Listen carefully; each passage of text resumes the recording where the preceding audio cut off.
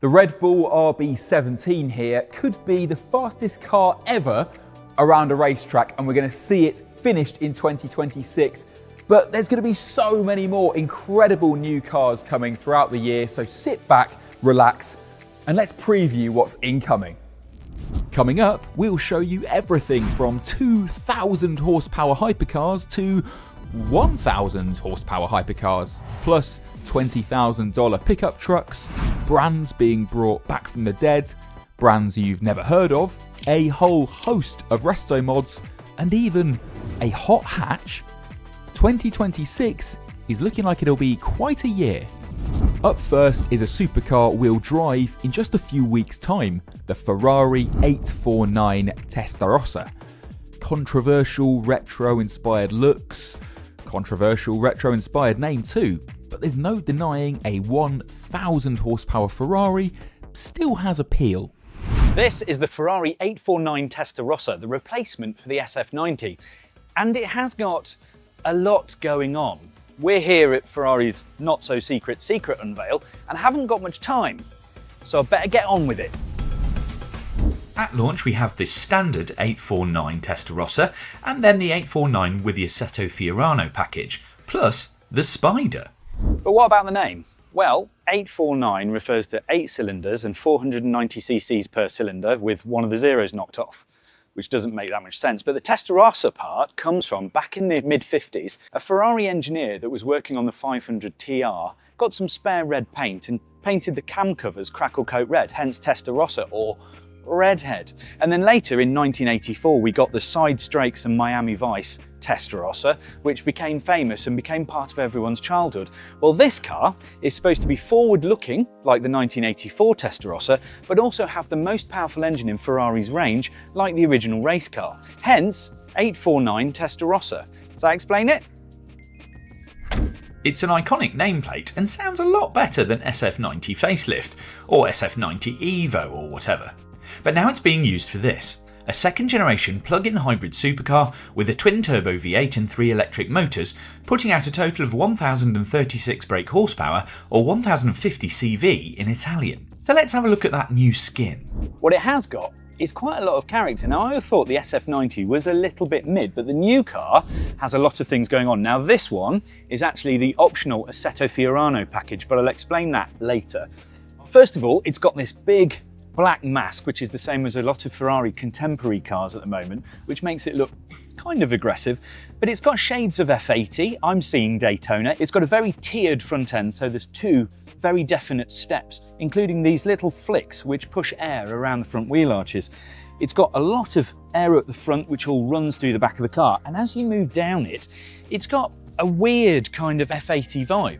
So a very wraparound kind of cab forward stance, and then these doors, which have very accentuated air channels which feed the intercoolers in here. Now, this car makes more power than the SF90, so if you make more power, you need more cooling. This black stripe, which is present on all of the cars, is a kind of a corset, a kind of waist. It's an easy fix visually, but it makes it look kind of pinched and a little bit more Coke bottle-y, because these haunches are then almost pontoons. If you look at it from here, it's got this big fat shape that feeds into 2 spoilers. On the normal car, these are flat. The Assetto Corsa gets a double step. Essentially, they're static spoilers, and then there's an active element in the middle which pops up to give high downforce mode. And then at the back, you've got 2 central exhausts made of Inconel, and you can see down into the engine. Now, obviously, this always shocks me when I see these cars, but that engine is almost on the floor. It's a twin turbo, it's got 1,050 CV, which is about 1,036 brake horsepower, 4-wheel drive with 3 motors. This is quite the thing. And yes, it does have some very complex and interesting aerodynamics. Okay, so let's dig into this with the aid of animations. The 849 produces 25 kilograms more downforce than the SF90, 415 kilograms at 155 miles an hour, and cooling performance is increased by 15% via various radiators, 1 almost laid flat in the front and 2 big intercoolers in the back. So it's marginal gains, but good ones. And the back features the twin tails, with that central section being active when it needs to pop up into high downforce mode. And the rear underbody has a multi-level diffuser with a suspended lower bit and vertical fences to corral the wheel wake. More vortex generators at the back produce the same downforce as the SF90, but with a 10% reduction in drag. And yes, the Spider gets its own aero package to take into account the swirly rooflessness, because you wouldn't want to mess your hairdo up at 200 miles an hour. As for the inside, it is still quite snug, and this is the Assetto Fiorano package, so it's a little bit more stripped back than the normal car. But it is actually very, very comfortable. And joy of joys, there is a proper engine start button and proper switches and buttons on the steering wheel, so they're not haptics.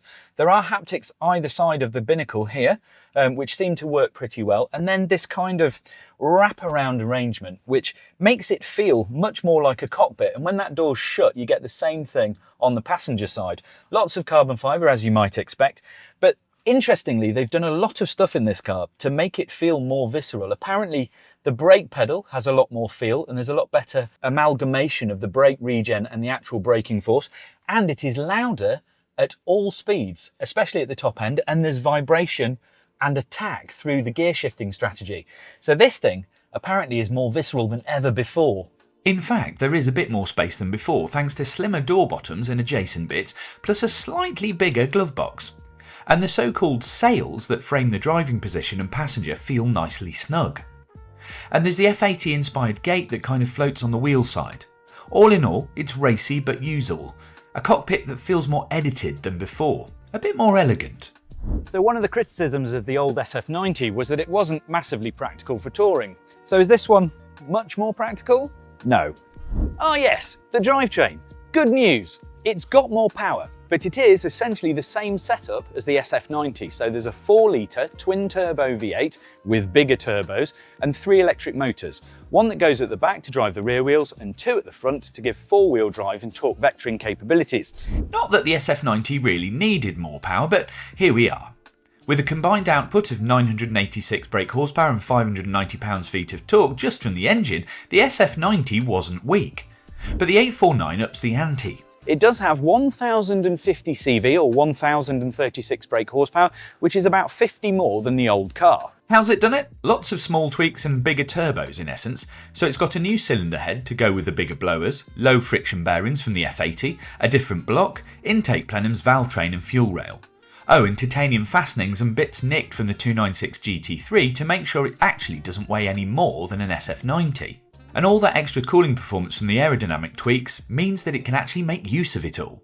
That all drives through an 8-speed F1-ish paddle shift that changes faster and with a bit more vim than ever before.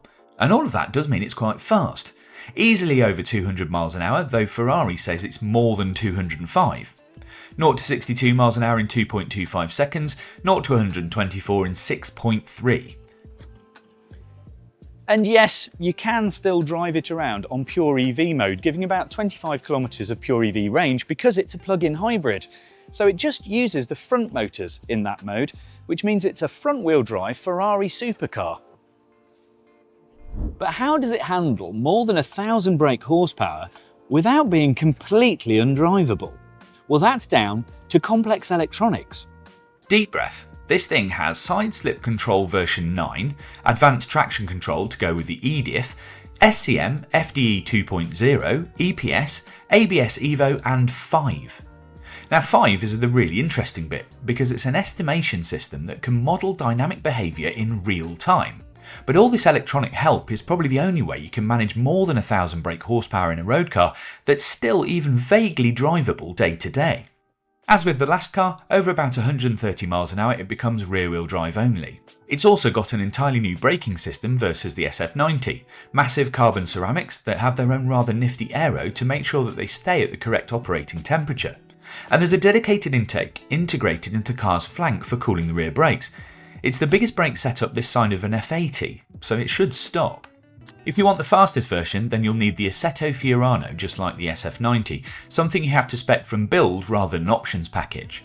That features more aggressive nose flicks and double height twin tail elements at the back, single phase multimatic suspension that's more racy, although it does come with a nose lift this time, loads of carbon for a 30kg weight reduction, and then other stuff including wheels and lightweight tubular seats, specifically Michelin Cup 2 tyres and a host of other bits and bobs. The Spider is also launched at the same time, featuring a folding metal hardtop and a 90kg weight penalty, although you can also order that with the Assetto Fiorano package to lighten it up a little. Cost? You're looking at €460,000 for the Coupe, a flat €500,000 for the Spider, and the Assetto Fiorano package costs €52,500 for both. So that will be just under 400 grand in the UK, or 433 for the Spider, with the Assetto Fiorano costing roughly 45.5 grand. Back when it was launched in 2019, the SF90 was a bit of a game changer. It had 3 electric motors and a ferocious V8 to give it absolutely stratospheric performance. Now it's interesting that we've got other super hypercars crowding that game. So we've got the Lamborghini Revuelto, which has a V12 and 3 electric motors, the Aston Martin Valhalla that's coming, which has very similar specs to the Testarossa, so a 4-litre V8, 3 electric motors, similar outputs. So is this refresh enough to put the Testarossa back leading the pack? Well, let me know in the comments, and also let me know what you think the definition of a supercar versus a hypercar really is. Next is a car that promises to right the wrongs of a decade of malaise at Audi. It's twinned with the next generation electric Porsche Cayenne and Boxster, and will apparently have the power and the price to sit between the now dead TT and the now dead R8. If we're lucky, we'll see a production version by the end of the year. Good morning, and let me show you all the ways the Audi Concept C boots Audi in an entirely new direction. It looks smooth and unfussy. That interior celebrates the joy of the knurled button. And just look at it. At last, not a crossover. That is a proper sports car.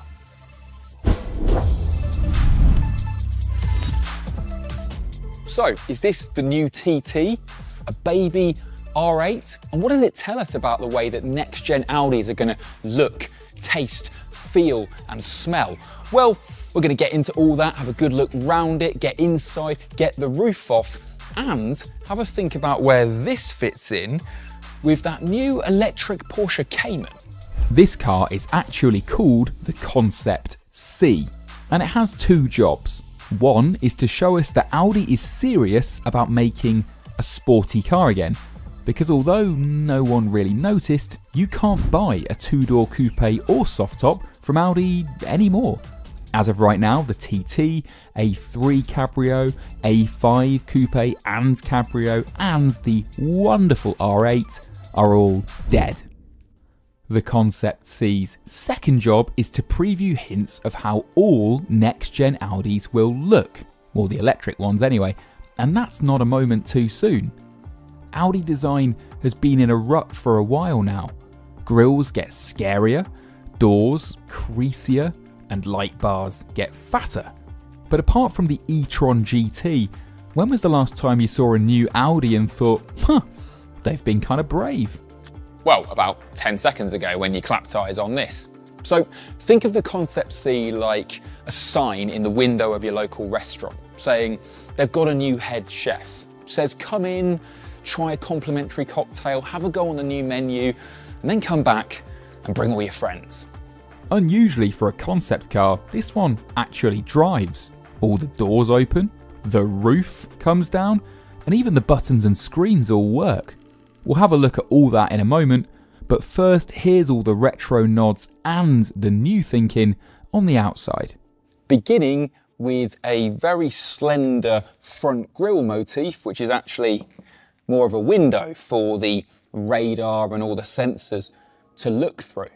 It's actually inspired by 2 Audi grilles from history, the 1936 Auto Union Type C race car and the 2006 A6, which was the first Audi to have the big single frame rectangle. Now this is actually quite a clever idea because not only does it give Audi a clean way to tidy up all that technological acne which blights the face of all modern cars, but it also shows they're admitting defeat and realizing they couldn't just keep on enlarging these monstrous grills taking up the whole front of the car, particularly in the modern EV age when electric cars don't need huge gaping cooling intakes and need to prioritize slipperiness. Then above this front splitter made out of tastefully smoked forged carbon, you've got these really slender light clusters with 4 LED elements in them. Now I looked at that and thought Bugatti Chiron, which is not a bad comparison to draw, but for Audi, this is a reference to its classic 4 rings, and there's actually lots of little 4 themed Easter eggs all over the car. But overall, it's about having that clean look and that minimalism that was such a hit on the original TT. And while you're taking all that in, I've got a quote here from Audi's new design boss, a chap from Jaguar Land Rover called Massimo Frascella. See if you think he agrees that recent Audis have also looked stupidly aggressive. He says, "We live in a world that is often shrill, fast-paced and overloaded. Almost everything is overdone. The danger of losing your way is greater than ever." the side is full of nods to other cars. From this front 3/4 angle, you might see some Cayman. Up close, it's much more Mark 1 TT, and then there's some R8, like in this charging flap shape where the original R8 had its fuel filler door in those iconic side blades.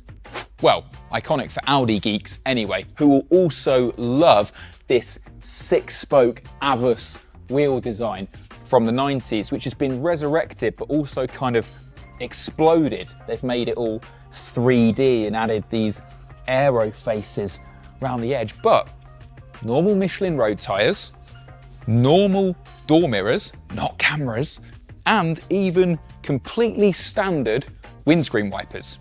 You don't put any of that on a concept car unless you're definitely putting it into production. Will the Concept C become the new TT? Well, I think it's going to go up a price category or two, but stay tuned, I've got a theory on that for you. And then at the rear, well, we have more quad element light clusters, no back window because apparently this saves weight instead of using glass, but this slatted rear deck, they say it's inspired by stuff like the R8 LMS endurance racing car, but I'm seeing a lot more Audi RSQ. Now, if you work around in the early 2000s, that was a one-off movie car used by Will Smith in I, Robot. It was his police car. That movie was set in 2035. It's only 10 years away. And while Audi still needs to suss out things like spherical wheels, we are getting there on the styling front, aren't we? It looks confident and planted and purposeful, and there's no fakery.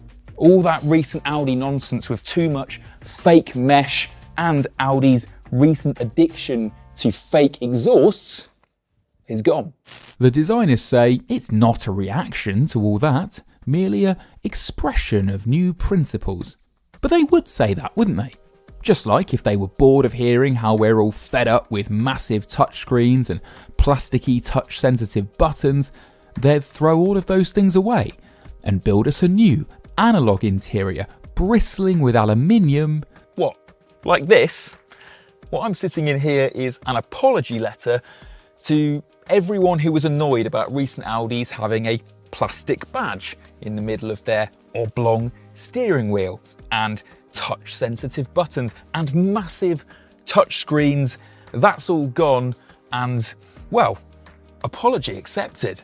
So let's start in the centre of the steering wheel. Real anodized metal Audi rings milled from solid, fixed onto a circular central steering wheel boss. The steering wheel itself from Audi, the originators of the popular flat-bottomed wheel, is fully round and there are no touch-sensitive controls on here.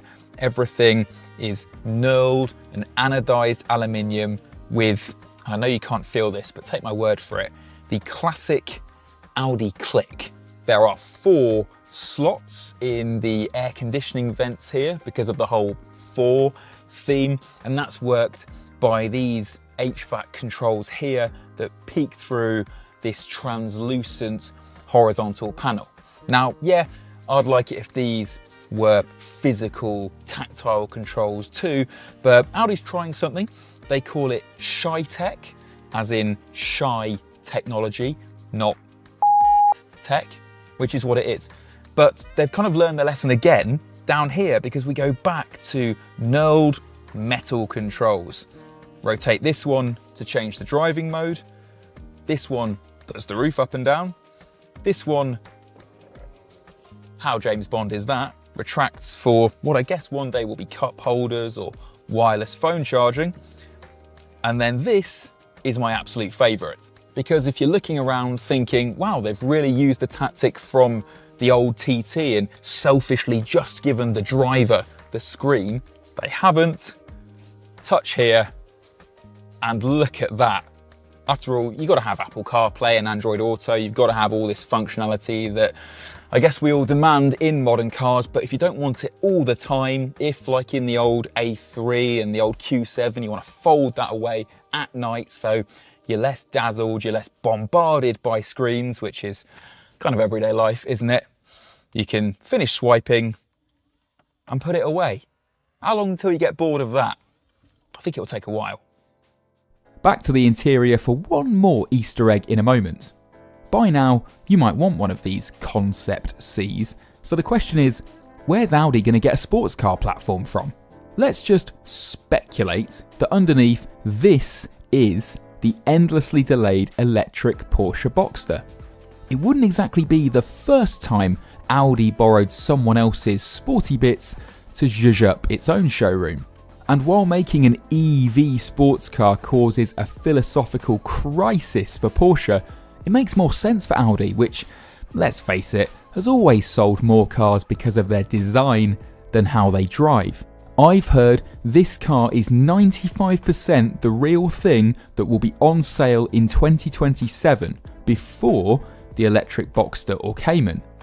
And because Audi now has a standalone sub-brand in China called Audi, it can make a sports car for Europe without worrying that's going to be irrelevant in what's now its biggest global market.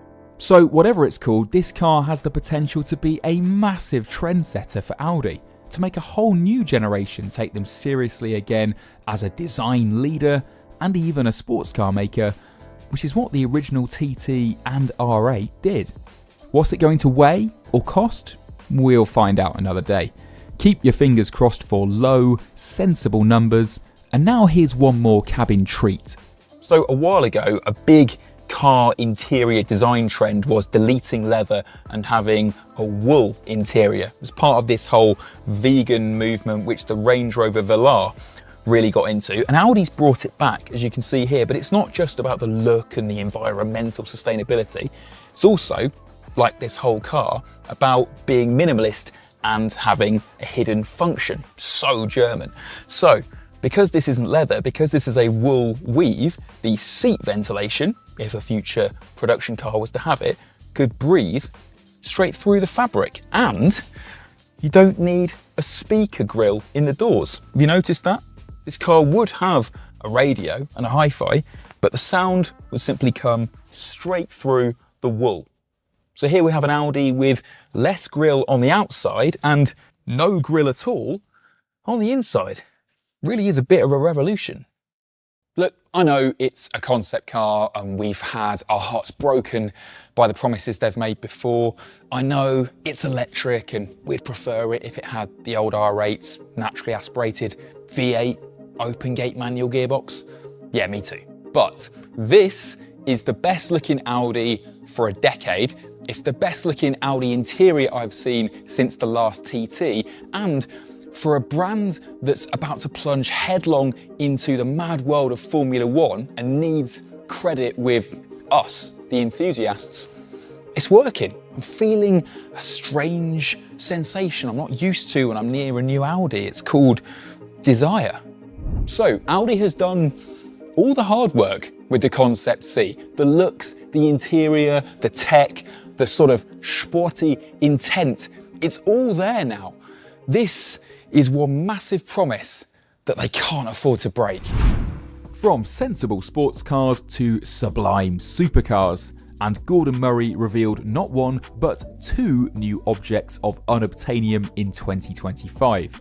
Fingers crossed both the Le Mans GTR and the S1 LM will be running out on a road near you sometime in the next 12 months. We've already been blown away by the screaming V12 manual gearbox and central driving position in the T50. We've been wooed by the more elegant and classical lines on the two-seater T33. And just when you thought, where the hell do they go from here? Gordon's gone and cooked up something even more spectacular. Ladies and gentlemen, take your time. Take a really good look at these two cars we got here.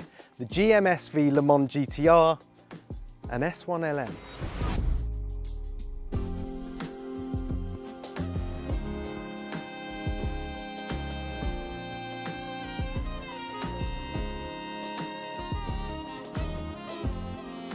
GMSV, or Gordon Murray Special Vehicles, is a new company designed to bring the imagination of Gordon's team and their most loyal customers to life. It will build rare and special supercars under three pillars: heritage, continuation or reimagined models from Gordon's back catalogue, bespoke, one-of-one customer commissions, that's the S1 LM, which stands for Special Vehicle 1 Le Mans, and finally SV Design, ultra-low volume specials based on GMA production cars, of which the Le Mans GTR is the first. There will only be 24 of them, by the way, costing many millions, and of course, they're all sold out.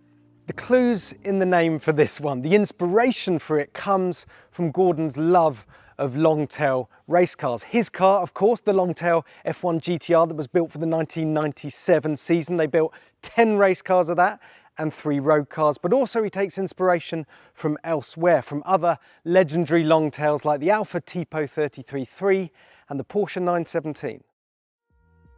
In essence, it is a road legal but more track-focused supercar. To give you an idea of where this might sit in terms of character, somewhere between a T50 and a T50S. Underneath, it shares powertrain and underpinnings with those cars, which, let's face it, is an excellent place to start. So a 4-litre naturally aspirated V12, 654 brake horsepower, over 12,000 RPM, and a 6-speed manual gearbox. Beyond that, everything else is new. Why the long-tail homage? Well, Gordon says it's the perfect blend of engineering improvement, but it also looks damn cool. All right, so let's start with the Le Mans GTR and take a look at as many details as we possibly can. Starting at the front end here, where we've got a NACA duct in the bonnet, we've got this big front splitter, we've got vertical headlights kind of stacked on top of these carbon fiber vents underneath. Come down the side. And you'll notice the styling here is really quite smooth and elegant. You've got the flowing lines, quite a bit in common then with the T33 and the T50. You've also got the cameras for wing mirrors that you get on the T50. The suspension, you can't see it here, but it's lighter, it's stiffer. And the other big mechanical change here is that they've developed a new solid mounting system for that V12 engine in the back. GMA promises that it doesn't have a significant impact on MVH. We'll have to find out about that. Down here, big side skirts leading to these new side pod intakes. That's cooling for the engine, cooling for the gearbox. Up here, we got the roof scoop, bit of a Gordon Murray signature, that one. So you get all that lovely intake resonance coming through the roof of the car.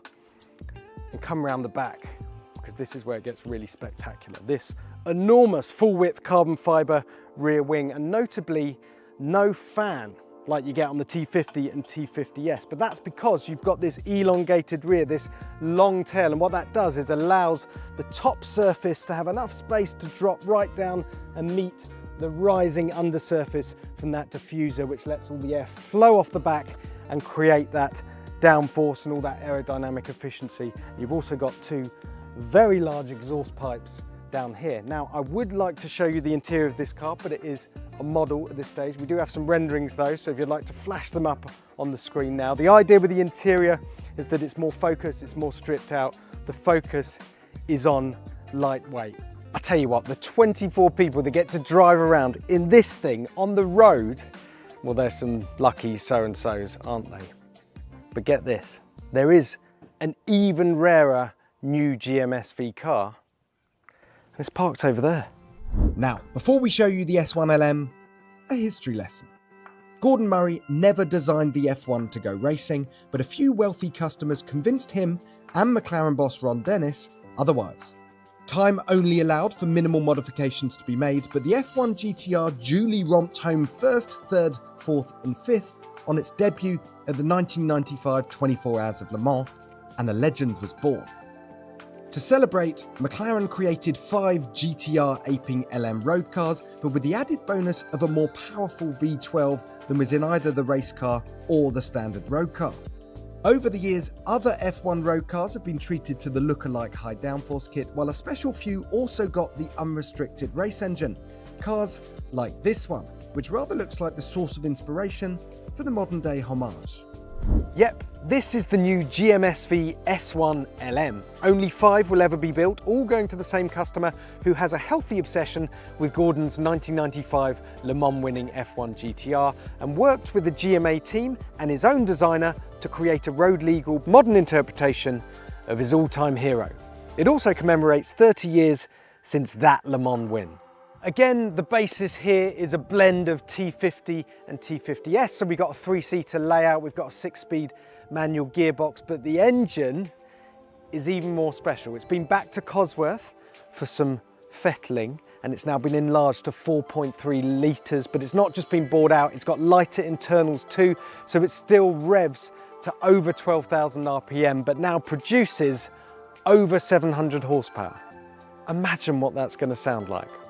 Insane. Right, let's do what we did on the Le Mans GTR and just walk around and point out as many details as we can. And the game here is to spot those direct references to the 1995 F1 GTR, starting at the front. Right, we've got this aerofoil on the front clamshell here. That's definitely a reference. The headlights are really interesting actually, because you've got these very narrow slits which give the front of the car a really sort of modern, even futuristic look, but then these cutouts here are references to the much bigger headlights that you've got on the original. Come down the side. These gorgeous retro lozenge shaped cutouts on the top of the front wheel arch. You'll spot a lot of these lozenge shapes in the front there, in the front air intakes, on the wing mirrors here that are halfway up the A-pillar. The wheels, how can we not talk about the wheels? Gorgeous 5-spoke. This, like the Le Mans GTR, has lighter, stiffer suspension. It's got the same solid mounted engine as well. Come down the side, NACA duct in the shoulder. That wasn't on the original, but it looks very cool. The roof scoop on the top, of course, and the side of the car is really interesting. So you've got all these lovely, slightly harder shapes than you get with the T33 and the T50 these days, but direct reference to the F1, the angle that these lines flow up, it's just uncanny. Right, let's go around the back. Oh, one more thing. The engine cover here, again, these lozenge shaped cutouts. It's just gorgeous little retro references, but the back is where it's at. This is the angle that just blew me away when I saw it earlier. Of course, you've got this wing, which looks very much like the original. This is a 2-piece. That's a single piece though. And then down here, right down to the mesh, the 4 circular rear lamps, the 4 exhausts down there. It's just bizarre. It looks absolutely amazing. It's like a McLaren F1 has been put in a time machine. Imagine driving this thing to Tesco. Again, the show car here only had a partial interior, but the focus inside, as you can see in the renderings, is to lean into Gordon's founding principles of lightweight and engineering art, and have a bit of fun with the ear defenders, tartan seats, and wooden shifter. In a world awash with new supercars and hypercars, the trend is clear. Those for whom budget isn't really an issue want something that nobody else has, but more than that, they want something that has a scintillating chassis and powertrain, and preferably a strong backstory too, which is why I think that GMSV might have just struck gold here, because those are two bases that Gordon Murray has so firmly covered. Apparently, they're already working on some more specials. So here's an idea for you, Gordon. How about showing us all what the McLaren SLR could have been like if you were allowed to make all the decisions? Now there's an idea. Keeping the costs up in the stratosphere, another supercar we'll get in 2026 is the Lamborghini Fenomeno. It's the latest special from Lamborghini's Few Off series and the first to be based on the 1001 brake horsepower Revuelto. Only this thing has even more power. Happy new Lamborghini Hypercar Day. This is the Fenomeno, and it is the most powerful, fastest Lamborghini ever. So in this video, I'm going to give you a detailed tour all around it, talk you through the specs, and we're going to meet this car's bloodline, the series of standard road car based unicorns built for Lamborghini's wealthiest, most fanatical fans.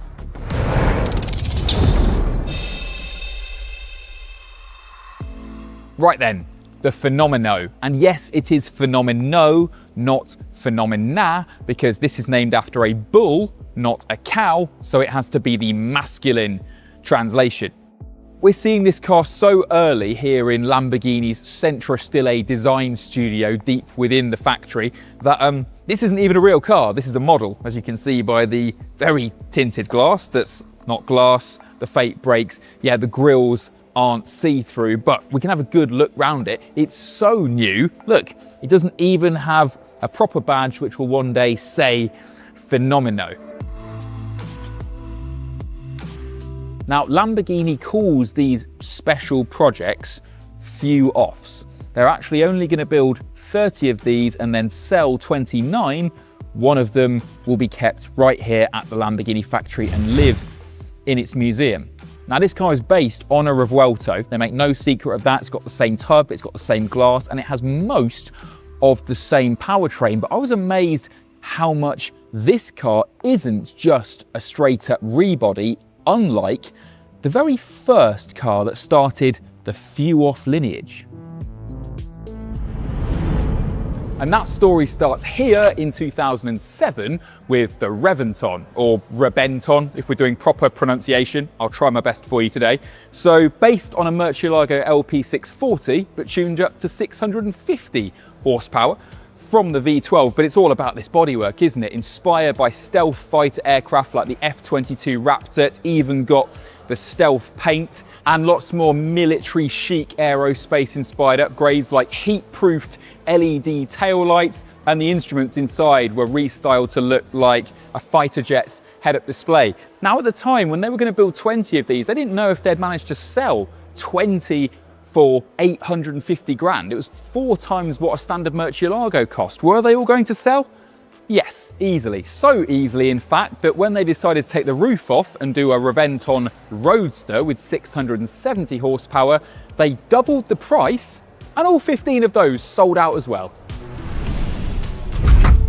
Moving on to 2010, we get the odd one out in the Lamborghini limited edition family tree, because this is the only car not based on the V12 side of the lineage. This is basically your ultimate Gallardo Superleggera. It's the V10 in the back of this. It's called the Sesto Elemento, as I'm sure you know. That's Italian for sixth element, carbon, if you know your periodic table. And that's because this car is just carbon, a little bit of glass, and 4 tyres. Weighs 999 kilos, Lamborghini claims, which is in the Gordon Murray T50 league, isn't it? Phenomenally light and full of carbon technology as well. This is the first car ever that had forged carbon in it, that was co-developed between Lamborghini and people who make posh golf clubs. It's got, well, no aircon, no stereo, no interior at all really, just seats moulded into the tub like a LaFerrari. Now, the rumour is that although they were going to make 20 of these, because it was track only and not road legal, Lamborghini struggled. Maybe only 8 or even 10 were made. And that's kind of ironic really, because now our friends at Lanzante have made one of these things road legal, and that would have been a good investment, because new, this was about €1 million. Nowadays, more like 2. Now, the Fenomeno is very much road legal, and it is all carbon fibre body, but that's not because it wants to be a stripped out road racer.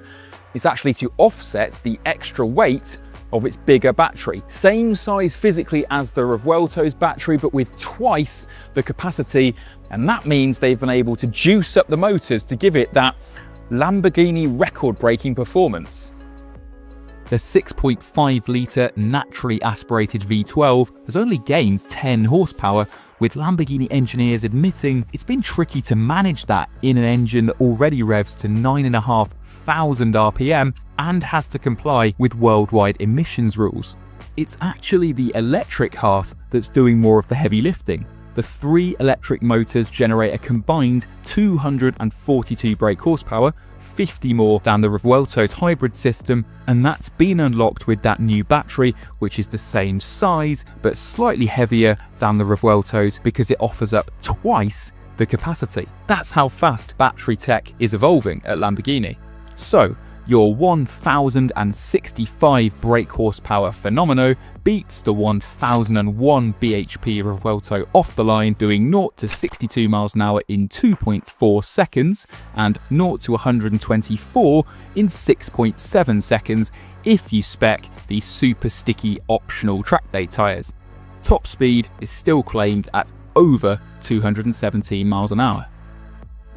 And I'm prepared to take a punt that it's also going to sound mental, because look at the size of this exhaust. That's not a pipe, is it? That is a, I don't know, XL post box. Anyway, now we're looking at the details. Let's really get stuck into the looks.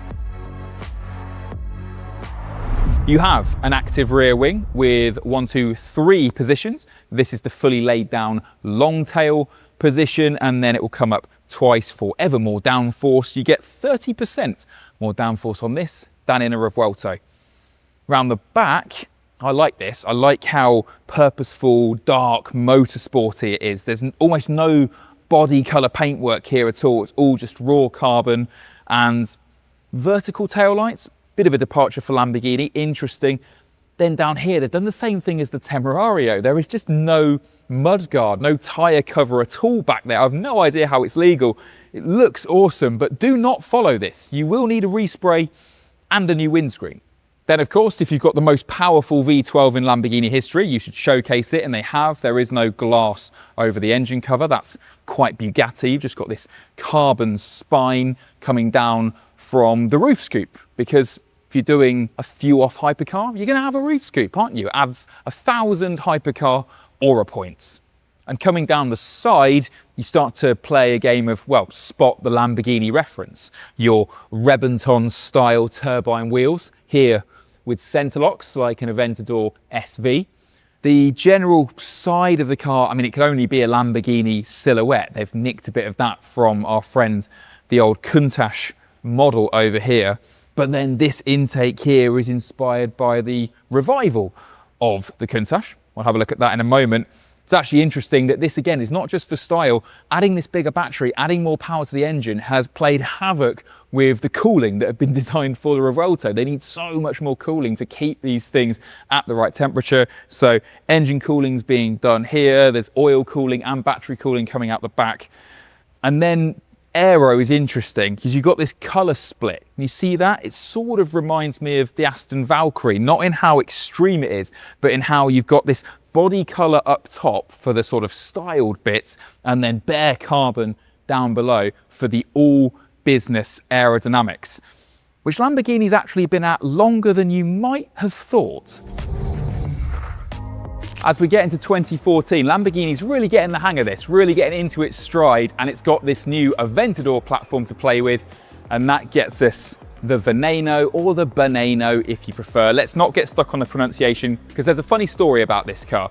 When it was revealed at the Geneva Motor Show, there was this rumour that Lamborghini was basically pissed off that the Hypercar Holy Trinity was nicking all the limelight. This was when the LaFerrari was being unveiled, the production spec P1, Porsche announced the 918 Spider had done a sub 7-minute lap of the Nürburgring, and Lamborghini had kind of nothing, no hybrid certainly, to show off. So what they did was said, well, we're just going to unveil a car that is more expensive and rarer than all of your cars. And that was this. 4 coupes 9 Roadsters, 3 million euros for what's basically a heavily body-kitted, super downforcey Aventador with no hybrid gubbins whatsoever. But maybe it was a clever idea. One of these was auctioned last year for $6 million, twice what it cost new. Certainly a brutal looking thing, definitely not the prettiest. Centenario next then, 2016, celebrating 100 years since the birth of Ferruccio Lamborghini, the company founder. You're probably getting the drill by now. Aventador SV basis, 770 horsepower from the V12. First Lamborghini with rear wheel steering. First Lamborghini with a touchscreen, 20 coupes, 20 roadsters, £1.6 million each, and today at auction, about the same, so kind of the bargain of the group. And then at the front, coming past another little aero flick off this wheel arch, they've done away with the Revuelto's big spidery LED that's spread out all over the front. You've got these hooded headlights here that are kind of like McLaren's 750S, makes the car look really menacing. Added more width to it as well. The car is actually wider than the standard Revuelto. The bonnet, there's no thought to luggage space here. This is about aerodynamics. You've got an S-duct where air is being blown up here, out over the bonnet and channeled over the car, bringing downforce onto the front. So overall, it definitely passes the key acid test, doesn't it? Could you take the badges off, paint it all black and not in the signature color, and guess what brand it is? Yeah, I think it's unmistakably Lamborghini because it is paying homage in so many ways to V12 raging bulls of the past. Speaking of which, getting into recent history now, and I've not been looking forward to pronouncing this one. It is, depending on who you ask, the Shan or the Cayenne or the Cyan. I'm going to call it the FKP37 if you don't mind, because this is the car that paid tribute to the late Ferdinand Piëch, born in 1937, the Volkswagen Group Supremo, the big boss who instructed the Germans to go and buy that silly little Italian supercar maker and turn it into this mega profitable colossus. What's interesting about this car is also that it's green, sort of. This is the moment that hybridity comes to Lamborghini. It's a V12 with e-boost, 30 horsepower motor in the gearbox to smooth out those infamously awful Aventador jerk gearbox shifts, and it's charged not by a big heavy lithium ion battery, but by a fast discharge, fast recharge supercapacitor. Really clever. But they didn't use it in the Revuelto or the Temerario, did they? 63 coupes built, 19 roadsters, so they're getting more common, these few offs, but they're not getting any cheaper. 2.2 million euros for a Shan Cyan C FKP37. And then the most recent and possibly the most controversial limited edition Lamborghini, it's the Countach LPI 800. Basically, the mechanicals of that one, the hybrid V12, but with this retro Countach inspired body dropped onto it. Like the original Countach, no Spider version, 112 units made, so the most common of any of the cars here, 112 because the original Countach from the 70s was Project Codename 112, top Lamborghini nerd fact for you, and 2 million euros before taxes. But yeah, like I said, didn't go down too well with everyone, including Marcello Gandini himself, the designer of the original Countach. I've got his quote here. He was interviewed exclusively by TopGear.com, and he said he didn't know this was happening until the last minute. Lamborghini disagreed. And he said, furthermore, to repeat a model of the past represents a negation of the founding principles of my DNA. Ouch, that is awkward. But not awkward enough to stop every single Countach being hungrily snapped up by collectors, so who knows what Lamborghini might revive in the future. Could we see a revived Miura in production, or a few-off LM002 based on the Urus? I want to hear your Lamborghini fantasies in the comments, and while you have a think, here's a few more Fenomeno facts. Remember I said this isn't just a rebody? Well, they've changed a lot more than just the battery and that pizza box swallowing exhaust. The engineers have thrown away the Revuelto's adaptive dampers and fitted manually adjustable suspension, which they say encourages each driver to tailor the car to their heart's content and give it a more old school handling feel.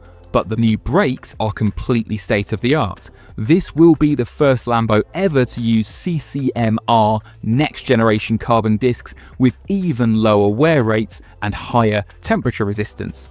Feels to me like they're testing out new tech for the Revuelto SVJ.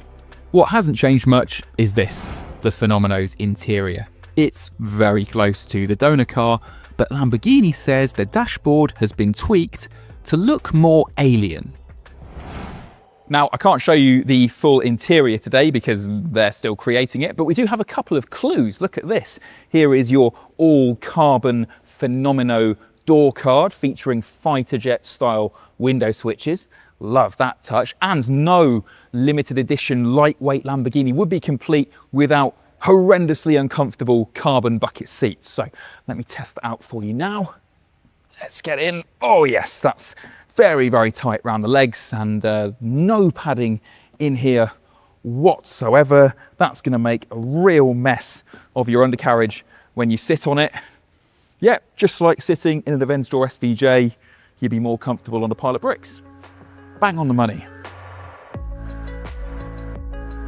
Something I've learned talking to the people within Lamborghini who work in the few off department is that the owners of these things, they do fewer than 1,000 miles a year, and the reason that they buy them is changing. It's certainly not for driving them, which kind of makes you wonder why make any engineering changes, but neither is it just about auctioning them off for profit. It may have used to been, but now it's more about the pleasure of making something bespoke, speccing your very own, having something totally unique, which is kind of ironic when you think about where the few off started out with the Reborn, the Sesto Elemento, with cars that were either painted grey or not painted at all.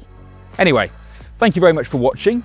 Make sure you like and subscribe to the Top Gear YouTube channel so you don't miss any of our hypercar first looks. And the last question, well, that's for you in the comments. Lamborghinis are the bedroom wall poster cars for every generation. Does the Fenomeno make the grade? Now it's the car you glimpsed at the start of the film, the Red Bull RB17. It comes from the mega mind of F1 design genius Adrian Newey and was supposed to correct all the things he wanted to do differently on the Valkyrie had Aston Martin not been involved.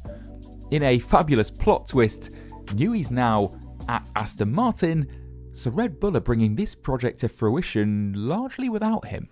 The Red Bull RB17's 15,000 RPM V10 is going to hark back to the glory days of Formula One soundtracks when these cars howled. But don't just take my word for it. Listen to this.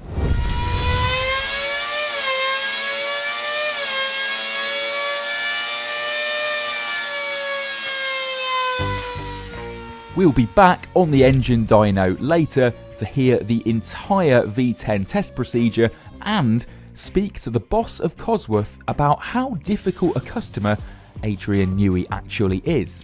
And at that point, he has very cleverly pushed you to the absolute limit of the ability of what you know how to do. Plus, we'll reveal all the different engine configurations that Adrian considered before settling on a V10.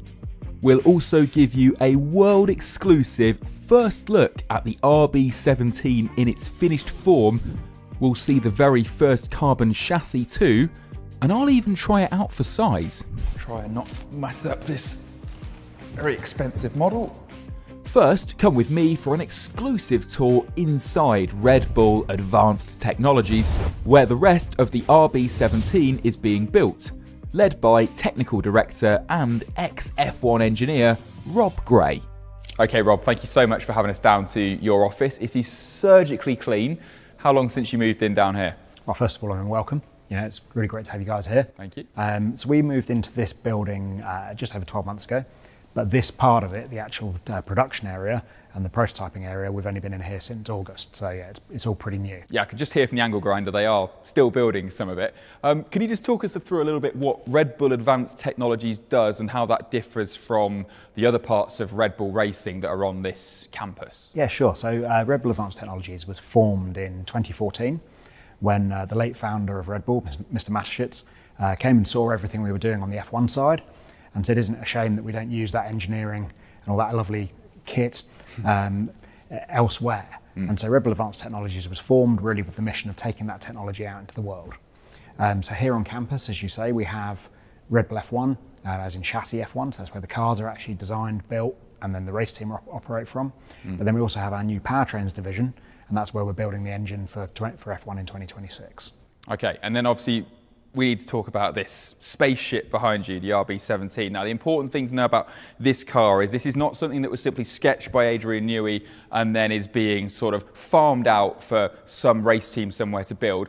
All of this car is going to come to life basically in this building besides the engine, which we've seen in Cosworth just yesterday. So it's all coming to life very locally, isn't it? Yeah, I mean, certainly, I'm not going to say 100% is here because, you know, on the F1 side, we build an awful lot of the car here on campus, but we also then use a network of trusted suppliers to make other parts. Right.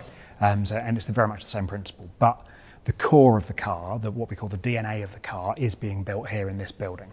So yeah, we've got composite laminating where we're building the chassis, and then you'll see the assembly areas where we're putting other parts together. And so yeah, a lot of it is actually coming together here. Excellent. Let's just take a little walk down this. I know this is the model that we've seen before, but I'm guessing the car's evolved hugely since we first clapped eyes on it a couple of years ago. Yeah, sure. So this is fundamentally the same car that we launched at Goodwood 2 years ago, 18 months ago. And then we had it in Monaco this year in the white. And yeah, the styling has evolved enormously from it, and then the engineering as well. And for example, one of Adrian's last changes that he put onto us, we signed off all the externals with Adrian before he left. But he moved the exhaust up onto the spine of the engine cover. That sounds like quite a big change. Quite a big change, and led to a lot of work then to make the thermal side of it actually function. Yeah. Stop things from getting too hot, stop things from catching fire, and generally give us a car that actually works, functions. Yeah. Now, brilliantly, we'll be able to put on the screen the latest renders, the very kind of up-to-date imagery of what the car's looking like now and the evolution, so people will be able to spot. Yeah, and that is the images you've got, that is what the car will look like. Yeah. It's not just a step in time, that is what we're building. And here are those renderings. The car we saw back in 24 was a snapshot. That was where the RB17 was when Red Bull decided to build a full-scale model, and by the time the world saw it, it was already way out of date given the speed of development. Immediately you'll spot changes, like those hockey stick LED front lights, which give the RB17 more of a face. In fact, many of the surfaces are now riddled with intakes and vents and downwash ramps for thermal management and peak aerodynamic performance. The engine cover has sprouted a massive sailfish-like fin. There too is that new centrally mounted spinal exhaust that was one of Adrian Newey's final changes. It also now sports real-world practical considerations that weren't seen on the original model. Things like door mirrors and a windscreen wiper. Feeling brave in the wet, are we? Size-wise, the RB17 is also going to be very slightly smaller than the original model, though its footprint still matches a modern Formula 1 car, which is huge. We'll show you around the interior in a moment, but for now, let's get back to our tour with Rob. And can you just talk us through, so what's the relationship with Adrian now? Is he kind of fully off the project, or does he still consult on it, or is he not allowed to because he's now Aston Martin? No, he's allowed to. He's still interested in what's going on. He still has a bit of input. But to an extent, we got a lot of what we needed from him, in that we know his intent. We know what he wants the car to look like. Yeah. If there's ever any questions, he's on the end of the phone. We can talk to him and get his thoughts on it. But a lot of it is making his vision real, and we can kind of just get on with that. Adrian he can do everything on the car. You know, I'm pretty sure he could design every part on the car, and he has done in his history. Yeah. But at the same time, he's always had a team around him to turn his early concept into reality. Indeed. Well, he's going to be very busy now because he's got a Formula One team to run. Speaking of Formula One, can we just have a look at this beauty down here? I know we're here to see RB17, but this is the start of RB, I guess, isn't it? This is an RB1? So this is an RB1, so the first Red Bull F1 car. And we have it in here just because it's the only other Red Bull with a Cosworth engine. Right. Because when Red Bull started, we started with the Cosworth, and it's a V10 engine as well. So actually we see quite a parallel between these two cars, and we quite like that story. Yeah, and your kind of personal history with this car, so your F1 history goes back to even before Red Bull to Jaguar, and then of course Red Bull evolved from that and became the championship-winning colossus it is now. Yes, I've been with the team for 23 years now, I think. And so this car, I was working in stress analysis. So, what would your job have been then? Well, there were only two of us doing the stress analysis on the car at this time. Yeah. Myself and a chap called Lewis, and I think he pretty much did the chassis and the gearbox, and I picked up all the other bits. So, I mean, everything from the uprights, the wheel nuts, all the suspension, all of these bits. And yes, it was. They were much simpler cars back then. Yeah, I mean, and so much smaller and sounded amazing, but we got a preview of what that sounded like yesterday, and I think you're on the right track with bringing this era of F1 into a new generation. So how many people, there was a handful of people almost working on this, how many people are working on this site now? So in the advanced technologies part, there's about 160 of us at the moment. Yeah. And that needs to get a bit bigger as we go from building prototypes to actually building real cars in volume. I mean, we're only building 50 cars, but that's still quite a scary number of parts when you think that we're building it in the F1 way. Yeah. So it's like you can say 50 is very low for a road car manufacturer, but on the F1 side, you only build 5 chassis a year typically, and so we're 10 times that. Yeah. Well, I think we should go and see what they're getting up to. Where should we go first? Okay. Well, let's go and have a look at the chassis first, shall we? Where we've actually got a chassis that's in inspection that's come out of the autoclave. You can see them doing all the measurements and see what they're up to. All right, let's go and fit my seat. Okay. First up, the core of the RB17 then, its chassis and safety cell tub. So first things first, I didn't know the RB17 was going to be made out of MDF. What are we looking at here? So this is our seating bug. Now it's an engineering tool. It's not intended to be beautiful and polished, but it's basically what we're using to sort out all of the cockpit layout, details such as, can you reach the door handle to shut the door? Right. Where we're putting switches, what the steering wheel layout looks like, all of the details that need to be right, that actually are very difficult to do in the virtual world.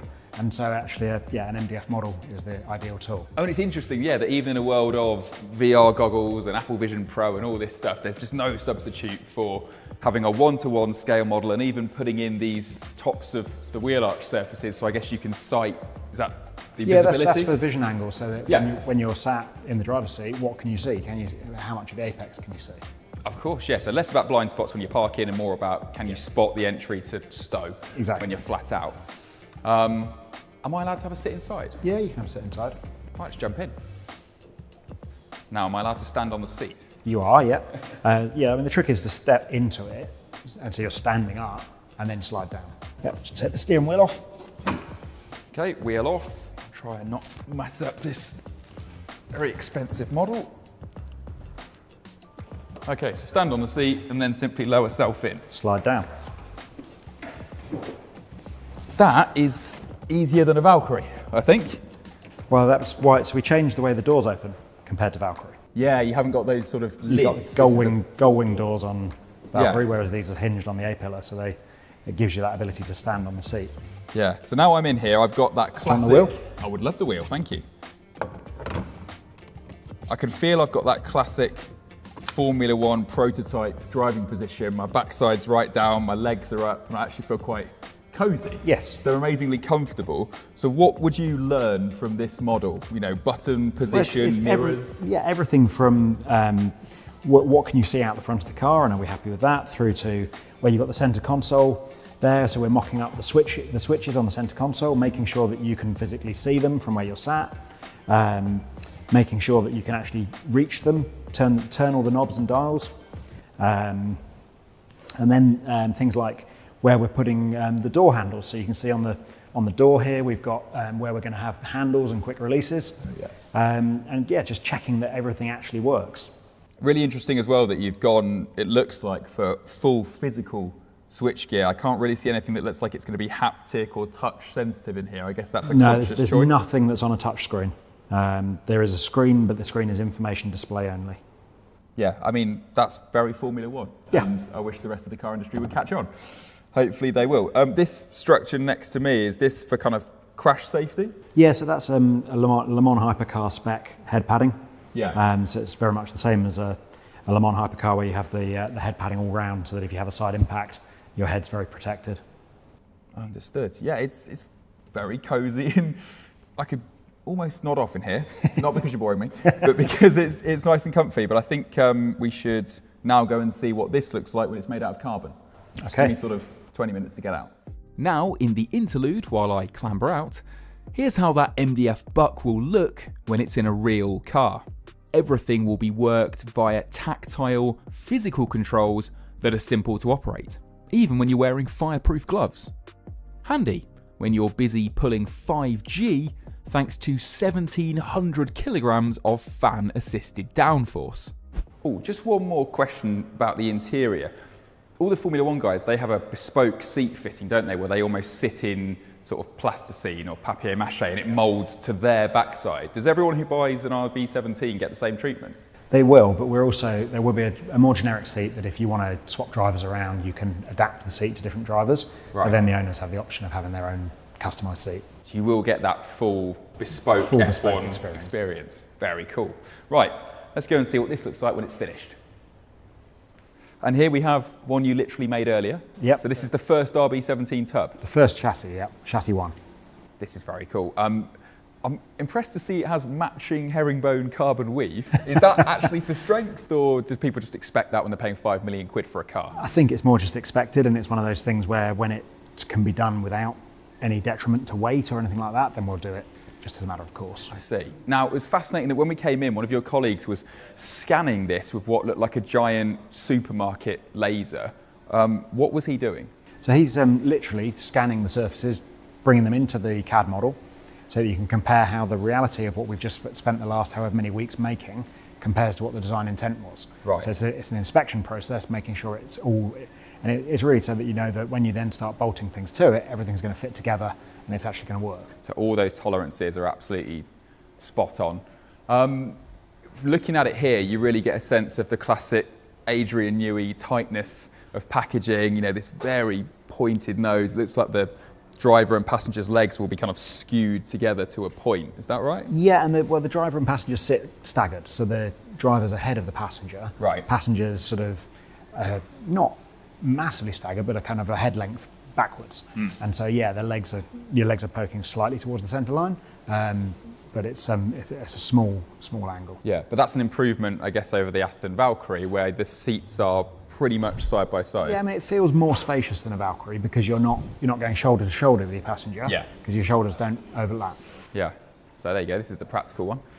I just want to mention as well this what looks like a nose cone over here. Yeah. It's a nose cone. Can you just talk us through the sort of crash test that this thing has to go through? Presumably, it does have to comply with racing regulations? Well, it doesn't have to, right. But we needed to design it to some set of standards. Yeah. And so we chose to design it to be compliant with the Le Mans Hypercar regulations because that felt like the most relevant set of regulations that we could use as a baseline and a line in the sand to aim for. Yeah. So can you confirm now this will go racing at Le Mans? I can't, unfortunately. You need a V10 at Le Mans. That's a shame. I mean, we'd love to, but nothing that I can confirm at the Strictly for customers at the moment. I guess the sad thing is you've got this beautiful carbon and you will have to destroy how many of these in order to satisfy your own self-imposed crash test? Well, hopefully only one. So really? Hopefully we'll crash this one, and then we get a pass on the load trace, and then we're good to go. Right, so this one will be sacrificed to make sure that all the other RB17s can live. Exactly. Right, where next? Let's go and see where they're putting some mechanical bits together, so sub-assembly. Let's go. So what does a £5 million track car's gearbox look like? So you've just seen the very first RB17 chassis, and here we have the very first RB17 gearbox, and Rob is now going to give a dummy's guide to how you build, well, a dog box which knows where its own dog teeth are. Yeah. Can you please put that into terms that I might be able to understand? Yeah, certainly. So, I mean, traditional dog box, so you've got your, when we talk about dogs, we're talking about these lumps on the gear. Right. And so when you... Dogs means lumps. Well, With you so far? yeah. I don't know why they're called dogs, actually. That always happens. You have the Someone dog... will write in from the comments. Yeah, so you have the dog ring that has Yep. a set of dogs on it, and then the dogs on the gear. And so when you engage a gear, effectively you're engaging that dog ring into there, and then the dogs drive together. Now, we can see this on here as well. So you can see that when I rotate this part, the barrel, you can see that it's moving the selector forks. Yeah. And they hold this dog ring, and you can see them going into and out of gear. So that's us going up through the gearbox. Okay. Now, the clever bit is that the software and the electronic system, the sensors, they learn where all of these are on all of the different gears. So when the driver requests a gear shift in a traditional dog box, you can engage and you can go what we call dog to dog. So you're straight onto the faces of the dog and you don't get drive and you have to try again. So that's what you used to experience when you're shifting on your sequential gearbox in like an old F1 car or some of the more recent sort of Formula 3000, that kind of thing. So you can get dog to dog, but you can also get what we call a partial engagement. So if the dog's just going in and it just takes up drive, then it can just land on the corners, and that can take the corner of the dog off, and then you got debris in the gearbox, and it doesn't last that long. Yeah. So the clever bit is that we use what we call dog timing software and sensors, so that we learn where all these dogs are. So when the driver requests a gear shift, the software is saying, okay, well, where are my dogs? And it waits till you've got a nice clean window to insert into, and then it takes up drive. And that way, it's a few milliseconds of delay, so it's completely transparent to the driver, but that means that we never get that dog-to-dog situation, so we don't damage the dogs, so we get a long-lasting gearbox, and it also means that we get much faster changes than you traditionally would from a single-barrel gearbox. So that's a complete win-win for durability and for lap time. How similar is this to Formula One gearbox technology? Are you allowed to use this? Yeah, so it's similar. I mean, Formula One have gone to the twin-barrel gearbox typically, so that's where you can engage the higher gear before you disengage the lower gear. Right. Now that for us was too high a risk system for a car that we're selling and wanting not to have a massively high service interval. And so this is kind of, it's F1 tech and the software that does the dog detection and works out where all the dogs are, that's fully come out of F1, but we haven't gone that last step of F1 performance. I see. But even though this looks like a beautiful piece of sculpture, and yet it's so small, I hope the scale of it comes across. So there's 1,200 horsepower effectively going through these dog lumps. Absolutely. That's absolutely mind-blowing. Right, what else can you show us in here? Well, I think over here there's some front uprights that have just had the axles installed. So yeah, front upright for you. I mean, it's a really organic looking shape. So has this been 3D printed or machined? Well, it's actually been machined. Right. So it's machined aluminium that's then coated for corrosion resistance. Right. And then the axles are a type of steel. And then is this a Formula One style wheel hub, where the wheel nut goes on? Similar. I mean, it's a wheel with pegs in it. So the pegs engage in the holes in the axle here. Okay. And then single central wheel nut that locks the wheel on. Your brake disc is then splined onto the outside of the axle. Yeah. I mean, it's not a featherweight component, but it's dealing with a massive amount of force. Massive amount of load going through it. Yeah, and it's still, for the size of it, it's a big old piece of metal. It's not that heavy. Yeah. Everything about motorsport engineering makes car components beautiful, doesn't it? Do you still get a kick out of looking at that and thinking, that's quite gorgeous? You do. And this is one of the chunkier components, to be perfectly honest, on the car. Is when you look at some of the smaller hydraulics bits and that sort of thing, you think, wow, that is really stunning. This might be like asking you about a favourite child, but do you have a favourite component on the RB17? No, I think I've found through my career that I tend to have least favourite components rather than favourites. The bit that's broken. It's the bit that's broken. It's the bit that's ruined your Sunday afternoon because you've seen a car stop. Right. And then you come in on Monday and spend the next months working out what to do with. So your favourite component is the next stronger, lighter one? Yeah, the one that doesn't give you any grief. Nice. Very cool. Now, hydraulics, not traditionally the sexiest part of a fast car, but since you've mentioned them, you've brought us into the hydraulics room because this component is amazing. It looks like a sort of robot's heart. yeah, please take it away. What are we looking at? I suppose robot heart's quite a good description, really, because I mean it's the control part of the front end of the hydraulics of the car. So it has the valves. It's the manifold that distributes the fluid into the different functions. So hydraulics controls the suspension, hydraulics powers the steering, and so you have the valves and the pressurized fluid to actually spread out to those different areas. Yeah, so it's worth mentioning that a big coup for RB17 is the fact that it's got active suspension, which has been banned in Formula One since '93. That's obviously going to allow a huge amount of adaptation for the aero platform and the suspension stiffness, and allows you to do very, very cool things. But yeah, that all depends on hydraulic fluid, and this component is just a genuine thing of beauty. It's a shame it will be covered up in the car. It is. I mean, and it, as you'd expect, it's unbelievably light. I know that doesn't come across on camera, but just look if you can see in there the intricacy of the way this has all been machined from solid, from one piece. It has this organic quality to it, like it looks like it's come from some sort of hybrid machine animal from the future. The metal is very much wrapped around the fluid that's in there. So you want as little metal as you can just to contain that fluid. Fluid's at very high pressure. I mean, we're talking 200 plus bar system. So the forces involved are pretty high. So you do need a decent amount of metal there, but it's absolutely minimised to keep the car weight down. And when we hear in Formula One commentary, when we're watching the racing and it says, oh, this car's retired due to a hydraulics failure. Now they don't have hydraulic active suspension. What's the hydraulics doing in a modern F1 car? So pretty much everything that needs high force. So you use hydraulics to power the power steering, to open the clutch, to lock the differential, to change gear, to drive the engine throttles. There's probably something else on the turbo as well. So it's very fundamental, and that's why you see cars retiring with hydraulic problems. And you don't have a massive reservoir of fluid. So if you have a small hydraulic leak, come on. It's all right. It's only a tie wrap saddle. If you have a small hydraulic leak, then the pressure in the system, you lose your spare fluid very quickly, and then the pressure decays, and then you can't control all those functions on the car. And no throttles, you don't go very far. Understood. I don't understand this. I'm going to give it back to you before I knock another piece off it. It's fine. He's going to bill me for that. Meanwhile, the suspension was having a bumpy ride. So this is a purpose-built room to contain this wild structure, which is, as you can see, working on the suspension. Now, Rob, before we get into the suspension, I just want to talk about the frame that this lives in, because it literally looks like someone's Victorian railway bridge somewhere is missing some girders. What on earth is this? We call it the bed plate, and then we have two load walls. Right, bed plate and load walls. Yeah, and it's just fundamentally a very stiff structure that we can mount things to and then put the loads that the car sees through them.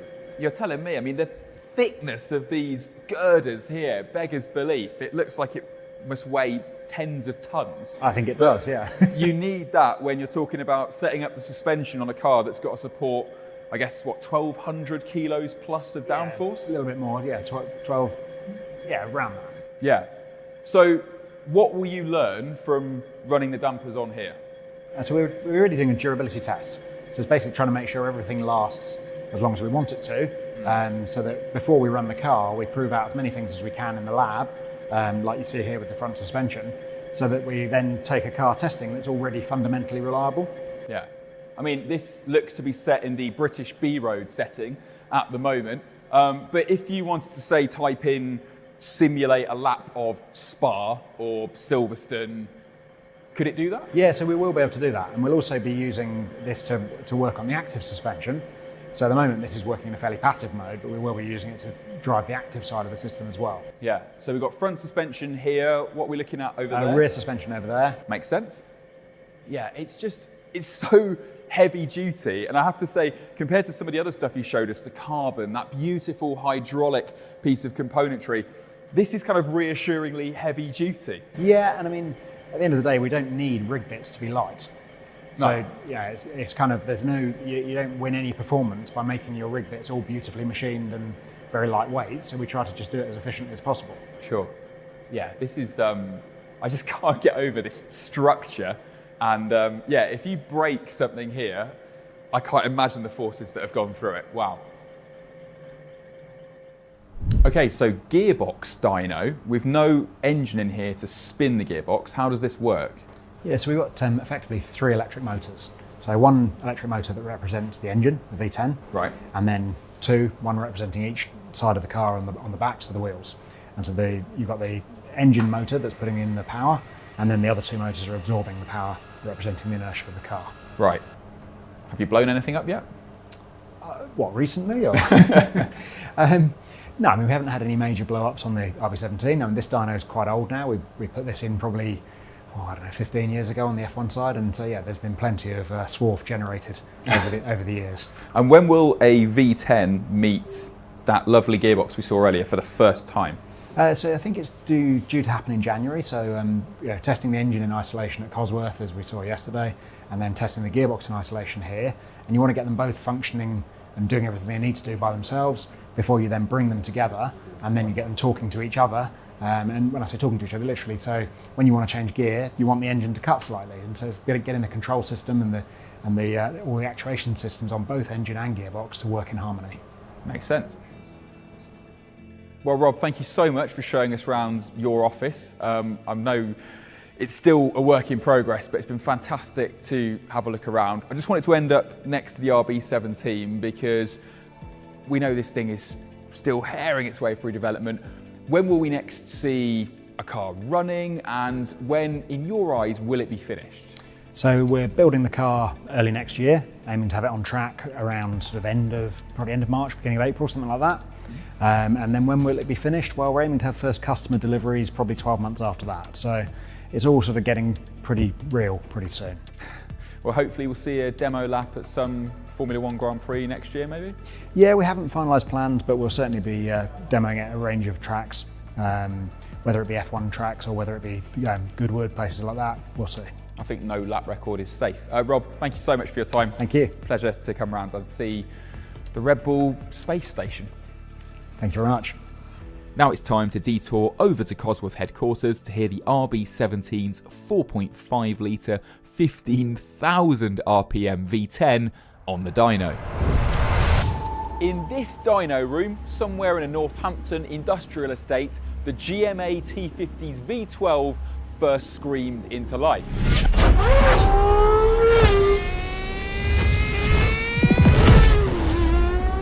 So did the Aston Martin Valkyrie's V12 and the Bugatti Tourbillon's V16.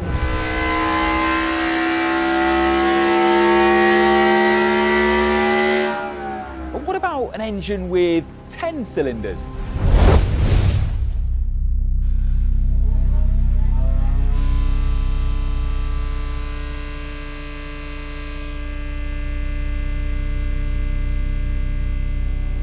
So the engine's just sitting in its warm-up phase right now, doing about 4,500 RPM, holding a incredibly smooth idle for it. I think right now it's only producing around 100 horsepower, so we've got some revs to go.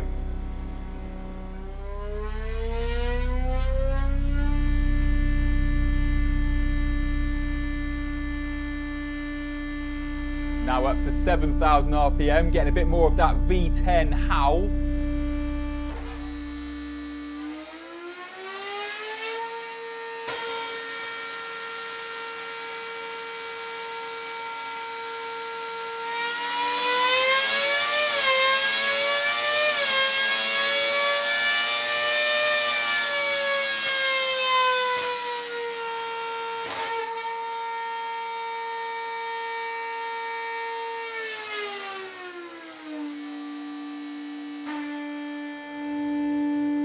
So smooth. It's got that mixture that we love from V10s. It's got the musicality and yet the savagery.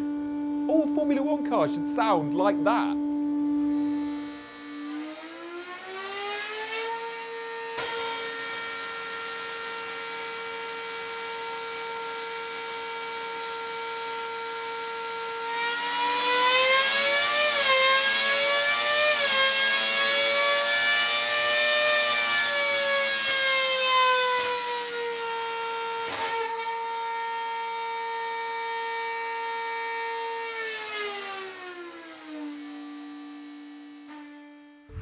Bruce Wood is the managing director of Cosworth, so there's no one better to talk to about the company's latest British hypercar project. Yeah, so when the whole project began, we didn't land immediately on a V10. I think it was somewhere in 2021 that we first started having discussions with Adrian Red Bull, and the sort of concept began to take some shape. It was a couple of years from memory between those early discussions and when we actually sort of started in anger. And in that period, then on and off, I do remember talking to Adrian every few months. At one point he was very keen on something more Formula One-esque, a V6 highly boosted turbo, and we did a lot of work looking at the sort of thermal efficiency we could achieve with that. And then we looked at V12s, normally aspirated briefly, and we sort of went all around these loops. He's very good at pushing you and pushing you and pushing you until you're at the point where you sort of say, well, we're not interested now, because it's impossible. And if you get to that point, then he says, okay, we'll go back to the stage before. And I think he's very good at judging when, say, sort of pushing us on an engineering level, when he's pushed us a little bit too far and we become sort of disengaged because you sort of think, well, it's a bit silly now. And then he brings it back a step. And at that point, he has very cleverly pushed you to the absolute limit of the ability of what you know how to do, but he hasn't pushed you beyond it. And that is actually very satisfying to work with them. So I would be the first to recognise that he has pushed us further than maybe we would have gone without it. I have to say, personally, I always felt like we were going around a lap and we were going to end up back to normally aspirated V10, because I know that is very much Adrian's favourite period of Formula One, that sort of early 2000s, very high revving V10s. It is a very evocative noise. It's an exciting time. So we landed on the normally aspirated V10. It is completely ground up. Every part of it is brand new. Regrettably, perhaps no part of it is shared with any other engine from a commercial perspective. Again, interestingly, it shares more probably with actually the engines we were doing, the V10s we were doing in Formula One sort of 20 plus years ago, than it perhaps does with other hypercar engines we've done more recently, and particularly because, unlike those engines, it is destined just for the track. So it's uninhibited by any requirement for emissions legislation, which is the biggest thing which drives the design of the hypercar engines. With the hypercar engines, you very much start with a combustion system and then you clothe it with an engine. With this, a little less so, because, say, we didn't have that issue of needing to meet emissions. The capacity of the engine is derived pretty much from the power that you want to achieve and the revs that you want to run. And so that combination led us to 1,000 horsepower quite quickly. So that then defined, say, the capacity and then the cylinder size, and everything else falls out from there. Again, a thing that was very important in going into this program was that you don't need to have an army of technicians to run it. I think the customers for these sort of cars, clearly they are willing and able to fund the purchase price, but I think inevitably some of the enjoyment is taken away if you have to plan 6 months in advance when you want to use it. The engine is very much designed to a target, and we decided from day one that 15,000 was the limit. So if we wanted to run faster, then we would need a different architecture of engine, different piston to retain the piston speeds as acceptable to an acceptable margin. One of the things that drove the 15,000 limit, as you say, back in the day they used to run to 18, and in fact the V8 back in the day we ran to 20. So we could have gone more, but back to what we were just saying about the sort of usability and operability of the engine. Again, back in the day when we were running 18,000, a race weekend would be 3 engines a car. You'd have a test engine, you'd have a qualifying engine, and then you'd have a race engine. And so the engines were doing 300-400 kilometers, and that's all then for a rebuild. So one of the targets for this was that it should have, in sort of track car standards of this sort of car, that it should have an extraordinarily high rebuild interval. To that basis, it'll run on pumped gasoline. And I think customers will be delighted to find that it's up in the many thousands of kilometres, up in the 10,000 kilometres, depending on driving style, etc., etc. But that was a large part of choosing the 15,000. If you start creeping up much above 15,000, you start pulling down the life, and that was a very important target to everybody concerned, and that it should have a long rebuild interval. So this engine, as it stands, is absolutely exclusive to Red Bull. The foreground IP, so the specific design of this engine belongs to Red Bull. So other than being in another Red Bull car in the future, you won't see this elsewhere.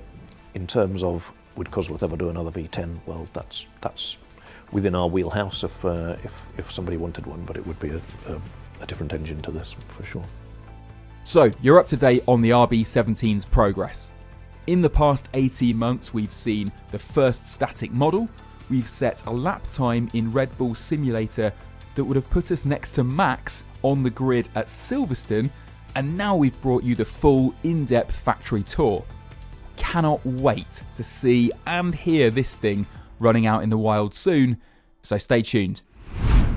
Next up is the antithesis to a track-only hypercar, an old-school sports car with a manual gearbox and weight distribution that'll keep you awake at night. Yes, it's another Restomod Porsche, but the 911 Carrera Coupe reimagined by Singer is A, gorgeous, and B, the same guys making the RB17 you just saw have had a hand in its chassis. Oh look, another Porsche Restomod 964. Yay.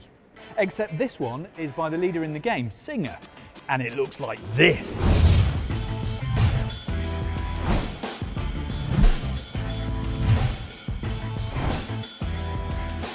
That is what a $1.6 million Porsche 964 911 looks like, and that's for one, not both. We're here at Singer's UK facility where they make the DLS and the DLS Turbo to look at some of Singer's processes and figure out some of the details of the new car with the help of this man. Hi, I'm Rob Dickinson, and these are our babies. So this is essentially a very pretty 911, which is called, for very boring legal reasons, a Porsche 911 Carrera Coupe reimagined by Singer. So this is a 964, which has been taken by Singer, stripped back to bare atoms and then rebuilt, which is so far so Singer. But the trick with this car is that it also has a turbo wide body that you can have with or without the wing, and it's got a 4-litre, 414 brake horsepower flat 6 engine in the back that is naturally aspirated. It's also got a 6-speed manual gearbox and rear-wheel drive only. Hello. Tell me about why you chose this particular kind of car. Where's the inspiration from? Because it comes from a special edition Porsche, right? It does. Like everything we do, Tom, we're trying to celebrate what Porsche did. And in the early 80s, you could order your new Porsche 911 with the pumped up muscular bodywork of a turbo, but with Porsche's latest normally aspirated engine.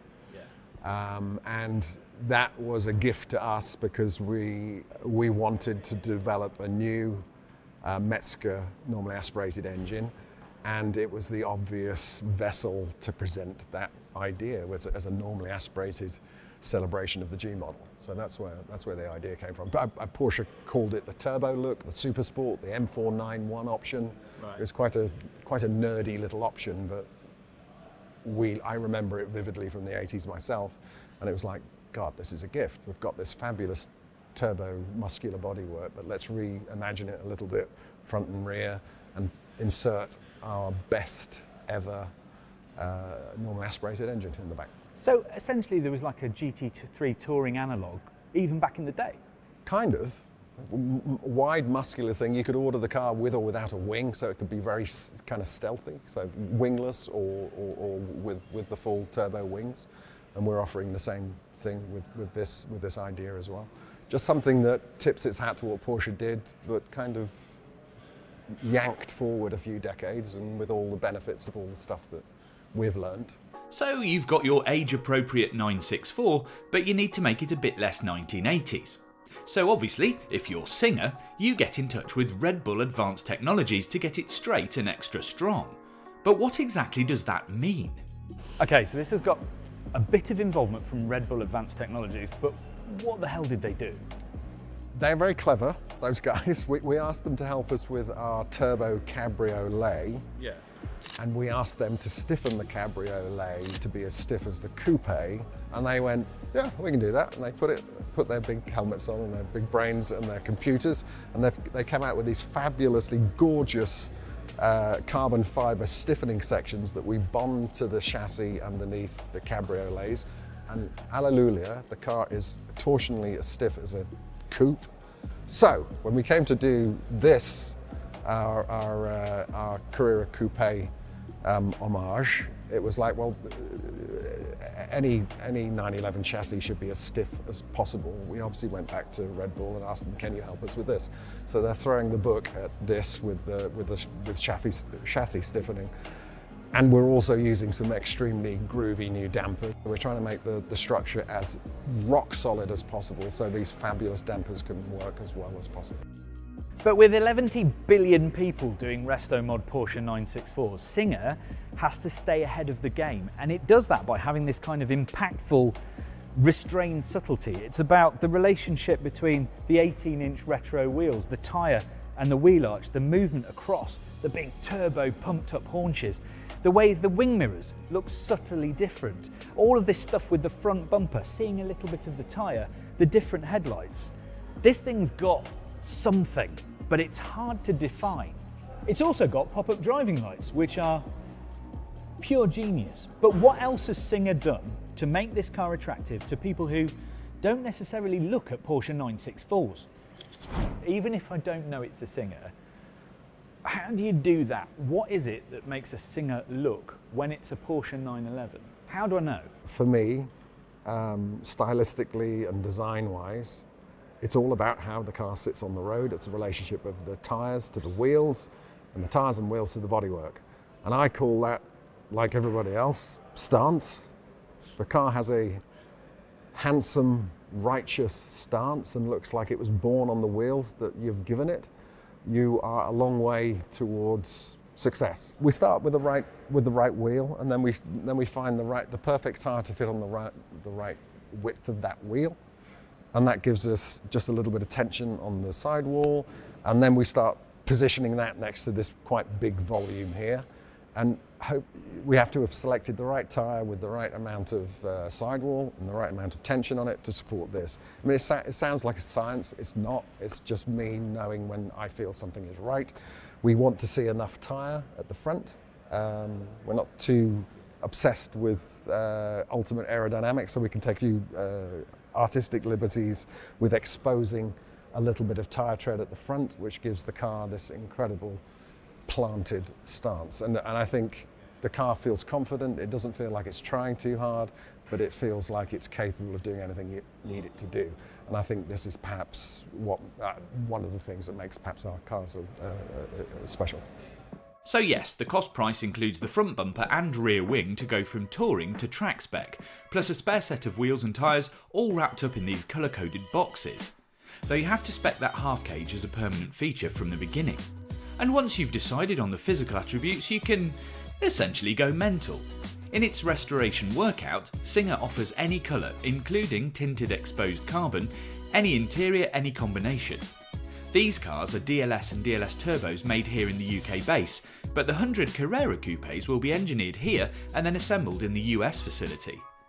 And yet it can get pretty wild when rich people are involved. Some are more agreeable than others. But you can't have all the Instagram muscles without a measure of strength. And some of Porsche's most iconic moments have come with 4-litre naturally aspirated flat sixes, so this one's got one, but it's a bit special. Developed in conjunction with Cosworth, it's got a 4-valve head like a DLS, but it has variable valve timing, water-cooled cylinder heads and air-cooled cylinders. That's 414 brake horsepower flowing through a titanium exhaust with an 8,000 RPM redline, which might not be the most power in the world, but the idea here is about character rather than paper stats. So, 4-litre, naturally aspirated engine, but it's got some tricks. What are they? A lot of tricks, a lot of new learning, 15 years of us messing around with these engines. As you can imagine, we've learned a lot. We know who the best people to talk to help us are. We went to Cosworth to help us with this engine. We wanted a lot of horsepower, and crucially, we wanted a lot of torque with this engine. We've spent the last 2 or 3 years being obsessed with turbocharging, both for our classic turbo models and the DLS turbo that we have here. And we were missing a new normally aspirated engine, crucially based upon the 964 Metzger case that comes out of every 964 we start with.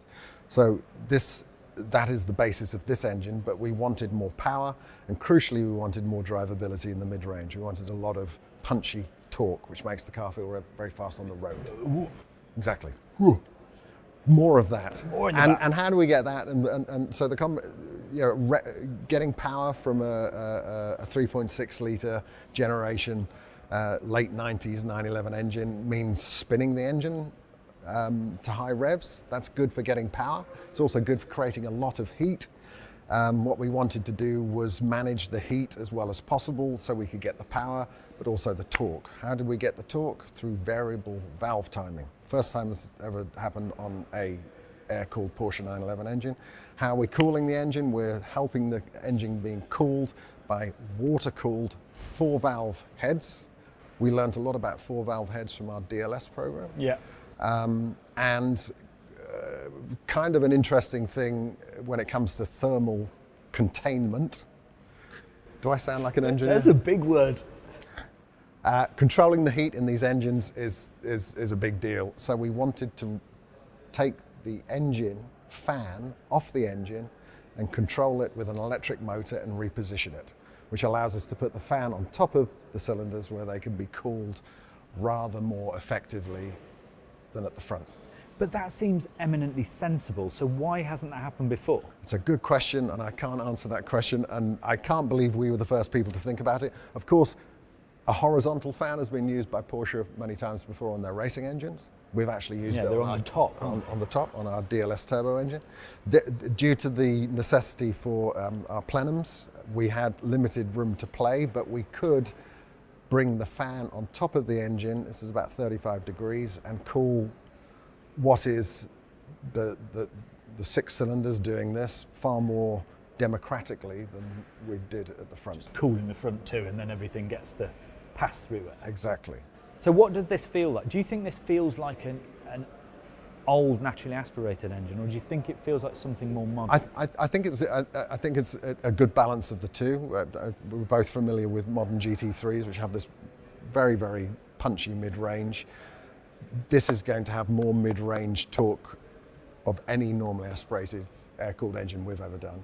Crucially, we also asked Cosworth to give us that level of performance with all of the emissions equipment attached. So that's all for everything? For every market in the world, this engine performs absolutely brilliantly in being clean for the regulatory necessities of countries like Australia and Germany and California. And you're hitting the highest levels we're hitting these high performance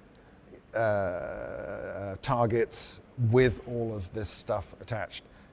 Usually to get those kind of heady performance power figures from an air-cooled Porsche 911 engine, you cannot put cats on it, you cannot put this stuff. It has to be a super high revving, a thinly disguised racing engine, kind of. This has the best of both worlds. This has a huge amount of high revving capability, also with strong management of the emissions, which is pretty hard to do. But you know what? It always feels better when you get inside, because a Porsche that's been singerized always feels like it's had a chunk of love thrown at the interior. The ergonomics are still pretty much the same as a 911 of this generation, which means that they're very comfortable. Your feet are in the right places, the steering wheel is in the right place, but look at this, the use of corduroy, the way the leather all smells completely perfect, the little tiered boot on the gear selector, the fact the gear selector's got an exposed linkage, it's got that kind of vibe that makes you want to drive. It feels very focused, but then it's not got a hyper screen. There's not 300 shades of ambient lighting. Less is indeed more in here. This feels like a classic, but it's also got 4-way adjustable dampers. It's got 5 drive modes. It's even got a nose lift. So all of the things that you expect in a modern car are present and correct, but they're all kind of behind really lovely tactile clicky dials. It's got no touchscreen and it is the better for it. You can feel where this stuff is in the dark. And then these classic Porsche 5 dials, everything is handmade. So these dials are handmade, they're hand painted. Everything is absolutely perfect, but it's clear and it's not gilded. This doesn't feel like a crazy interior. Even when you open the door and you see all this kind of pink cord and pink leather, it doesn't feel gauche. It doesn't feel bad. It feels like it should have been here in the first place, just a little bit elevated. So one of my favourite things about any 911 that you've got your hands on has always been the interiors. But you show admirable restraint. How do you not just chuck more stuff at it? How do you edit? Less is more. I think it's about material choice for us. We had the pleasure and honour of working with Hermes recently on a customer's car, and we learnt a lot about leather working and the incredible artisanal skills that goes into the way Hermes wrap objects in leather. And we learnt some solutions to how the edges of leather can be treated. So that's this, right? That's this burnished edge. That's a burnished edge. We fell in love with this, and we thought it would become it could become a fabulous kind of signifier for our Carrera Coupe, which is something that adds a little bit of, I don't know, quiet luxury, dare I say it, and that's kind of I love it when you talk to it. That's kind of inspired quite a lot of the car. So this is two pieces of leather. That's two pieces of it. Traditionally would have an open seam. Exactly. And then you basically sand it down and paint it. You know more about this than I do. It's incredible. And it has this wonderful painted edge, which is a true union of two pieces of leather coming together. So we've used it in various interesting areas of the interior, in a very kind of not look at me kind of way, and you kind of notice it when you touch it and your hand falls upon it and it feels lovely. We're using some muted colours that we haven't used before. But you've still got your jewellery. Yeah. You got your bits of architecture in terms of the seeing gear change. Yeah. You've still got the jewellery in terms of the 5 dials. Yeah. You've still got that seating position, that ergonomic kind of, everything is super familiar. There's nothing here that we haven't seen before, but it's been touched with a huge amount of artisanal skill, and I think a little bit of understatement, dare I say it, which goes a long way in something that's so familiar. We've all seen the interiors of these air-cooled 911s so many times. To treat them with some gorgeous surfacing and some real love in terms of how parts come together, how they're finished when they come together, is something that fascinates us. And we're really proud of this. Actually, it's come together really nicely. The color mix is lovely, and it just feels fresh, but it's incredibly traditional as well. I mean, there's work. We're using corduroy for the first time with love corduroy with glee, and it's come together really nicely. No big screens, no shouting at you to look at this or to look at that. We've spent a lot of time on the way, an effort in how things feel. That gear change feels as good as it looks. The way the column stalks work is really nice, based upon some tricks that we've put inside. It's just got to feel nice, and it's got to feel like just proper and effortless. When I first drove a Porsche 911 that had been modified by Singer back in 2014, there wasn't the mythology around what a Singer was. So you'd walk past one on the street and you'd think, that's a really nice 911, but it didn't strike you out of the blue. It wasn't an outrageous car. And since then, Singer has almost become a verb. Like, to Singerize something would be to improve it and elevate it with relentless application of attention to detail. It's become this amazing thing. And there's so many people now modifying Porsches that it's going to get to the point where the only real unicorn of a 964 is going to be a completely untouched one. But I think this car manages to go back to what Singer does best, which is not the relentless application of attention to detail, but the relentless application of restraint. They could be flashy, they could be crazy, but I think these are subtle and actually quite beautiful. So go on then, who's it for? Who do you imagine wants a car like this? Who have you designed it for? Designed it for us.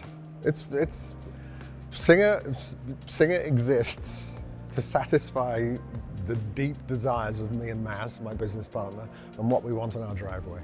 And this is what we want, and I'm pretty sure we hope other people will want it as well. We cannot work by committee. We cannot work by second guessing as to what the people want next. And luckily, Tom, we don't have to worry about what we're going to do next. There is a list of 6 or 7 things that are coming down the tubes that we want so badly on our driveway, and I will move hell and high water to make them happen. This is what this is about. This is envisioning what we want and trying to make it happen so we can at least have access to these cars, even if we perhaps can't afford them. Someone's going to lend me one of these, and that's what I want. So that's why this car exists. I want to be able to have two types of bodywork to stick on the car. I want it to be discreet and sexy and non-sporty, and then I want to take it to the track and put that stuff on. This is why the stuff exists, not because we think people might want it, although we hope that they do. You know those future plans? Should we just go and have a quick chat? Okay, so that's the download on the singerized Porsche 911 Carrera Coupe. But is the Restomod 911 game a little bit saturated these days, or does this car still have a place? Let me know in the comments. Back to the fast stuff, and this is Sadair's Spear. It's an odd name for the ultimate track spec Koenigsegg, but it broke the production car lap record at Laguna Seca, only for California's Zinger to steal bragging rights at the end of the year. Koenigsegg is sure to fight back, so in the meantime, here's Jack to explain more. This is the new Koenigsegg Sadair's Spear, and this is one of the biggest wings I've ever seen. It is a lighter, more powerful, more track-focused, but still road-legal take on the Yes-Go attack, and it moves the game on in a few key areas. I'm going to be explaining exactly what's changed versus the Yes-Go, exactly what that name means, how many they're going to build, and how much they're going to cost. And we'll be catching up with the boss man himself, Christian von Koenigsegg.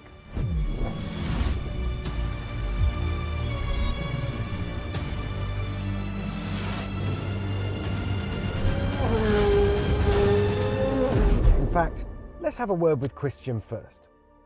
Okay, Christian, Sadair's Spear, am I saying that right?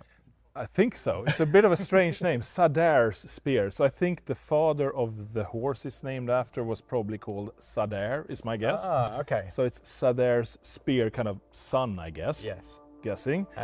Just a bit of an explanation then about the name. So it's another tribute to your father. Correct. Like the Yes-Go, which was more obviously named after him. Exactly. This is his favourite racehorse, or his last winner? Or? It was the horse he raced on several times, and the last race he ever rode in '76 before he put his, what do you call it? I don't know, whip on the shelf. Hung up his whip. Was the Sadair Spear in '76. And he was this far away from winning, but almost won, second place. So you might run out of ways to tribute your father soon. Yeah, so I think this is sort of the last hurrah to this kind of story, which has been amazing. Well, tell us about the idea behind making a car like this, of this type, because I don't think anyone's ever got out of the Yes-Go attack and gone, I need more downforce, more power, more of everything. But it's exactly, and it's that's very true, and it's not really about that. It's more that we see, oh, there is new tire technology coming. Okay, we're allowed to load the tire harder than we used to, because we kind of build the car off of what are we allowed to load the tire. So suddenly we're allowed to have a bit more downforce. Okay, can we do that? Yes, we can. Can we do something else? Okay, well, let's tweak the brakes then. There are new brakes. Let's tweak the suspension, the springs, the anti-roll bar. Of course, to get the more downforce to load the tires, we needed to do a lot of things. Details on the bodywork, front to rear, underside. There's actually a little bit of a power upgrade, because you can put a bit more power to the ground when you have a bit more downforce and a bit stickier tires. And the way we achieve that is mostly through aero, to just force feed more air into the engine. Two new air intakes exactly. on the rear deck there. And then you need, when you get more power, you need a bit more cooling. So this is bigger, which also gives more downforce and cooling, but also oil cooler in the middle there. Yeah. So it's all these kind of small things, and then of course the turbine aero wheels pulling air out from. So this is actually, correct me if I'm wrong, a kind of reference to the Agera, which had, what did you call them, vortex wheels? Or, Exactly, something? yes. Yeah, but those were metal. These are now hollow carbon fiber, which... Exactly, they were machine metal, and that was a challenge in itself because each corner needs to be different because they are of course angled different left and right and different size front and rear, so 4 different wheels. Here it means 4 different air core tools, 4 different tools to make the wheel, and 4 different layups of carbon fiber. So it's like this huge undertaking for 30 cars. Your employees must love you.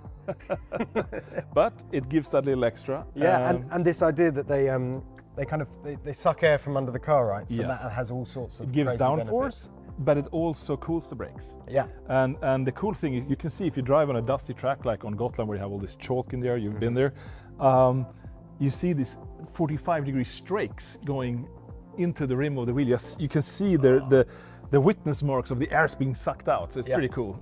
Unfortunately, we're not at the Gotland Ring today. We're here inside Koenigsegg's brand new factory, but we have got the opportunity to look around the car, poke around it statically here. So let's just do a full 360 of the car on the exterior, and I'll point out every new part that I can see.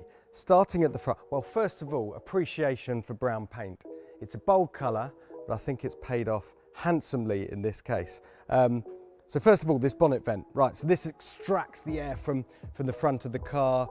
Normally on the Jesko Attack, it's just a single opening here. You've got a splitter down the middle. You've also got a gurney flap on the front here, which supposedly helps with downforce, and you'll see it all aligns beautifully with that single book-matched carbon fibre windscreen wiper. It's all very pleasing indeed. Right, the front splitter, absolutely enormous, but it was already enormous on the Jesko Attack. Here, these vanes are slightly higher, and these are way bigger. I mean, you could plough snow with those. Those are enormous and highlighted in white on this particular car.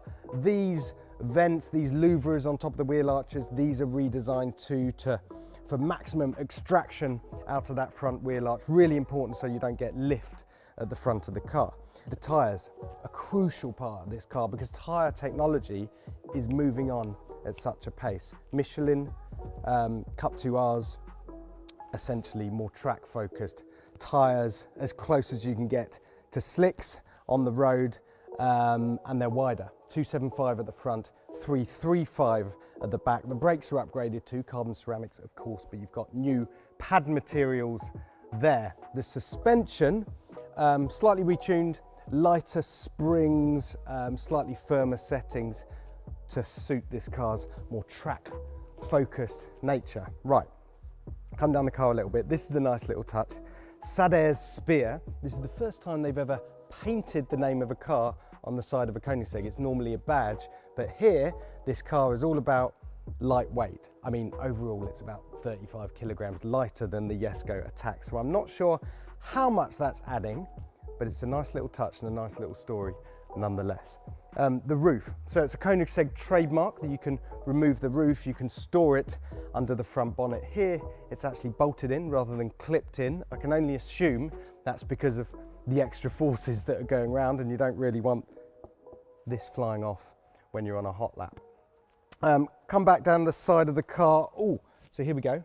A little spear motif to match the name of the car. And on top of this rear deck, so you've got these two bigger air intakes either side. That rams air into the engine, and as well as the recalibration unlocks that extra 25 horsepower. And that intake there, that is an enlarged intake for the oil cooler. The reason for that is if you're going to be hammering around a track in this thing, it keeps everything nice and cool and means you keep all your performance and you can keep going around without overheating. Let's come round the back.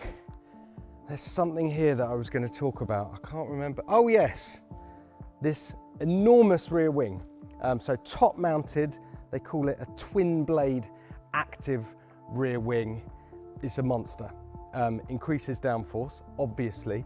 20% more downforce on this car than you get with the Jesko Attack, but 5% less drag, which is interesting. And that's because if you look at this section here, the rear bodywork is actually slightly elongated. This is the rear bodywork from the Jesko Absolute, which is the low drag, higher top speed version. So they've basically taken the best from both worlds. This increases the top speed, helps to reduce drag, but then on the top surface, you've got a whacking great wing and loads of downforce. Come around the back, I'm going to hit the special button on my key and open this up, which is just, I just want an excuse to open it up really. What a piece of drama. There's obviously ghost mode, which you can hit where all the doors go up, the bonnet and the rear at the same time. Ultimate piece of peacocking. That's been a Koenigsegg staple for years now. This engine though, the 5-litre twin turbo V8 from the Jesko Familia. As I say, it's had a little ECU tickle, redesigned air vents. It's unlocked an extra 25 horsepower. So you've got about 1,300 horsepower if you're running on standard 95 octane pump fuel, but 1,625 horsepower when you're running on E85, which is a lot of power indeed. So there's no huge technical upgrade on this car, no quantum leap. It's just a series of small incremental improvements that should add up to a car that is even more extreme, even more visceral, even faster around a racetrack. Speaking of which, there is of course a racetrack that we're very familiar with, and so is Koenigsegg, that this car should excel on. Christian? Speaking of which, you obviously, Jesko Attack went around the Top Gear test track, set a blistering lap time. It did. Was the road legal lap record holder, briefly. Right, And then yes. the Valkyrie went slightly quicker, but Yes, true. this car, you So think, that's why we built it. you've turned that around quickly. But no, if you're willing, let's get this down to the Top Gear Well, track. Because we need to see what it can do, right? Yeah. So why not? Stiggy, you better start stretching off. The remarkable thing though about the Sadair Spear is the interior isn't quite as pared back as you'd imagine. Yeah, it's not exactly a stripped out racing car in here, is it? It's still quite luxurious. I don't think I've ever seen so much gorgeous exposed carbon fibre and brown and cream leather in my entire life. The most obvious giveaway that this thing is a little more focused is this, the optional 6-point harness, which, as you can imagine, is a massive faff to use when you're getting in and out, constantly sitting on the buckle and, yeah, crushing my bits. But you'll see that the passenger here has a normal seat belt. I would suggest if you're going to use this car regularly, you might want to get one of these on this side as well. But if you're going to take it on track, I suppose this is a useful addition. So what have we got in here? Well, this is new. The key, rather than going on the dash, now goes on the center console. There you've got wireless charging, you've got electric seats, you've still got a stereo, you've still got the amazing twisty self-leveling instrument cluster that's attached to the wheel. Love that. Just a little bit of Koenigsegg trickery that doesn't really get old. So yeah, it's a very usable track focused car. I mean, you could be setting a lap record in this thing while taking a conference call. I must admit, it's a lovely thing, pipped only by the CC850 in my Koenigsegg Fantasy garage. But now for some bad news. They're only building 30 of them, costing 3.8 million euros plus tax each, and they sold out instantly. In fact, every Koenigsegg is now sold out. You literally can't buy one. I'll let Christian explain. So how long, if I want to order a Koenigsegg today, how long do I have to wait? And which Koenigsegg could I have? Yes, so all our models are presently sold out. So we have nothing to sell, which is, yeah, kind of good, but also annoying because it's fun to interact and supply enthusiasts with their dreams and make them come true. So we would love to have more, but we will introduce something new in 1.5 years that then we'll open up the order books again and for something new that we're working on, and we have several projects. Doing very limited runs means you need to develop a lot. Yes. Because they all need to be different and they all need to have meaning, not just the same thing. So it's almost 30 individual bespoke cars that you're making. Yeah, kind of like that. Yeah, I mean, the Giamaro is a bit more, as we know, but it's very much bespoke, unique, tailor-made to the customer with meaningfulness in the sense of bringing something to the game, so pushing some boundary of some sort.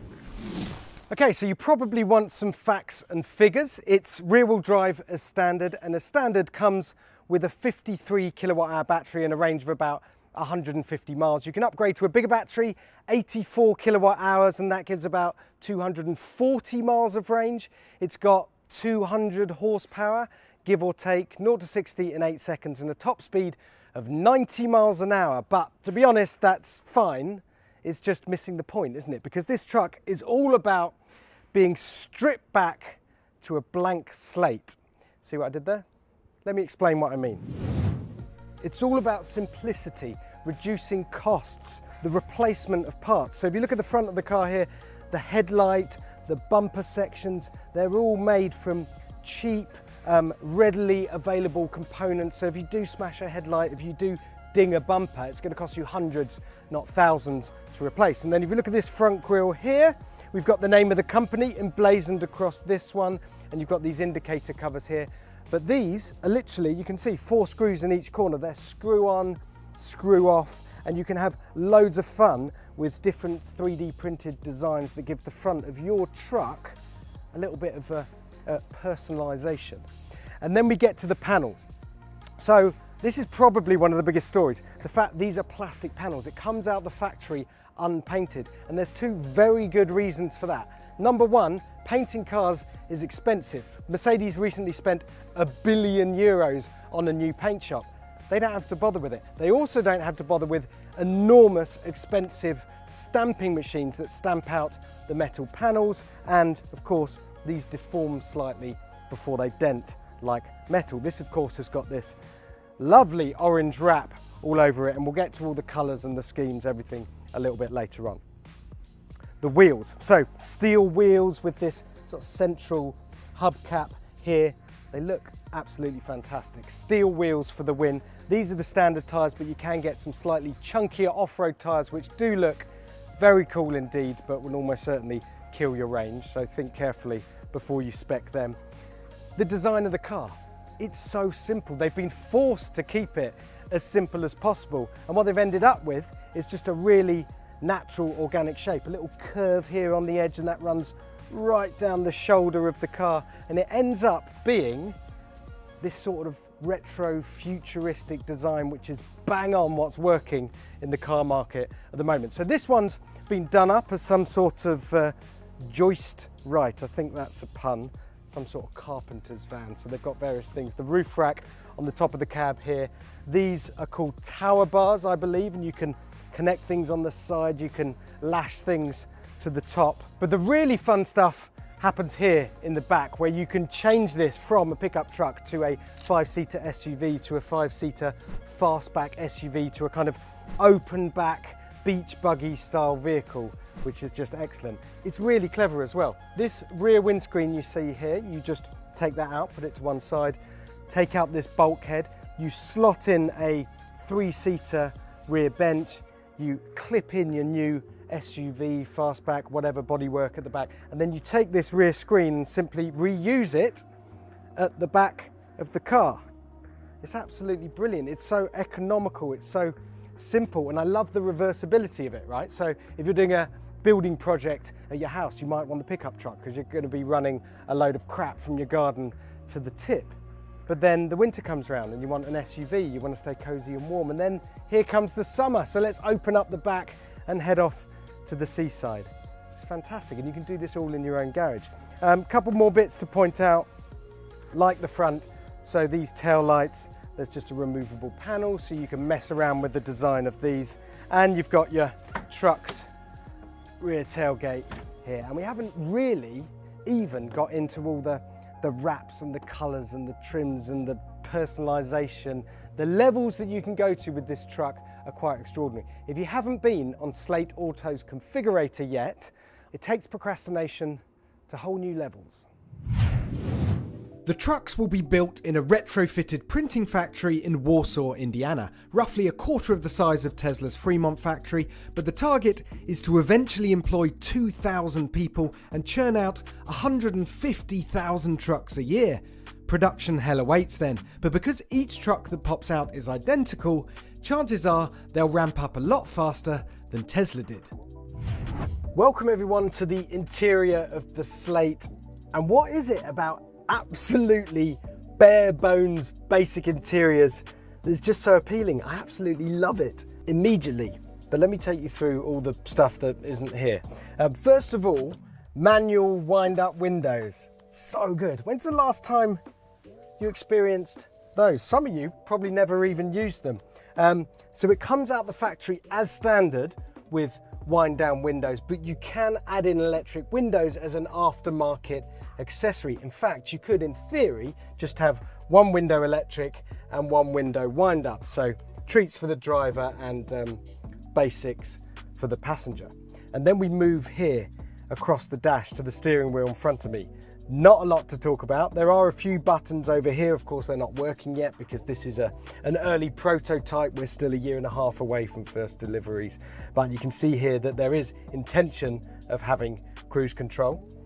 You've got a few simple buttons down here. One for opening the front, a button for turning the ESC off. Oh yes, rear wheel drive and ESC off. Skids ahoy in the $20,000 Slate. The seats, by the way, absolutely zero bolstering. They're very, very flat, but they are quite comfy and they actually look rather good with this kind of funky grey fabric they've got on here. So there is a screen in this interior, one teeny tiny screen behind the wheel there. Super simple. It tells you what your speed is, it tells you what your range is and your battery level that's left, and there's a how many miles you've done in total, and then also a gear selector here with reverse, neutral, drive and park. Super simple. Get over to the middle of the dash. Normally you would find a screen here, wouldn't you? Or an array of screens in most modern cars, but no, nothing of that. There's simply a mount here where you can add your phone. There we go. Let's get that plugged in, simple as that. You download an app and then you can control everything through the app on your phone. There's also an accessory that clips on here where you can have an iPad if you want a bigger screen, but you're not paying hundreds, thousands for an upgraded screen, a bigger thing. It's the screen you carry around in your pocket. We've got aircon in this car, thank the Lord, because it's absolutely roasting today, with physical controls. We like that a lot. Tons of space down here. There's going to be all sorts of accessories with big center console and boxes, etc. But who needs it? You got space for 4 massive drinks down here, all your stuff here, and you can even put a decent sized bag up there. And then across the dash. So these flaps lift up, revealing what could be even more storage up here and in here, but you'll see here that they've got a couple of these speaker boxes fitted in. So these are the optional speakers that you can just clip in yourself, or I have seen an accessory with a clip for a portable Bluetooth speaker that kind of hangs down here under the dash. But super simple, it's up to you, choose what you want. And that's about all there is to talk about in here, if I'm honest. But as I said, I love it.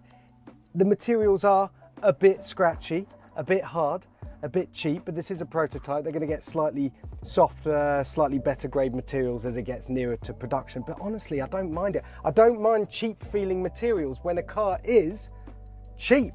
It's honest. It's what it's supposed to do. They feel hard wearing. The whole car feels solid and heavy and well built to last. And the other thing that they haven't skimped on in this car is safety, which is nice to hear. So you still get 8 airbags, you get a forward collision warning and an auto braking system. Smashing. Right, time to have a poke around the design studio, generally get in the way, and see what else we can find. Okay, so we're inside Slate's West Coast design studio. I believe we're the first people to ever be inside here. And that noise you can hear coming from behind the camera, that is the 3D printing machine. It is running overtime, we're told, 18 hours a day. They are constantly prototyping, producing new parts and accessories, constantly experimenting with different bits that they can add onto the car. So you have to excuse the noise, or perhaps, Charlie, you can do something clever and just AI that away. Right, what can we show you? We're just gonna have a poke around really and see what's lying about. So this is a model, but as you can probably see, this is the SUV version. So the exact same truck as the orange one that we've been filming with outside, the only difference being that it's got this SUV add-on on the back. In fact, this one is mocked up as the commercial version, hence the blacked out window. The passenger version would have glass here and you'll be able to see that three-seater rear bench through there. It looks absolutely brilliant. It looks seamless. It looks like it was designed to have this back on all along, which is the genius of it. This has got the slightly chunkier tyres. Again, I'm not sure how much off-roading you're going to be doing in this car, seeing as it's rear-wheel drive only, but they don't half look good. They are going to spoil your range though. This one's got a roof rack on, and it's got a rather fetching kind of Land Rover heritage shade wrap on it. There's something over there I want to show you as well. Have a look at this. No, it's not a kid's version of the truck. It's actually just a little mock-up. This is the fastback version, so you'll see the only difference really being that slanted rear screen. Never really understood why someone would choose this over a more practical SUV or a pickup truck. It's a style thing, right? I have to say, it doesn't look terrible. I think that's because it stays as a three-door, so you get that kind of more interesting three-door, sportier coupe style look. So these are 3D printed sections, I think, for the rear taillights. So I mentioned earlier how you've literally got 4 screws. Any numpty could do this. You can take these off and then you can give the back of your car a different look. Like that. Very neat. Very fun indeed. There's another truck over here. So this is, of course, the two-seater single cab pickup truck configuration. Bit different to the orange one outside because it doesn't have the tower bars on it. You got a little roof rack up here.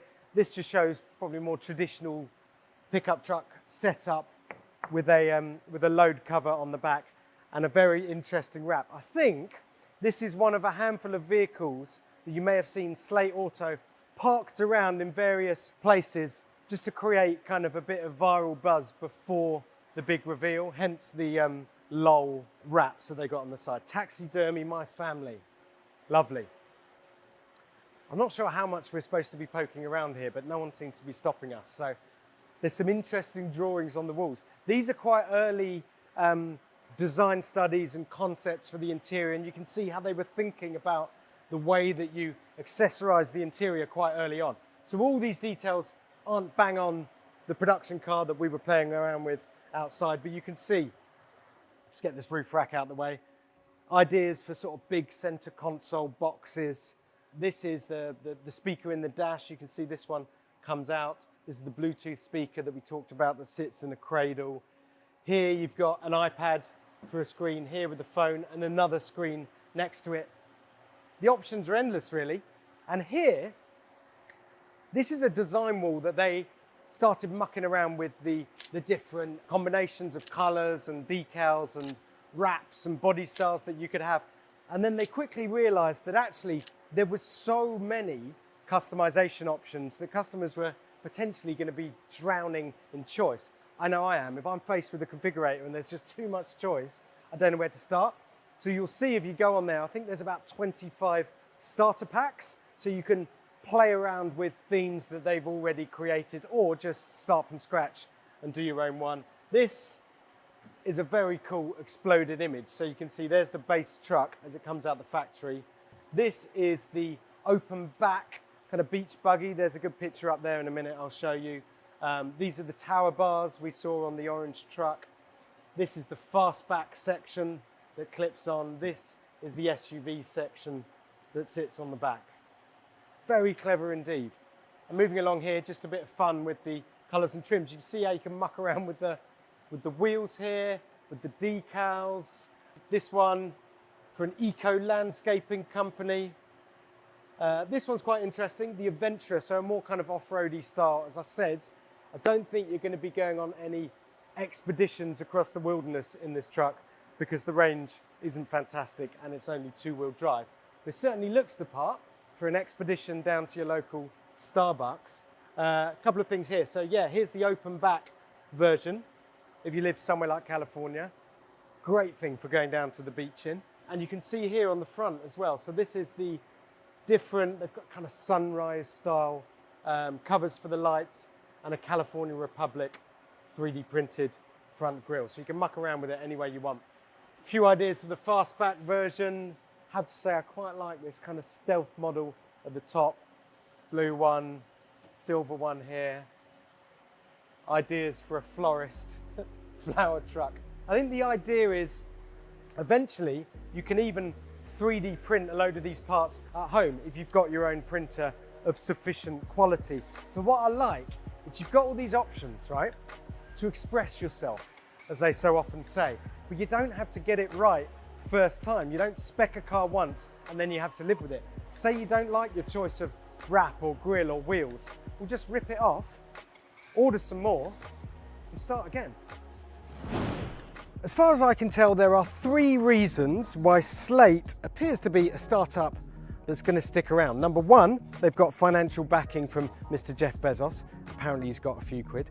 Number 2, the idea itself. It's simple, it's elegant, it's brilliant. It's basically all about minimizing manufacturing complexity and maximizing customization and fun for the customer. And number 3, well, this is an American car. It's designed and engineered in America. It's going to be built in America using largely US components. And while Mr. Trump is handing out tariffs like candy, that puts them in a very strong position. I did ask, is it going to come to the UK and to Europe? And I was told, never say never. Well, I bloody hope it does. I want one of these. The next car has been a long time coming, 6 years in fact. But the Tomaso P72 is drop dead gorgeous, and with a little engineering help from HWA, that's Mercedes' go-to secret weapon in the world of endurance racing, and the same people who build the naturally aspirated 6-litre V12 for the Pagani Huayra R, well, let's just say this could all be worth the wait. 6 years since you first saw it at the Goodwood Festival of Speed, the Tomaso P72 is finally finished. So if you ordered one and forgot about it, you better clear some space in your garage, because deliveries of this thing are starting by Christmas and you're not going to believe how busy the team behind it have been in the meantime.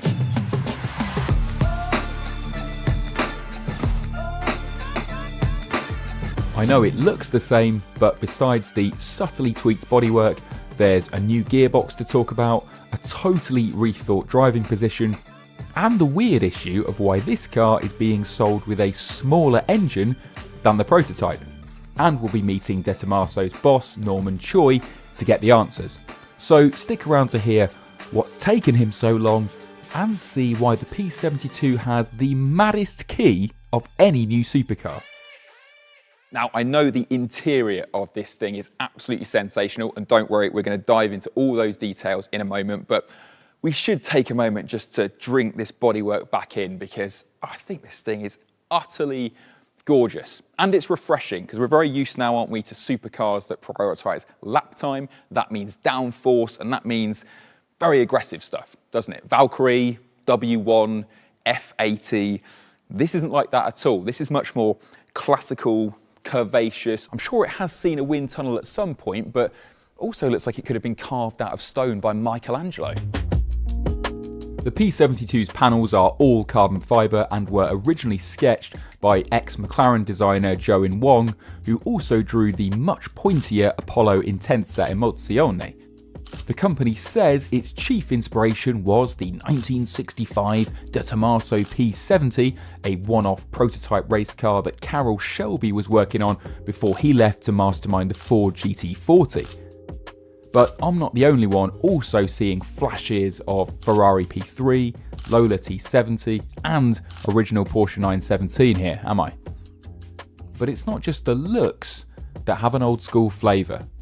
So the P72 is actually optimised for low drag, and that means that it's got minimal shut lines and cut lines. It all looks very much of one piece, and there are no pop-up aero elements, no air brake, and it's about old school mechanical grip.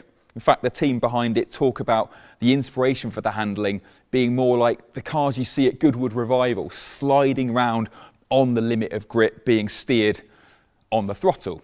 Now that sounds a little bit grown up and intimidating for a modern supercar, but I like what that says about the Tomaso, because it means something that owners are going to have to learn, they're going to have to respect, they're going to have to build up to, rather than just jumping in and maxing straight away. And that means they will be rewarded, the 72 people who are getting one, for actually bothering to get up in the morning, jump inside and learn to drive it. Which they really ought to, given they're paying 1.6 million euros a pop, plus local taxes. So here's the sort of detailing that kind of money buys you. I wanted to show you this. It's a filler cap, not for the fuel tank like it would have been on the original Tomaso P70 in the 60s, but the world's most ornate washer fluid filler cap. It's a thing of beauty and it's milled from solid aluminium, and it goes to show something that you're also going to see a lot of in the interior, that not everything in the P72 is designed to be as lightweight as possible. Some things are just done for beauty's sake. This is a very gorgeous paperweight and you have to be very careful when putting it back in the bonnet. And while we're down here, worth pointing out this as well. Look at that, a colour-coded Tomaso badge to match the livery on this particular example in the rose gold, but normally these stripes would be in blue and white, the colours of the Argentinian flag, in homage to the heritage of the company founder, Alejandro de Tomaso. See, this is the thing about supercars, isn't it? Beyond all the performance claims, whatever else the numbers can tell you about it, it's about the details. Details which continue as you walk around the P72's achingly pretty long tail. From the rear, you get even more of a sense of just how voluptuous this car is. It doesn't even look like it's made out of carbon fibre, it's more like it's flowing silk that's blowing in the wind. And some of the details, this top exit exhaust with the ceramic coating, you can see through the back window, these turbine-like surrounds to the lights. It's all absolutely exquisite. Detail down here you might have noticed that has changed from the car you saw at Goodwood is the diffuser. That was very right-angled and very GT3 race car on the original P72, but it's now much more curvaceous, and you can see these radiators which are there to cool the transmission. There are two of them, and that brings me on to the gearbox. I can delay this no longer. Let's jump inside, let's talk about the gearbox and some of the ridiculous lengths they've had to go to make the P72 comply with modern supercar rules and regulations. For example, lead designer Jakub Jodlowski explained to me the P72's roofline is so low they wouldn't be able to make it in a few years' time because the regs say all road cars are going to have to be a bit taller. Then there's that vertical exhaust, limited to a pathetic 63 decibels from the factory to tick the drive-by noise box. Don't worry though, owners will be offered something a bit fruitier sounding as a naughty option. Anyway, the cabin. And welcome inside one of the most spectacular cabins I've ever had the privilege of sitting in. I mean, this is what we want from a supercar, is it not? Wild materials and fantastic attention to detail. So let's start with the gearbox, because what a centerpiece, what a sculpture. You've got this exposed linkage here. There are no markings to tell you where first or reverse is, how many gears you've got. It is a 6-speed. I did ask Norman, the boss, if any of his 72 customers had requested to have paddle shifters instead of this, and he said, there are different ways of looking how to construct your car. For me, it's not about just pure speed, it's about the engagement of driving the car. So when you sit in the car, it's almost like a moving theater. It's beautiful. Sometimes life, it's nice to be on the fast lane, but sometimes it's also very nice to be on the slower one, just to enjoy the moment.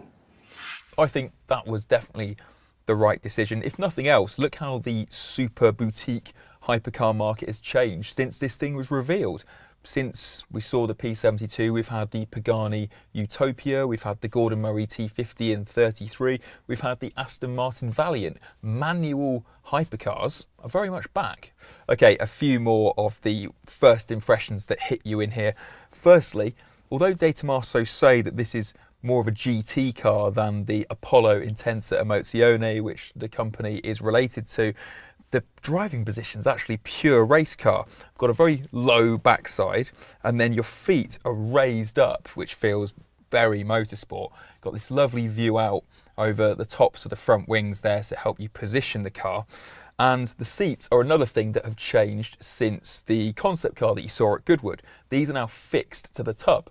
Now normally, car makers do that to save a bit of weight. Here they say it's more about safety and giving you space in the cabin. This is quite a tight, shrink-wrapped, almost prototype style cabin, and to comply with the rules and regulations, they need space for the passenger and the driver to be moved about in the event of an accident. So lowering, putting the seat back, fixing it means you have a bit more space. Of course, that means you can't shift the seat to suit your driving position, but like the Ford GT or LaFerrari, the P72 solves that issue with a super adjustable steering column and spring-loaded sliding pedal box. And ignore the big ugly red kill switch, that's only here for this final prototype. More rules and regulations for you. Despite it being shrink-wrapped, it feels a lot more airy than it is because the sheer amount of glass here. This section of the window does drop, as you can see, but yeah, there's a proper fishbowl effect in here, and that doesn't just let you and your lucky passenger see out, it lets everyone see in, and you're in for a treat, aren't you? Look at the metalwork in here. They, Tomaso, have used the same metalwork supplier as Bugatti use for the new Tourbillon, and we know what an incredible interior that has. But they're very proud of the fact that while the Tourbillon has 160 different pieces of metalwork inside its amazing interior, the P72, 179. So you've got even more bits of metal jewellery to admire. Stuff like all the physical dials here. I have never seen a rev counter with Roman numerals engraved into it that goes all the way up to 9,000 RPM. Then here's the speedo that reads to 380 kph and a reassuringly big fuel gauge pod on the left-hand side. Like De Tomaso's Pantera and Mangusta Heyday, the P72 uses Ford-derived power. Mounted in the middle is a 5-litre Coyote V8, heavily revised by Roush. In fact, the engineers say only the block is recognisably American, with the P72 getting lighter forged pistons, forged crankshaft, and a bespoke supercharger that Norman specified for the quietest possible pulley whine, because he wanted the car to sound naturally aspirated. It develops 700 horsepower, shockingly small numbers in today's power-mad world, and weirdly the development mules used the 6.5-litre V12 from the Apollo. So does the boss regret putting a V8 in the production car? To be honest, we haven't had any real complaint, from any of the customers. But also from our point of view, it's about respecting history of De Tomaso, given all of their previous models have had V8 engines, in them, right? Also at the same time, it's important for me to have a car that is reliable, easy to maintain, and I look at the car itself, it's a timepiece that will pass on to generations. So I wanted to make sure that easy to maintain philosophy will be with the car for the time to come. Okay, back to that interior because we're barely halfway through the highlights. Move across into the middle, we have the engine coolant temperature, the engine oil pressure, and the gearbox oil temperature. So no excuse not to be waiting until everything has warmed up before you give it the beans, and then minimal physical controls down here, hazards, ESC off, the starter button, parking sensors and the lock. But I want to come back to the starter button. You think that's the process? No, that's merely the end flourish to the starting procedure for this car, which starts with this, the key. So on this side, in beautiful leather, we have a P72 logo, unlock and lock buttons. And that is laid down into this recess here. You click that and it wakes the car up, but then you remove this gorgeous milled De Tomaso physical key, and here's one I inserted earlier. You put it into the key barrel, twist it, and then you hit the starter button. So you've got this 3-process starting procedure. It's just all about sense of occasion. Now, I can't start this one for you right now, I'm afraid, because we're in a studio and this particular car doesn't have a finished exhaust system on it just yet, but if you'd like some V8 noise, here's a clip we made earlier.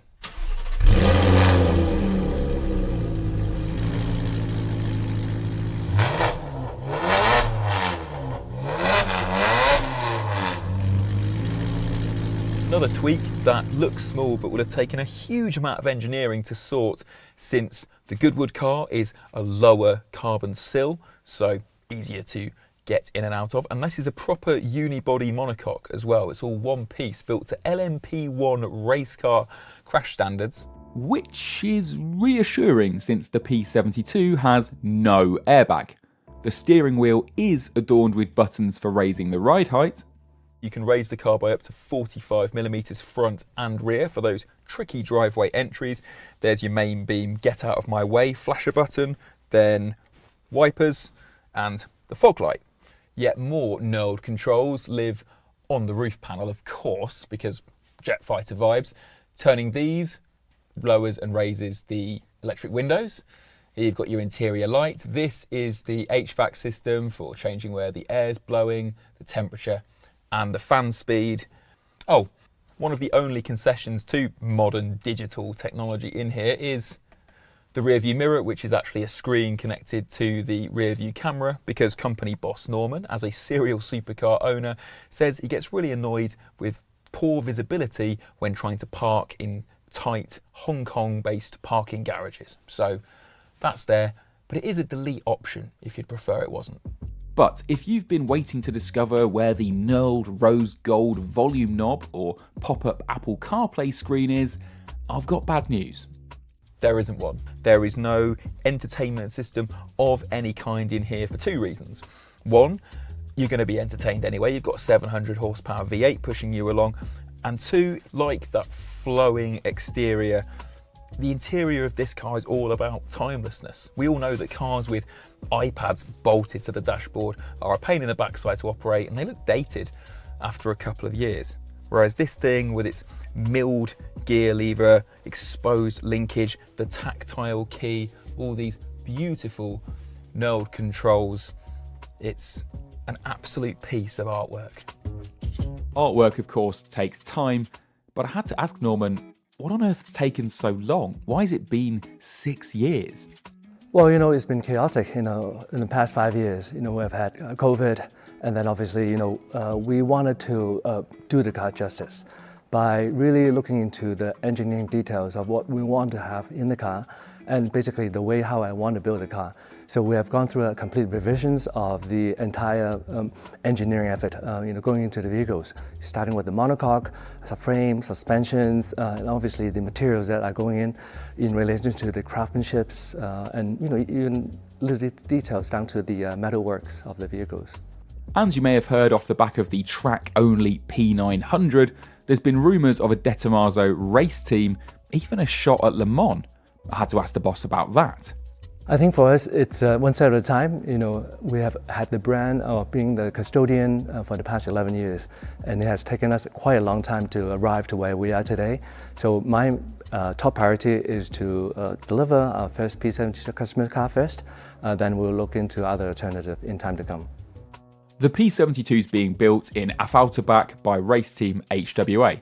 So it's a fusion of Italian-Argentinian heritage with American power, Chinese design and German engineering. From a British perspective, I just wanted to stare at it. Ole, ole. Oh, sorry. I mean, can you blame me? Supercar startups may come and go. They often turn up with some noise and overpromise, but I'm very, very pleased after a bit of a delay, the De Tomaso is just about ready for driving. And if that isn't a reason to get subscribed to the Top Gear channel, then I don't know what is. In the meantime, let me know in the comments, alongside Bugatti, Pagani, Koenigsegg, is this new bedroom wall poster material? The Hypercars keep on coming in 2026, and this is the Rodin FZero.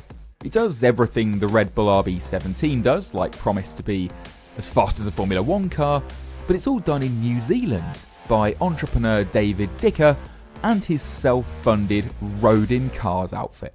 Mind-blowing stuff. What if I was to say to you that one of the most extreme cars in the world, a car claimed to be faster than a Formula 1 car, came not from Italy or Germany or the UK, but from New Zealand? And no, that's not an AI backdrop.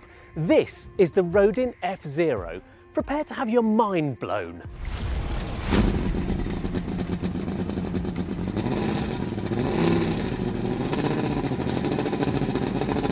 Now, just in case you think you're looking at vaporware, here's a quick bit of background on Rodin.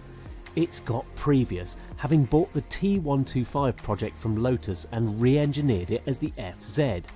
At its premises on South Island, it not only has its own racetrack and fully equipped pit garages, but a state-of-the-art production facility filled with 3D printers, a foundry and 5-axis milling machines. The investment here to build the FZero is colossal. It also recently bought the super successful Carlin Motorsport outfit that's competed in everything from F2 to Indy Lights. The man behind all of this is entrepreneur David Dicker. So David, where did the idea for this car come from?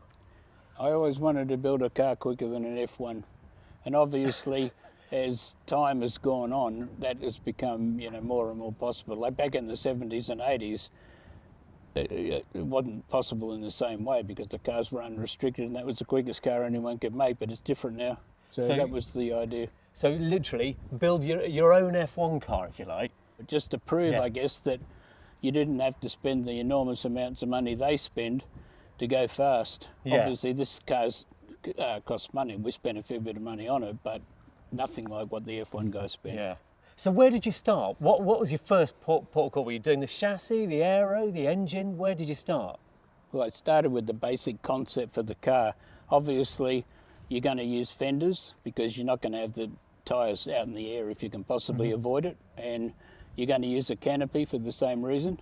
And then it just sort of draws from there.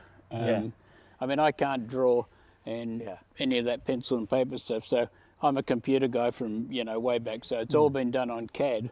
But you start on the CAD and you just, you just draw lines and you pull around and you just sort of do stuff and So, right, can we go through it a bit and just sure. talk me around it? So where do we start with, because the proportion of some of the sizes you've got for like the front wing and everything, they're huge. They're absolutely huge. So how much downforce are you developing? I think the front wing can make 1,800 kilograms. The front wing can make 1,800 kilos? We do all our testing at 300k, but I think that was the sort of number that we could get out of it. It's a lot. Wow, it's enormous. Yeah. So if you've got 1,800 kilos on the front axle, how much have you got on the rear? Well, this car generates probably a bit over 4,000 kilograms of downforce. At 186 miles an hour, 300 Ks?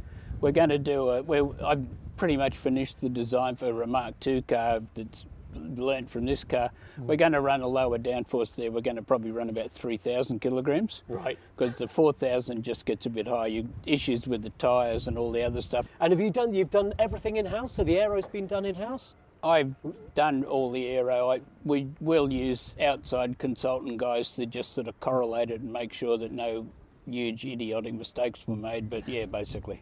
Yeah.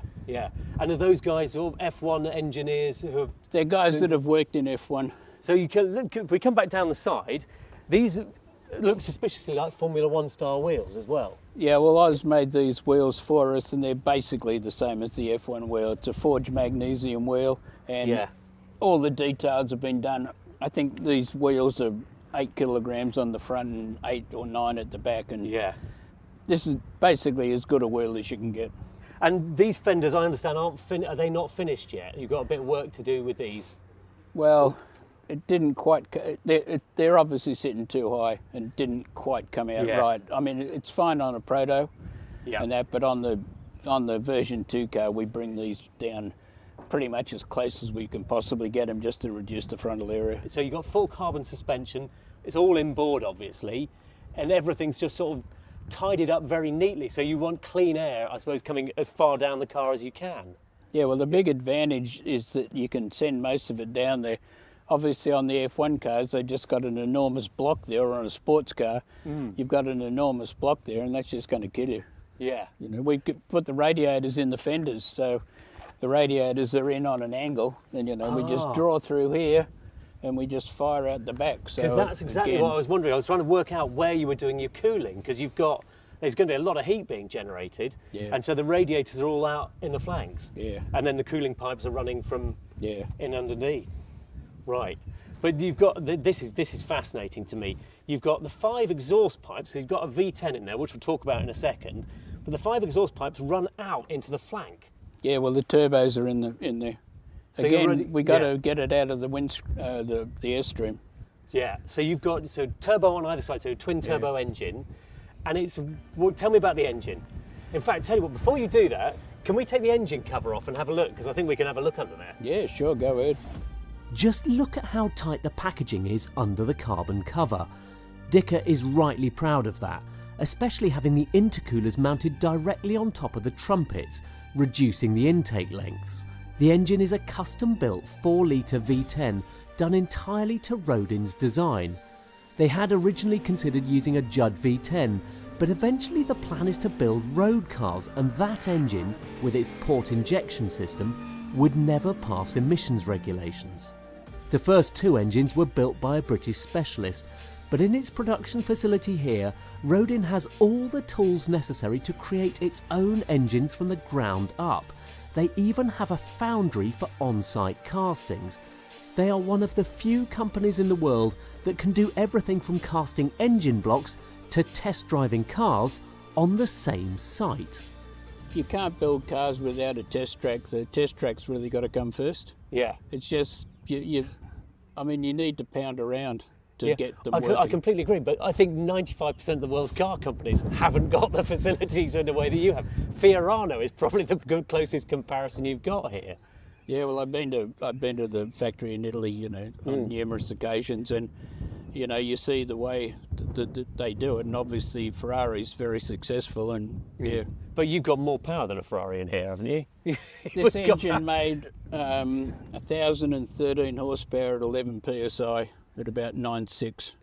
Yeah. So, and that's not production ready yet. No, that was really just a run up. And you're looking at, what do you think?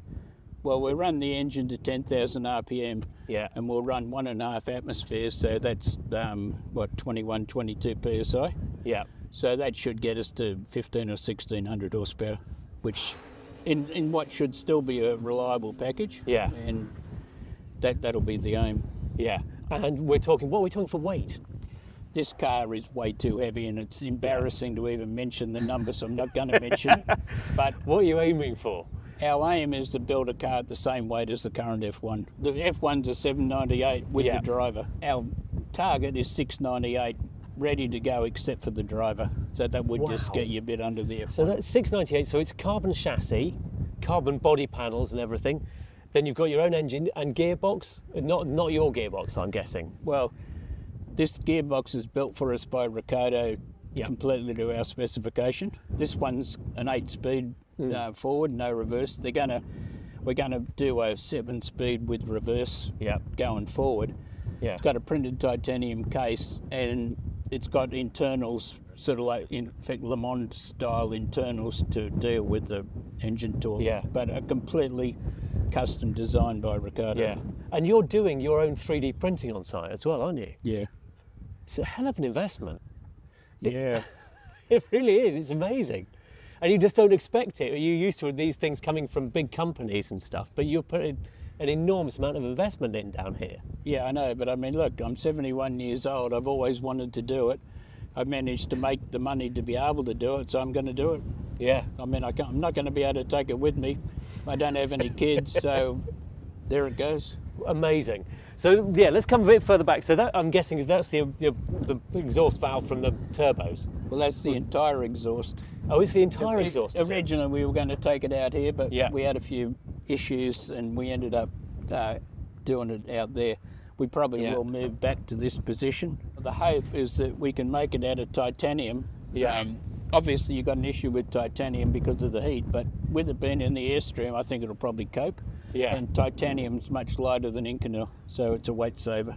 So look, just looking down the side of the car, obviously you're venting air out behind the front wheels there, so you're trying to get rid of the air there. But you've got intakes here, but there's a slot right down the bottom there. Is this all part of the aero package? Yeah, the slot feeds air into the back of the floor and just improves the floor flow. And on the CFD, we got a massive increase in the operation of the floor with it, so yeah. And so downforce, you were saying this is 4,000 kilos or whatever. What sort of lap times, what sort of performance do you think that's going to be giving you? Well, on the version 2 car, we've run through simulation software that we use at the race team in the UK. Yep. And with 1,500 horsepower and the same weight as a current F1 car, it shows the car 7 seconds a lap quicker around Albert Park than an RB20.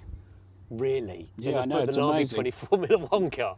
I mean, 1,500 horsepower gives you a lot of straight line shunt, doesn't it? Yeah, I mean, it makes a massive... I mean, look, it's unfair on the F1 guys because obviously they're all running around with a hands tied behind their back, but that's just the reality of the situation, and we just want to show that, you know, other things are possible. Obviously single-seater. Can we have a look inside the cockpit? Yeah, sure. How does it open? Yeah, well, that's a good question. I think it's round the back here. Oh, is it on that pull? Oh, look at that. Steering wheel's titanium, and the column, and we have air conditioning as well. Because that was going to be my next question. It's going to get hot in there under that canopy, isn't if you it? shut the canopy and the sun is out, you can get up to 50 degrees here in 5 or 10 minutes. Yeah. Honestly, you couldn't drive the car without the air. And the other beauty is, of course, once you've got that, it's actually going to be comfortable. Yeah. And that's important. Is it all right if I ever sit in? Yeah, no, go ahead. Right, I'm going to have to take my... You're not going to find that seat very comfortable. It's hard carbon, but anyway. Right, okay, let's give it a go. Haven't got my small race boots on today. What have we got going on? You've got a DRS button on here, so you've got an active rear wing, obviously. Yeah, we can have it. I'm not sure if we'll end up actually having it in the production car because it doesn't make that much difference, and you're going to have weight and complications. So that one's a 50-50. Fine, okay. And you've got a lot of mechanical adjustments you can do here. So brake bias, different settings as well. We have ABS. Yep. And we also have automatic upshifts, and you can set which gear you start the automatic upshifts in. Okay. Because you don't need it when you get to 4th or 5th. Yeah. But we need to make the car drivable, and things like ABS and automatic upshifts help you a lot because, you know, the engine speed comes up so quickly that it's very difficult without those sort of things. Yeah. And what are you going to be running? So you've got 3 screens in front of me here. What are you going to be running on those? Just all the technical information and stuff? We probably put a bit of a camera view on the two, each one on the side so you can look out the back. Yeah, just in case anyone's there. Yeah. Excellent. Right, let me just jump back out. Amazing. Right, I want to come around the back because you've got a lot of surface area here, isn't it? And I think when you see the car from the side, it looks quite heavy, so quite like a Batmobile, really, isn't it? You need the fins to balance the cockpit visually. If you just have a cockpit in the middle and it's flat, it's ugly. It doesn't look right. That's the main reason for the curves in the fenders is the Italians that say it's just optical. Yeah. But obviously the fin does have some advantages aerodynamically. Yeah, because if anything, it's almost like there's a riff on it. It's like an old land speed record car. It's got, because these fins, the pods, are as big as the central pod in itself. Yeah, they're much lighter though. Yeah, a lot lighter. Yeah. And then you've got this enormous twin plane rear wing and a rear diffuser, which finishes obviously quite a bit earlier at the moment. Is that design going to change? On the version 2 car, we've got a lot more out of the floor than we have on this car. Yeah. We've got some massive gains there. We're moving the lower control arms up in line with the drive shaft. Yep. So they won't be in the airstream anymore, they'll be above. And that's a massive gain as well. And just looking down there, are those 3D printed wheel hubs you've got as well? Yeah. And the suspension arms, suspension arm ends as well. The ends are 3D printed titanium, and titanium printed uprights. So, I mean, titanium's a fundamentally better metal than aluminium, so we want to use it wherever we can, really. And what's the plan with the car? Are you hoping to go into production with it? Yeah, we'd like to. You know, we'd sort of. I figure we try and build 30 cars and sell 27 of them. You're going to need a prototype. I'm going to at least want to keep one, and there'll probably be something that gets screwed up. So, but yeah, we would like to. I mean, look, we see this car as a competitor to the RB17, and so you know we're going to go after that. Fantastic, and you're there ahead of them at the moment. Yeah, well, you know. Obviously, they got a massive amount of resource and all the other stuff, so I don't know how that's going to pan out, but, you know, it's good to have a target and we just give it a shot. Great, fantastic. Right, do you think we can start it up and have a listen? Yeah, sure. Brilliant.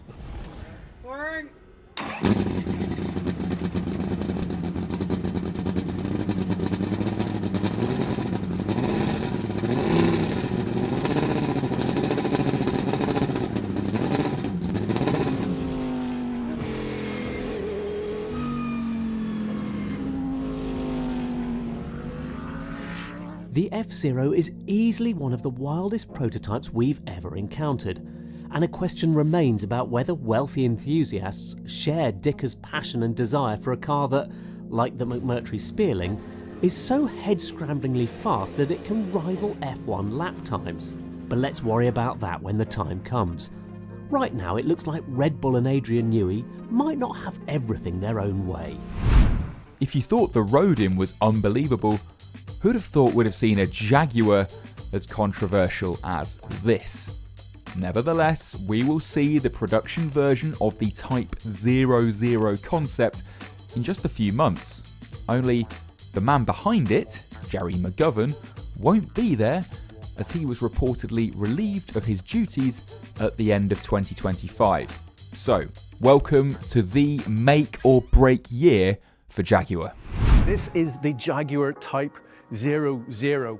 As you can probably tell from the name, it's the reset of all resets for Jaguar. This is a brand that's been around for almost 90 years, has given us the D-Type, the E-Type, the XJ, the XJS, lots of genuinely iconic cars. But they've been struggling a bit the last few years. And a huge amount of thought has gone into basically how do we reimagine Jaguar? It really is pushing the giant reset button. And I walked in here about 45 minutes ago and saw this thing, and I have been to a lot of these presentations over the years. And, well, frankly, I used a word that we can't use on a family channel. Let's just say, wow. I mean, look at it. All right, let's take a deep breath. Since we saw the car at an early preview, Jaguar began its social media campaign, rolling out taglines like "Live Vivid" and "Delete Ordinary." It also previewed its new logo, which it calls the Device Mark. Oscar Wilde famously said that the only thing worse than being talked about is not being talked about. Well, Jaguar has certainly been talked about. It even made it onto the mainstream news agenda in a major way. That's the good bit. The bad bit is that its bold new strategy has been eviscerated by pretty much everyone, including those well-known moderates, Elon Musk and Nigel Farage. Having seen the car, we knew that there was serious substance to back up the marketing flim-flam. Yes, some of it was perilously close to a Christmas fragrance commercial, but when Jaguar employees are being personally trolled, well, surely it's time to get a grip. And so to the car, like we say, there's substance here, lots of it. Jaguar's new creative philosophy is summarised in 2 words: exuberant modernism. According to JLR's Chief Creative Officer, Jerry McGovern, it's the result of brave, unconstrained creative thinking and unwavering determination. They've really gone for it. It's over 5 metres long, seriously cab rearwards, and pushes the idea of proportion to the limit. Check out the amount of metal there is between the front axle and the dashboard. There are curves on it, but you don't notice them so much as the bluff surfaces. Think Rolls-Royce Spectre meets Tesla Cybertruck, with a bit of Hot Wheels hot rod thrown in. Think, wow. Then there's the colour. It's called Rodin Rose, but has been dubbed Miami Pink, because it is pink, and the car debuted in Miami at the start of the city's famous Art Week. There is a London blue car though, if you don't want to look like Barbie. Indeed, an increased emphasis on colour is a big part of the exuberance that we mentioned earlier. I wonder what it would look like in black, or British racing green for that matter. The Type 00 name suggests that the company isn't completely jettisoning its past. The E-Type is and always will be one of the all-time greats, but the point is that it came pretty much out of nowhere and blew everyone's minds. Jaguar is hoping for a similar shock and awe here. And the Zeros? Well, this is car 0 in the new design type line, and it's fully electric, so it's zero emissions at the tailpipe. Tailpipe? Not only does the Type 00 not have one of those, it also doesn't have a rear window. There is a tailgate and a glazed roof, but the eye goes straight to the horizontal strike-through at the rear. That's part of the new design approach, and mirrors the strike-through at the front, on the roof and ahead of the windscreen. And if you think the exterior is a bit nuts, wait until you see what lies behind the butterfly doors. Brass, travertine stone and textiles provide the main touch points in here. The stone element acts as a plinth that supports the seats and a central spine that separates the passenger from the driver. There's a wool blend on the seats and across the soundbar. The instrument and infotainment screens slide in and out of view. Look, it's connected up the wazoo, but the Type 00 also sees itself as a digital detox. And that's an idea that's deepened by this thing, the Prism case. This is where the car really goes off the deep end. The case sits in a special section on the body side and contains 3 totems of natural materials: brass, travertine and alabaster. Simply place one of those inside the center console and you can tailor the mood of the interior, the lighting, the sound and the screen graphics. It's a new concept and personalization, says Jaguar. Sheesh, I can remember when electric windows were a thing. This is more like Blade Runner 2049. As Jerry McGovern says, this is big. It's about the total experience. As well as completely reimagining the design, Jaguar is reframing the customer relationship. There will be a new digital ecosystem. Forget the traditional car showroom and dealer, think Hermes or Dior or Louis Vuitton. The first curated brand store is due to open in Paris. Jaguar revealed the car in Miami because it wants to connect with the diverse, younger and more creative audience that gathers there. That dull thud that you can hear is the sound of 1,000 gin and tonics being dropped onto golf club room carpets.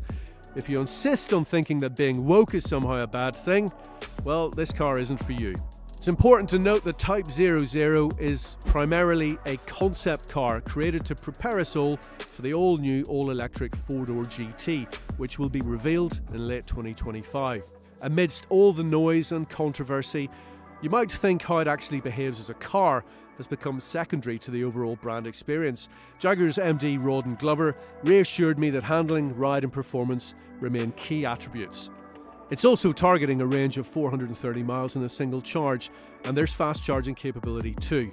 There's so much in this car that's so special and forward-thinking, modernist, a bit brutalist.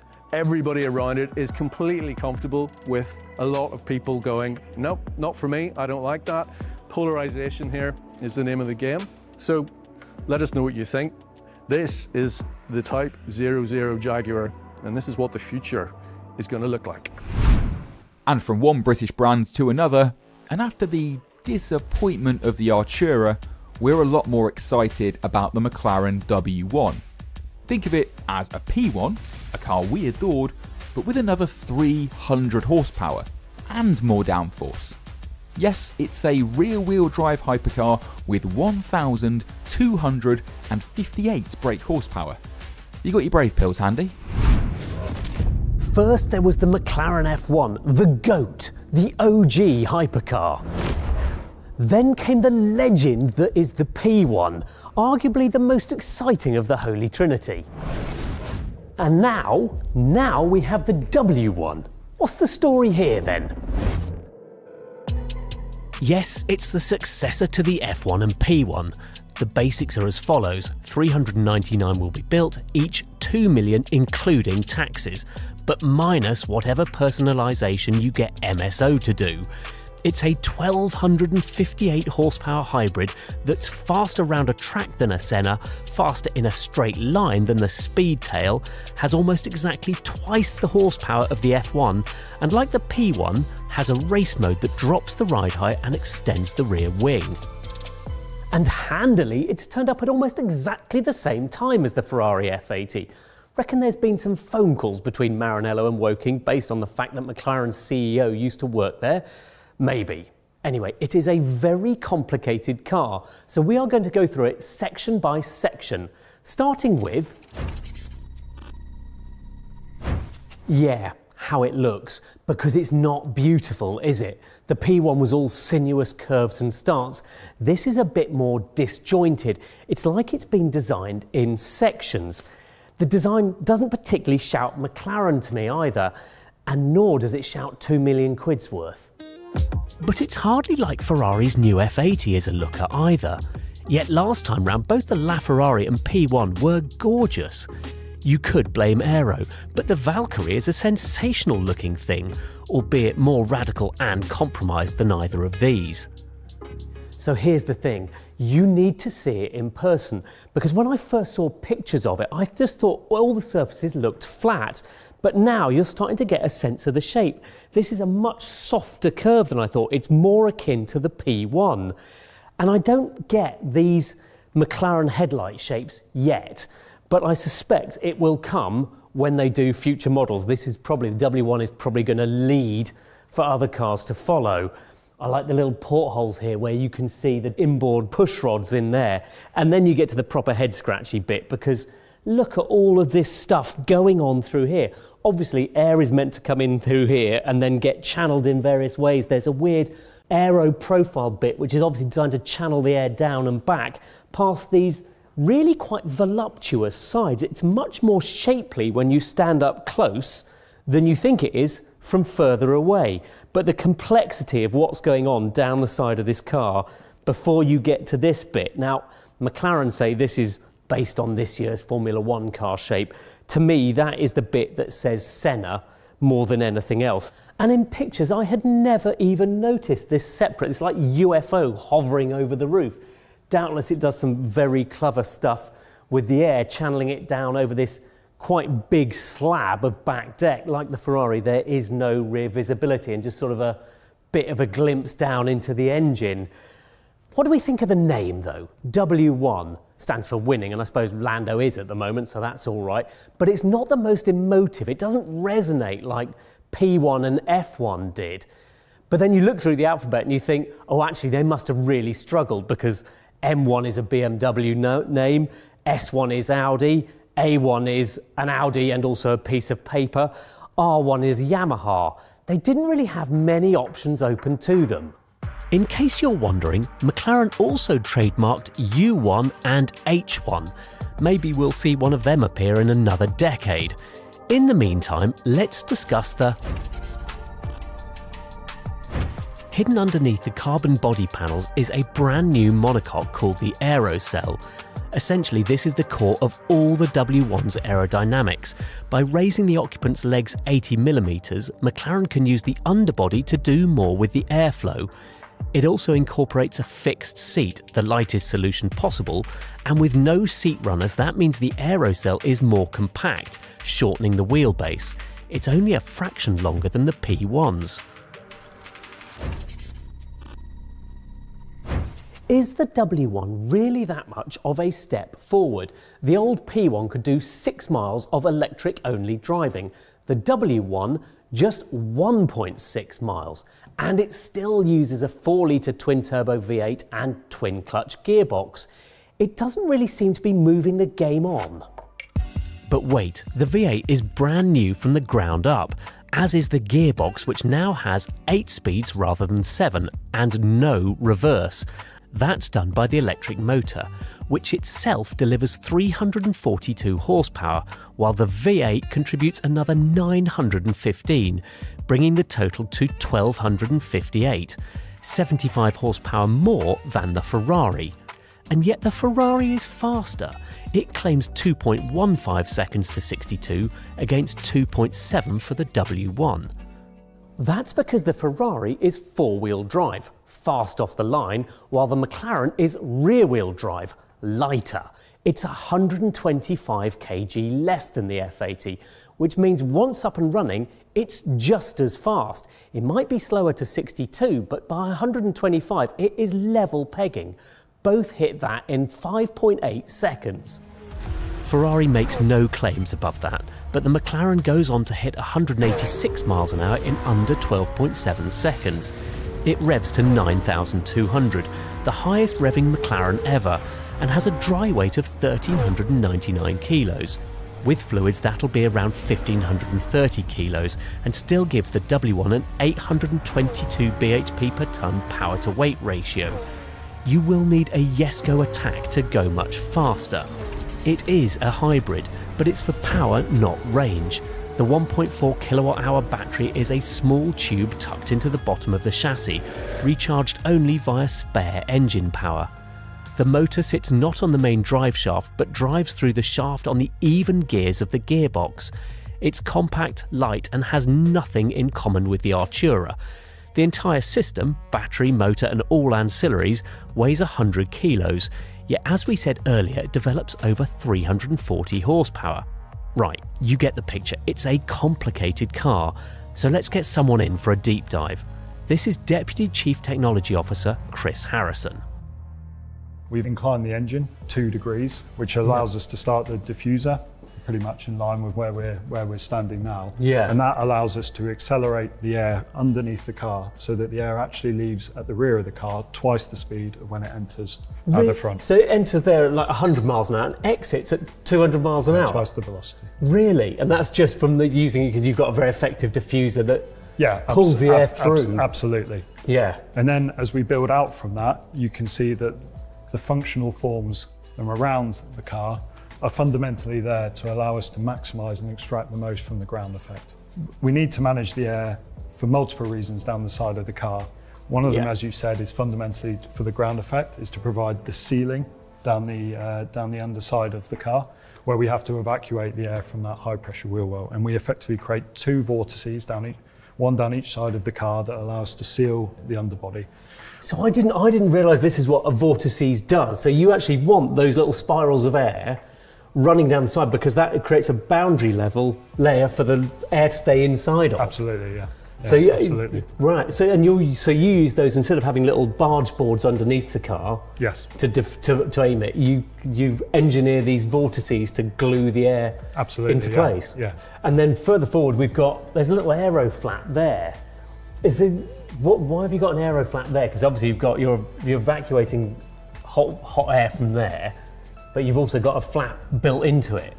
Yeah, as we said, it's also helping us managing air up and over the car.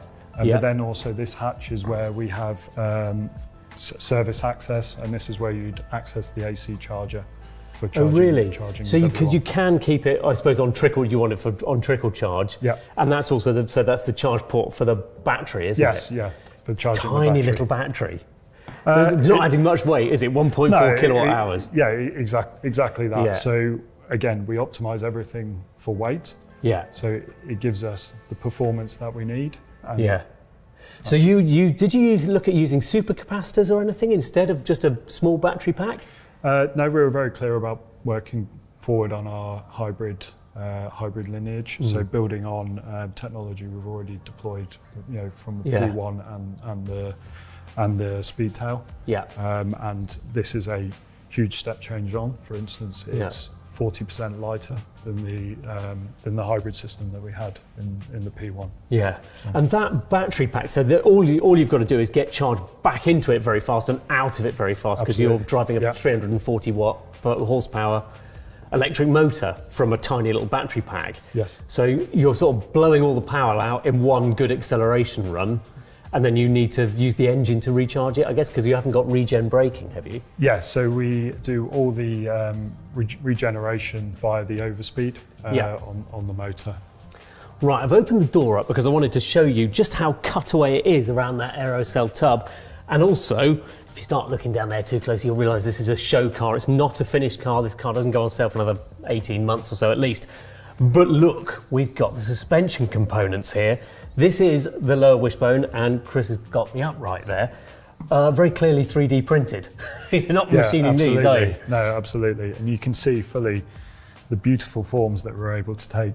The opportunities that we can exploit by using 3D printing is we can create a homogeneous form that enables us to incorporate not just the loads that these components need to see, but also the aerodynamic form as well. Yeah. This element up here, in none of the pictures had I noticed this sort of little bat wing job on top. What's it? I'm assuming it's gluing the air to the back deck. Yeah, so we call this the flow diverter, and effectively its role is, as you say, is it ensures that we get the air glued to the back of the car to allow the active long tail to function. So we need to feed the active long tail with clean air. Yeah. This also helps channel air. If you can imagine, the car is sideways, and we've got air acting sideways. This allows us then to channel the air down further onto the spoiler. Right.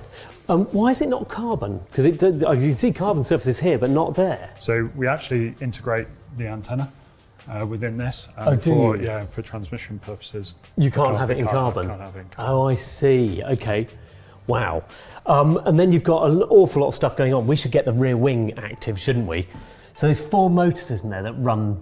Yeah, so they're driven by electric motors, which is a first. So previous McLarens have been hydraulically operated. And you'll see as the wing extends rearwards into race mode, the wing in itself can extend. So that's road mode this now, is, isn't this it? is road and mode. Then then we can deploy the wing 300mm rearwards for race mode. Which isn't road legal, just like P1. Correct. Yeah, as soon as you've sent the wing out the back. Yeah, correct. Isn't road legal. And then we have up to 29.5 degrees of adjustment in the angle of attack of the wing. Because at the moment, I mean, it's weird, isn't it? I mean, I don't understand aero at the best of times, but you look at that wing and you go, well, hang on, that looks like it should be giving you lift rather than downforce. Why is it not up at an angle? So if you think about the ground effects concept, so we're using the underbody of the car to generate the downforce. Mm-hmm. What the wing is actually doing by extending rearwards is effectively increasing the length of the diffuser, so the overall active area of the diffuser. So the angle of that diffuser coming up sort of meets the back of the spoiler, and so you've just got a virtual diffuser out the back. So in the purest possible terms, it's a long tail. And yeah, absolutely. Yeah. And there's a weird thing here as well. I've noticed there's like a cutout through the arm of the upright there. What's going on there? Yeah, so that's basically when we're cornering. If we get any pressure build-up on the inside of the wing, this effectively allows us to relieve that pressure and also make sure that we keep the wing functioning as we need to. Oh, really? And so 1399 kilos, and these are the aluminium wheels, aren't you? But you've got a magnesium wheel option, haven't you? Yes, we have a magnesium wheel option, which saves 6 kilos. 6 kilos around the car? Yeah. Okay, so that gets you down to your magic 1399 figure. Yes. Yeah. Do you know what it's going to? You're not going to claim a wet. You're not going to tell me a wet weight yet, are you? Not today. No, Ollie. Yeah. But, Since we've got the door open, let's go and have a look around the cabin. But before we even get to that, just look at how crazy the shape of this door is. Look at all the aero elements here and all these bits and pieces to it. And then, of course, we've got the fact that it's a gull-wing door now. McLaren likes to call it its anhydral door. But the main reason they've done that isn't because it looks cool, although it does, but it means they haven't had to package all the struts and hinges in this area, which would have upset all the aero work they're trying to do, getting air out from the front wheel arch. It's quite cool. Anyway, come around this side, and McLaren realised out quite early on that they wouldn't be able to package a boot in the nose, and their luggage was going to have to go somewhere else.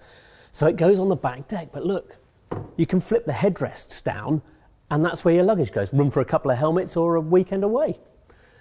Right, you pop round the other side, I'm going to jump in.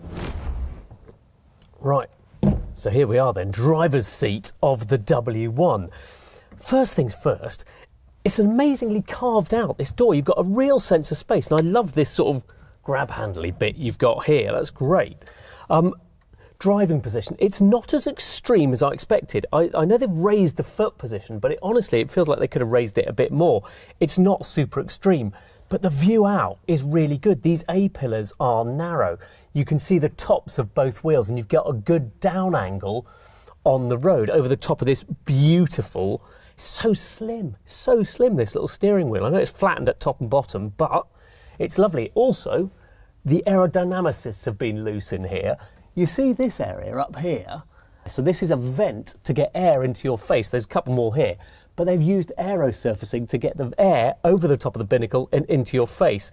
That's all digital, by the way. That's a big digital screen there. All of these are now made of aluminium, and they've got all the little knurling on them. And it's the same down here, where you've got this sort of screen edge around here, and the cup holders which slide in and out. So you've actually got a reasonable amount of storage down here, and your USB slots and everything else. Look, how to tell this car is a model though, look. Yeah, the steering's not actually connected to anything. It does have the important buttons on it though for boost, which will give you your 342 horsepower of electric instantly, and your aero button for the DRS mode. Other interesting things, the seats are completely fixed, so they don't move. The pedals move on their little slider, and the steering moves. And this material, it's called InnoKnit, okay? You can have your regular Alcantaras and leathers if you want, but this is actually a woven material that is quite clever. They can lay it over the top of the speakers like they have here, and the ambient lighting, so it glows from behind. It's just one of those sort of little sustainable, innovative little touches they've got. And then you look up on the ceiling, obviously you've got the Gorilla Glass lighting through here to get a bit more light into the cabin. You've got I think they're claiming the world's thinnest sun visors, just 3mm thick, these, and the all-important pad of buttons up there to start and stop the car, and the gear changes, and drop it into race mode. Yeah, race mode, that's what you want to be in this, isn't it? Race mode drops the car 37mm at the front and 17 at the rear. 4 electric motors drive the rear wing, sending it back 300mm for a virtual longtail effect. In that mode, it develops 350 kilos of downforce at the front and 650 at the rear. Let's sum up what we know so far. Ferrari has taken a risk with the F80, four-wheel drive, V6, electric motors, Le Mans vibe. McLaren, however, has stuck close to the P1's template. The focus is still on driver engagement and purity, just with a massive power hike. 1,250 horsepower through the rear wheels. What we can say at the moment is this is probably going to be wilder to drive than it is to look at. Time for another Restomod Porsche, but wait, this one is not a 911. Unlike all good Restomods, it's driven by one man's mad passion for an obscure old car. This is the Nardoni 928. We can't wait to drive it later this year. What's that you say? Another Restomod based on a Porsche? Well, yes, but this one isn't a 911. This is the Nardoni 928, for our money one of the most intriguing Restomods so far. Certainly the most left field. The 928 was the company's GT, originally conceived as Porsche's new halo car, in an era when the 911's crown was slipping a little bit. At one point, they were even considering a V10. Porsche's boss at the time, Ernest Fuhrmann, thought a bigger, more luxurious sports GT was a safer bet than the quirky rear-engine 911. But then the 928 project's evolution was disrupted by the 1973 energy crisis, and everybody was suddenly very, very focused indeed on fuel efficiency. When it finally emerged in 1977, the 928 looked like it had been beamed in from the 21st century. It was designed by the brilliantly named Wolfgang Möbius under the watchful eye of Porsche's design boss Tony Lepine, who's one of the great unsung heroes of car design. The 928 was rounded, sculpted, smoother of form. It looked super futuristic, and it was also notably devoid of any spoilers or aero devices. Tom Cruise drove one into a lake in the early 80s Brat Pack film Risky Business. And the film director Stanley Kubrick, well, he drove one and he loved it. Now Frenchman Thierry Nardoni has reimagined it. A one-man band, Nardoni says this is more of a continuation car than a Restomod. He's certainly gone to ridiculous lengths here. The Nardoni 928 contains 3,000 new components, 300 of them in the engine, 198 in the gearbox alone. The interior has been given a fabulous 80s vaporwave minimalist makeover with lots of milled aluminium components and an astonishing audio system. The price? €480,000. Now, that doesn't include the cost of the donor car. It's probably about 20 to 30k. Thierry, it's lovely to meet you. Same. It's a Porsche 928. Exactly. And yet, it's not a Porsche 928. Yeah, so not a lot remain. What makes it the Nardoni 928? So we created 3,000 parts for the car, so there is a lot of change. The body, as you can see, there is not a lot remaining from the original car. Just the doors, yeah? We kept the doors, yeah. For regulation mainly, but also they are aluminum, so they are very light, so there is no point to replace with carbon. But otherwise, everything else, including the windshield, it's new. And you worked with a design agency in Italy called Yeah. Borromeo de Silva. Exactly. And that's Carlo Borromeo, Yeah, who's a very cool, very well-connected guy. Yeah. And the de Silva is The son of Walter. The son of Walter de Silva, exactly, Fabio. Fabio de Silva, yeah. Did you brief them, or how did it work? It was, let's say, a very natural collaboration. They loved the idea to work on a 928, which is not a 911. Yeah, we started with a list of things that we wanted to improve on the original car. You know, you can do a backdate of a 911, but it's hard to backdate a 928. So we wanted to make more like a continuation. To move it forward rather than exactly. kind of... Like if Porsche never stopped the production after 995. So that was the idea. And we took inspiration. If you take a look at lines like this, or the shape of the fenders, it's inspired by many modern Porsche after 95 or in this area. Okay, so what were the list of things that you wanted to change? For example, I'm not a big fan of the flat fender at the back, you know. That was one of them. When they did the version of the GTS, they enlarged the fenders at the back, but not at the front. So I wanted to correct this a little bit. We realized that the car was very long at the front and quite short at the back, especially when you look at the phase one without the small tailgate. You realize that there is a lot in the front. So we started by removing 4 centimeters at the front, and we added them at the back. So shorter at the front, longer at the rear. Exactly. So now if you look, the balance is better if you look on the side, and in my opinion, of course. But that's one of the little change we made. We did also we changed the curve of this glass here. Usually it's more like this. So we had to recreate this one. Now, as you can see, the trunk doesn't open like the original one. Yes, the whole hatch opened. Yeah, didn't only the window open now with the spoiler. And this part here is now part of the C-pillar with a kind of roll cage integrated into it. And that's all carbon fiber? Exactly, and surrounded by carbon fiber. The roll cage is metal. Yeah. We have a lot of reinforcement between the two pillars. And I mean, I drove the car like 2 kilometers so far, but because we just finished it. But you can feel that it's way it must be much stiffer. Much stiffer. Yeah. The suspension has been reconfigured with new upper and lower hubs front and rear, a bigger bearing and custom bushes. The brakes are bigger too, and they're supplied by Brembo. The donor car's steering rack was deemed too long, so that's been shortened and re-engineered for more directness, for improved sensation and likely a more positive front end. The wheels are new too, following failed experiments with period-correct BBS alloys and Porsche items. Nothing would fit, so Thierry designed his own, inspired by the 928 S4's wheels and 80s turbofan examples. See, the way the door's shut, the sound the bonnet makes when it opens. Yeah.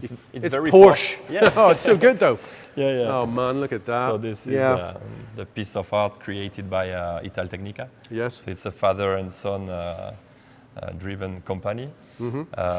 It's same. When you go in that type of company, and I think it's 30 something years old. The father used to work a lot with Jean Todt back in the days, and with Maserati, with a lot of famous brands. And when I presented the project, what I liked is that they were already in the Restomod business, you know.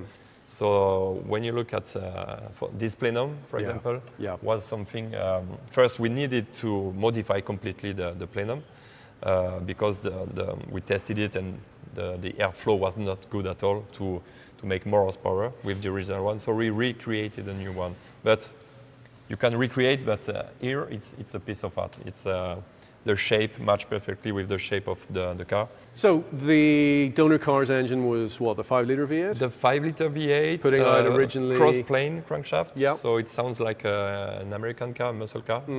Now it sounds like a NASCAR.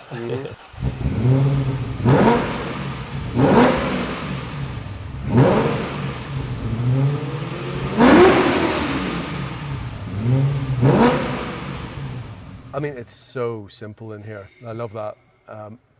Modern cars are just, oh look, I mean, a lot of the functionality is great. Yeah. Connectivity, everybody wants it, but you know, at the end of the day, this is like a rest for your eyes, isn't it? Apart from anything else. You know, so cool. So what is this all machined from CNC machined from aluminium? Exactly. Yeah. It's a solid block of aluminium here, solid block of aluminium here, and we integrated the electronic of the autoradio. But yes, you're right. We try to simplify as much as possible. So you have all the necessary buttons here and here, and that's it. To me, you know, electronic is great in a car when it serves cause like safety.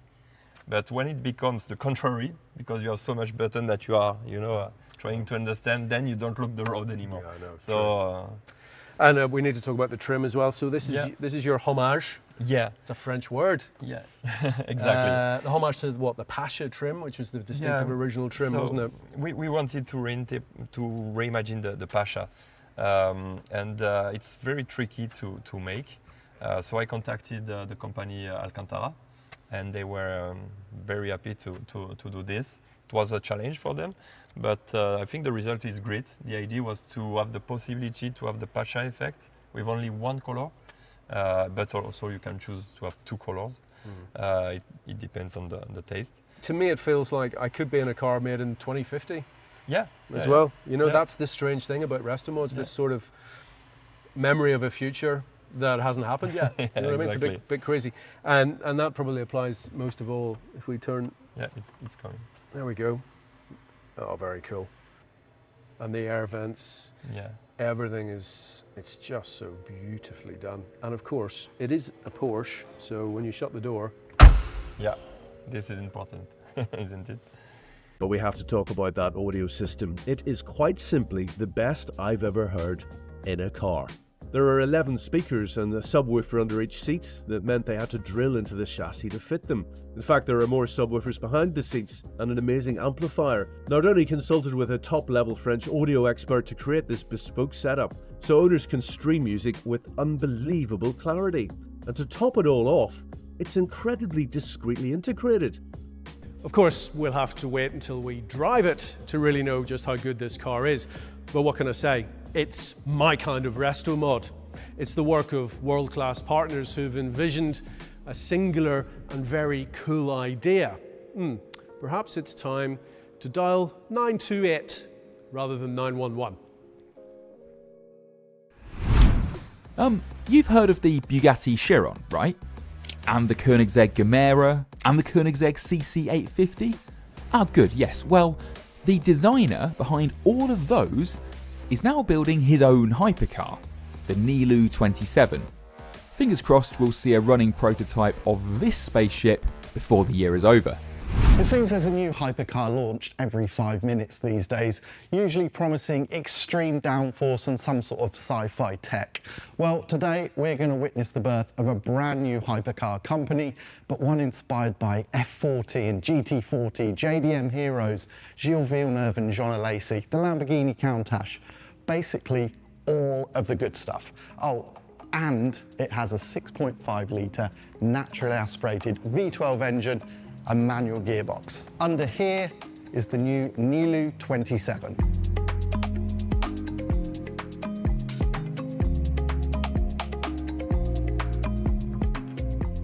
Let me get this right. The new marque is NILU 27 and its first car is this, simply the NILU. The name is a portmanteau of the children's names of founders Sasha and Ina, and the 27 is a reference to Gilles Villeneuve. As a kid growing up in the former Soviet Union, Sasha had just one picture to spark his passion. It was of Gilles fully lit in a Ferrari F1 car. Sasha's career is remarkable, designer of Huracan, Chiron, Koenigsegg Giamaro and CC850 amongst others. His pedigree is impeccable. Plus, the car's spec is mouth-watering. 6.5 litre normally aspirated V12 with 1,070 horsepower, 7-speed manual gearbox, circa 1,200 kilos, and so much attitude it hurts. So let's meet the man and the creation. So this car has all the right ingredients and I think it looks fantastic too, but I want to talk about the concept, the high-level inspiration for this car. So I'm joined by Sasha, who's going to run through where this thing's come from, obviously from his brain, but what was the process to get here? So thanks for spending some time with us. Just give us the lowdown on where you've come from and what you want to achieve with this car. Well, first of all, great having you guys here, so thank you very much. It's a dream come true. It's really hard to put into words what this car means to me. I've been working on it for the last 15, 20 years. Yeah. My entire time in the car industry, basically, this was in the back of my mind. I started off designing for car companies. I had a job at VW Group, which ended up with me joining Lamborghini for the Huracan project. I was responsible for exterior design at Bugatti during the times of the Chiron and Vision Gran Turismo. Those were my exteriors. Koenigsegg was another big chapter of my life. Giamaro and CC850. So, but all along, this car was in the back of my mind, and to have an opportunity to start my own car company and to design a car from, you know, my vision and my dream is just an incredible, just lifelong dream come true. Okay, so you've got an incredible pedigree in the hypercar space. You have to have some unique qualities. So how would you sum up what you wanted to achieve? Well, so I had this feeling kind of growing in me for all these years that the hypercar world and sports car, you know, industry in general was slightly veering off course. That adding more technology while the cars were getting faster and faster and faster wasn't necessarily adding more emotion and wasn't necessarily speaking to the petrol head in me. So things like seamless shifting or driver assists or electrification, digitalization, over-the-air updates, connectivity with your devices, all these things that we're used to in everyday life and in modern cars, they kind of detract from the essential experience, sports car experience. And every single time I had a chance to go, both as a driver, as a passenger, and I don't know, even something as simple as a Exige, a Club Sport Exige with semi-slicks and straight cut gears, and the level of joy that I would experience from those cars was just on a different planet, even compared to a most refined modern hypercar. These bare bones, simple, borderline racing machines were always what captivated me. So this car was meant to be the most puristic expression of my feelings and my love towards, you know, sports cars and hypercars. And I think there's a sentiment already now growing that technology has kind of forced the industry off track a little bit. And there's a few people doing an amazing job with that same sentiment. What also sets us apart is what I call the whole factor. It's a very important part of the story that we're trying to tell here. The car needs to be poster worthy. It needs to kind of capture your imagination, and every one of your senses needs to be rewarded with the experience. Okay, so it's about purity of driving experience, but with that brutal, visceral excitement that you get when you look at like a Lamborghini Countach or a GT40.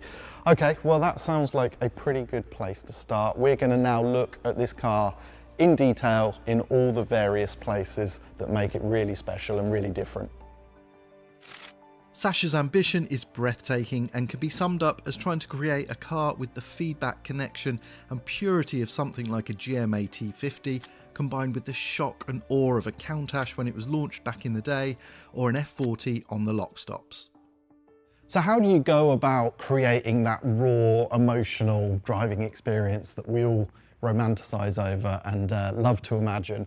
Well, basically by not trying to reinvent the wheel in some spaces, but getting something really extreme in others. So effectively this car, under the skin, carbon fiber tub, aluminium subframes front and rear for the suspension, which are double wishbone, push rod operated dampers. So everything's sort of like race car best practice, if you like, but nothing too crazy. We've got gull wing doors on this car. These are safety pins, if you're wondering.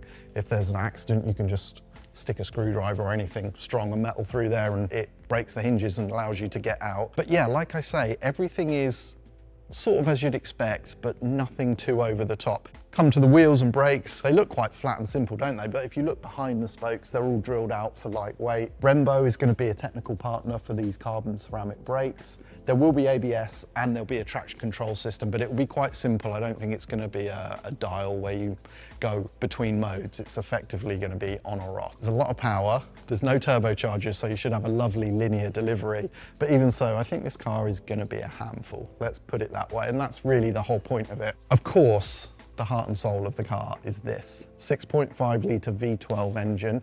It's supplied by Hartley Engines, New Zealand company, run by Nelson Hartley, who's the brother of Brendan Hartley, World Endurance Championship driver and former F1 driver too. So let's talk about this thing. The basic numbers, 1,070 horsepower at 11,000 RPM, 630 foot-pounds torque, about 7,000 RPM. Basically, Hartley have been wanting to build their own engine. They're a specialist, they do a lot of race engines. They've built a Toyota V12 high-spec engine, but they wanted to create something bespoke, and that is this. So it's bespoke block, completely bespoke project, big bore, short stroke. They describe it as a monster, and they're very, very excited about it.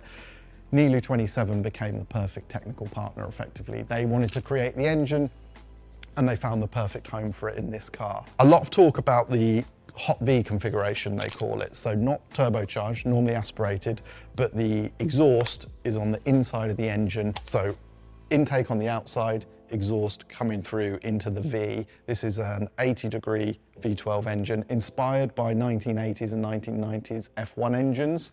So they wanted to create something highly charged, basically, emotion, excitement. The quote I read was they wanted to be a little bit crazy. Well, 1,070 horsepower at 11,000 RPM should do the trick. The car is going to weigh somewhere in the 1,200 kilo range, so power to weight is going to be fantastic. But yeah, 7-speed manual Cima gearbox. Cima used to supply Pagani in the Zonda days, and Koenigsegg as well with a 6-speed manual. This is a new 7-speed manual. So no great revolution in some respects, but it's got everything you want. Lightweight, stiff carbon tub, push rod operated suspension, double wishbones, all the right stuff, and then this whacking great, naturally aspirated 6.5 litre V12 that revs beyond where you would imagine it could. So I think a fantastic recipe for an aggressive and nutty car. I mean, what else do you want? Perhaps one genuine disappointment is that the NILU will be limited to just 15 examples, and this first car will not be homologated for road use. However, there are plans for a road version. This first car costs around $3.7 million, with the road car limited to 54 units, coming in at more like $2.8 million. The first cars will be built by the Aria Group in Irvine, California, but there are plans for a production facility. So it's big money, but there's much to be excited about here, including on the inside. I'm trying to be cynical about this car because it basically pays to be cynical about new hypercars. They come and go so quick, but I really dig this thing, and the interior is just another example of the functionality, about how they get that stripping back all the extra superfluous stuff actually should increase the pleasure of the driving experience. Very simple in here, fixed seats, quite reclined. They're going to put an adjustable backrest in so you can change that position, but the pedals and the dash move with the steering wheel, so that's all adjustable. This lovely gated shifter is raised up a bit, just like old race cars used to have, like their gear stick on almost like a pedestal. The steering wheel is 350mm in diameter. It's modelled on John Lacey's F1 car, actually, so that's nice little small steering wheel, but it means the dials have to be outside of the diameter of the steering wheel. Nice, big, clear, simple, no screens. We've got a digital rearview mirror, and that's basically it. There's no infotainment. There is Bluetooth speakers. There's one here, and then they're here on the seats. But basically, it feels special because everything's functional and the view out is fantastic. All of this cross bracing is a real part of the chassis. And then when you're in it, there's this classic race car vibe to the whole thing with the heavily curved windscreen.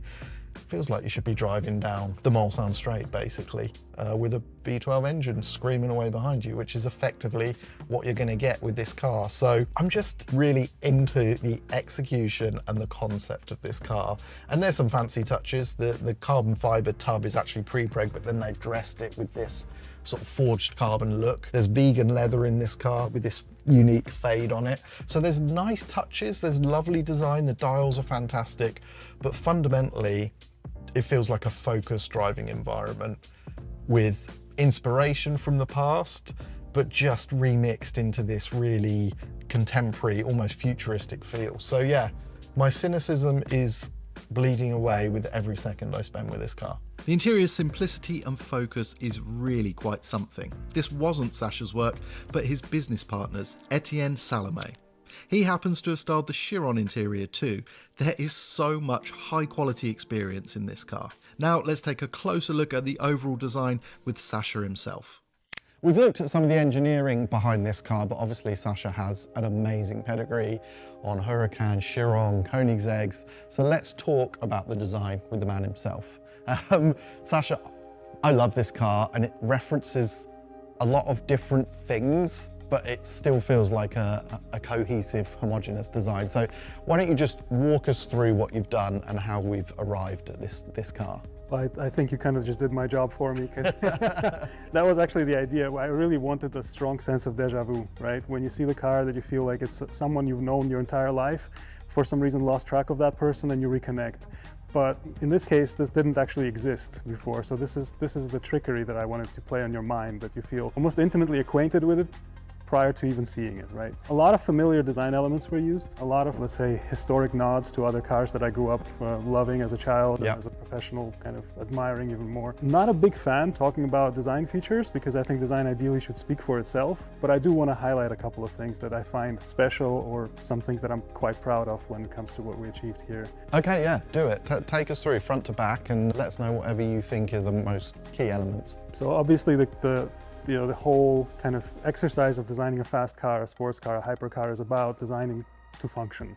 Function is primary. Everything else needs to come as a way to celebrate and as a way to illustrate that function. So we have needs for cooling, we have needs for aerodynamic stability, we have needs for low drag coefficient, and all the design features here serve a purpose. There's nothing superfluous, there's no styling lines that I just find attractive or fancy. They're all done for a good reason. For example, the front of the car, obviously the main feature are these air intakes in the front and the radiators that they serve. But the whole surfacing of the front, if you look at it, it's very full, voluptuous, and sculptural, like a lot of three-dimensionally curved surfaces on the front. But as we get towards the side, they get a lot flatter. The cabin is something I'm very proud of. It took a long time to finesse it, because obviously occupant comfort, ergonomics, headroom, getting in and out of the car, safety. The cabin is really where all these different paths and roads meet. And to nail the cabin is the most challenging, but also the most rewarding part of designing a car. If you got the cabin right, the rest just falls into place almost effortlessly. On the interior, also had a lot of help from a good friend of mine, Etienne Salome, who was ex-head of interiors at Bugatti when I was heading up exteriors. So we were the Chiron team back then, and this is our kind of exterior-interior rematch, so to speak. It's interesting that this is almost the opposite concept to the Chiron, but you guys have both come from there. So that's a funny story too, because when I was working on the Chiron, I already had drawings of this car in mind, and I did show them around, and some of the features did kind of bleed over into that project.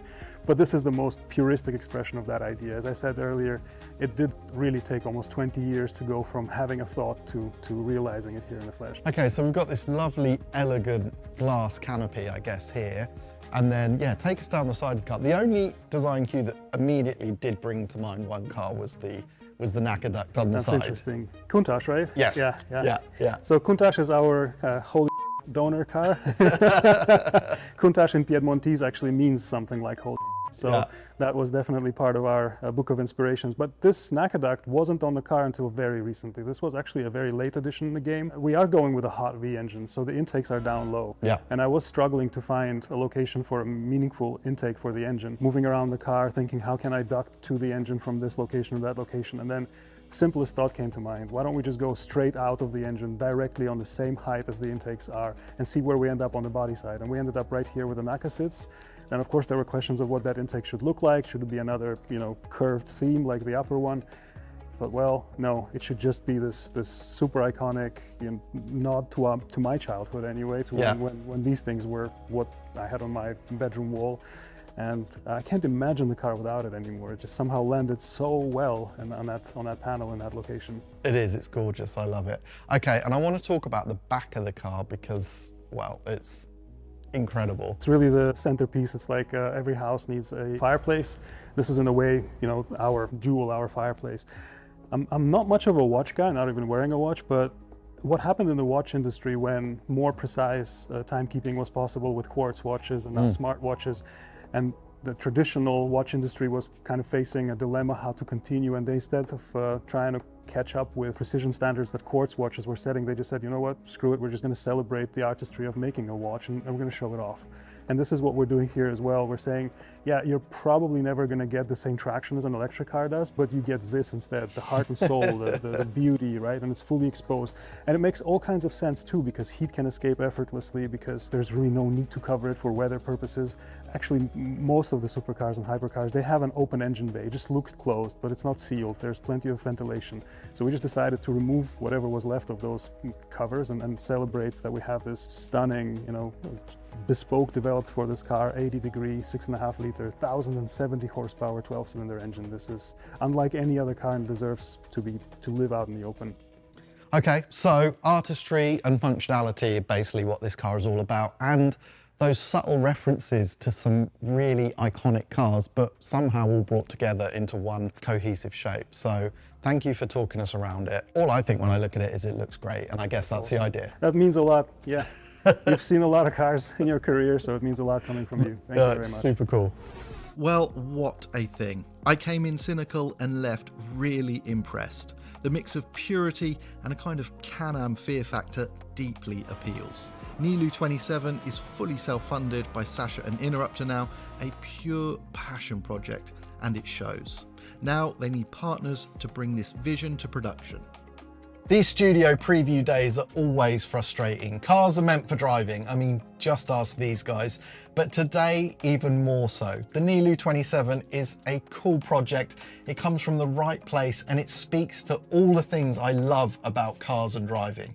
There's still a long way to go before this thing comes fully to life, but I really hope they make it. I just want to be in here, driving with that V12 engine singing away at 11,000 RPM.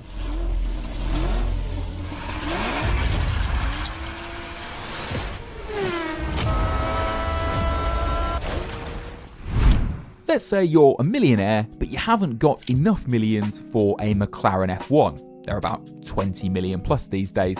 And say you also missed out on the Gordon Murray T50. So how do you scratch your central driving position itch?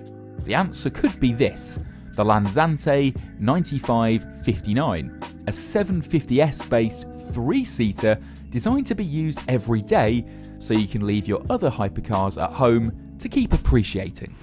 Oh look, a new McLaren. But it's not. But it is. But it's not. What is going on here?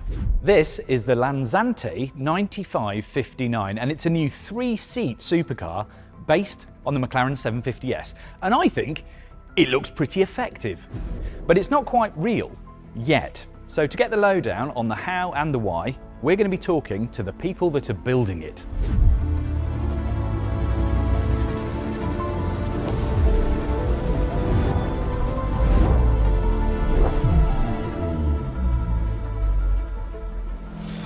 So I want to just do some first impressions.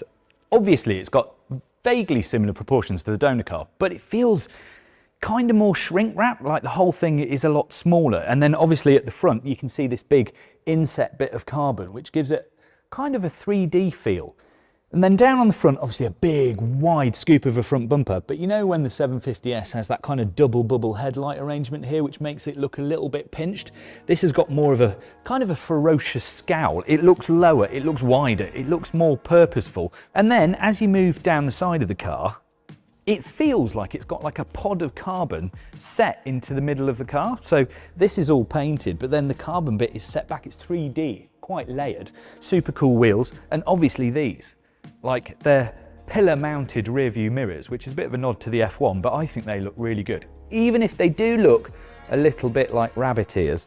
Again, it's got an inset piece of glass in here to drop the window.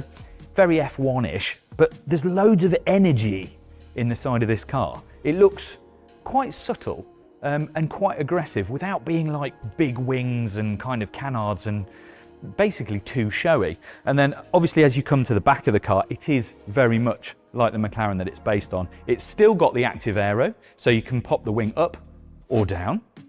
And then because of that central seat, you see this big spine that comes over the top of the car and everything feels quite centralized. You can see through the back window the headrest of this driver's seat, which is slap bang in the middle, and all of this kind of feeds back, makes you feel like it's got a central seat. And also this area towards the back of the car is a lot lower than the standard.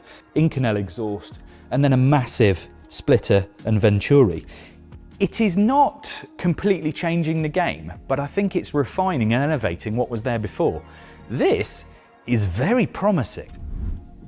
Oh, and that 4-litre twin-turbo V8 is still in the same position in the middle of the car, and it's been upgraded, although not by that much. It's now about 850 brake horsepower, although this car is significantly lighter than standard. But the big news is obviously the 3-seater element. Now this is a buck of the carbon tub, which has been redesigned so you get the driver literally front and centre. Now that makes sense because a central driving position makes it feel like a racy car. Vision is better, weight distribution is better, although I would have to insist that both of my passengers were exactly the same weight, but that would require me to have more than one friend, which I haven't. But 3 in there does look kind of cosy. But this isn't just some gaffer tape and chicken wire hacksaw job, because this is a car built by people with a long and storied history with race cars generally, and McLarens in particular. And it's the code name which gives us some indication. Lanzante, an outfit that won the 1995 Le Mans 24 Hours with the McLaren F1 with the number 59, hence the new car's 9559 designation. A company that took care of F1s in terms of servicing and produced a slew of road-converted racing cars. Cars like the Pagani Zonda R and McLaren P1 GTR. That Porsche 930 Tag Turbo with the Formula 1 engine, that was Lanzante. Mad Mike Widdett's 1000 brake horsepower P1 GTR drift car, Lanzante. The P1 Spider, Lanzante. You get the idea.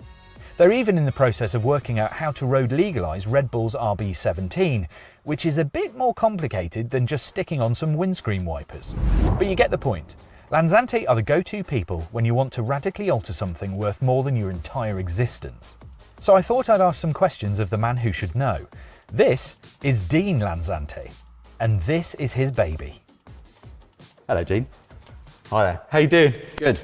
I wanted to have a quick word with you because obviously there's a bit of mythology around 3-seat sports cars and the McLaren F1, and this car bears your name, but there's a bit of a deeper connection between Lanzante and the F1, isn't there? Absolutely. What is that?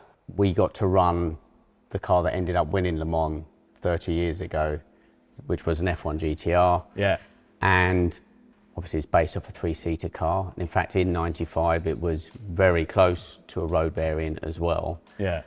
So that's how it all kind of started. And were you involved in that attempt? I was. So I was much younger at that point, How old obviously. were you? Like 5 years old? I was 21 and I was refueling and...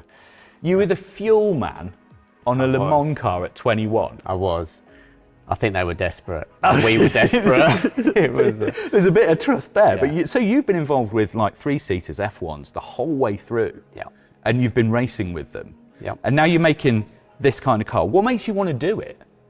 I mean, firstly, what makes it cool, I mean, it is an unrivaled experience sitting in the centre of a car. And the reason for doing this partly links in with the anniversary of Le Mans, so it was the right time. Hence the name. Exactly. Yeah. 95-59, the year and the race number of our car.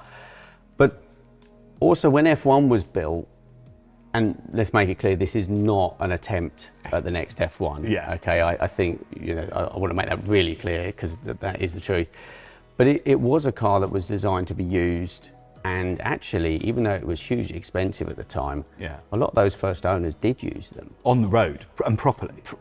Big mileage. And we kind of wanted to go back to that more than anything else. Something that if it's in your garage, you just pick the keys up and go. People have asked for this. People specifically have asked for non-hybrid cars, cars with luggage space.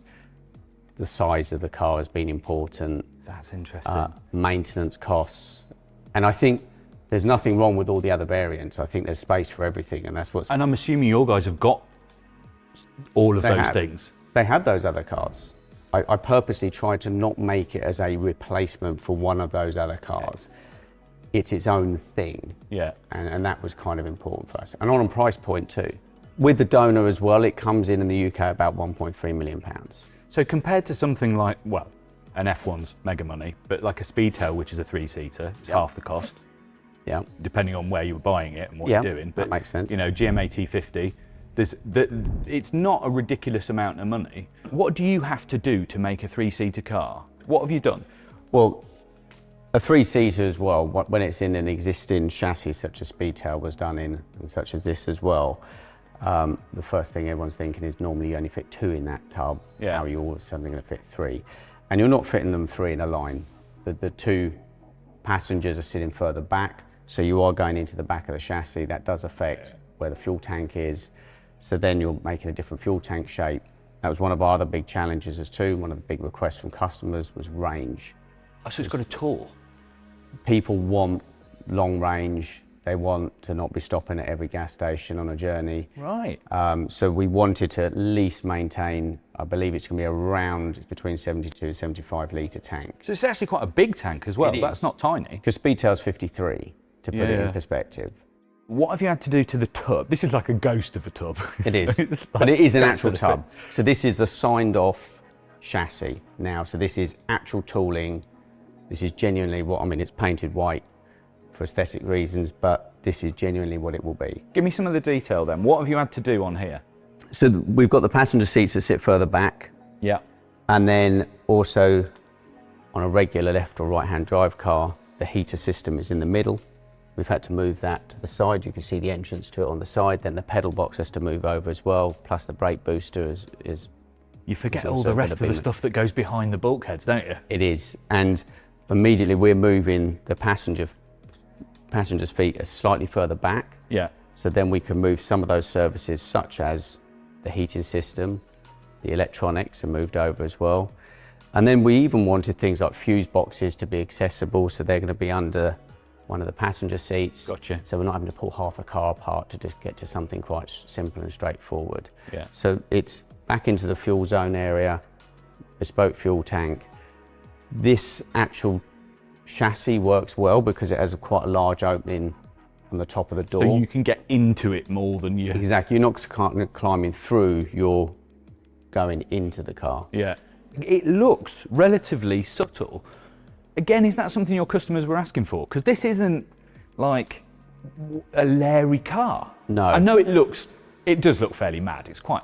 It has some presence. Yeah. And that was important. And this is my favourite bit, by the way. The home, but well, again, this was something loved off of, this was an option on F1. Yeah. Was to have the high nod mirrors. is just And super cool. again, these people, they own Valkyries, they own these amazing cars, but it has to be something different. This had to be something that you could leave outside a restaurant, you could leave at a hotel. I mean, you could genuinely go away for a weekend, you could use this on a tour. Because this has still got the luggage capacity in the nose. It does, so the whole front opens up as an entire front clam. Yeah. We didn't want any brakes in the bodywork. It only actually has 6. For what you're seeing painted, there's only 6 panels. There's a nose, 2 door cards, 2 rear wings, and the aerofoil. Oh, wow. So there's very little panels. It's all an internal skin.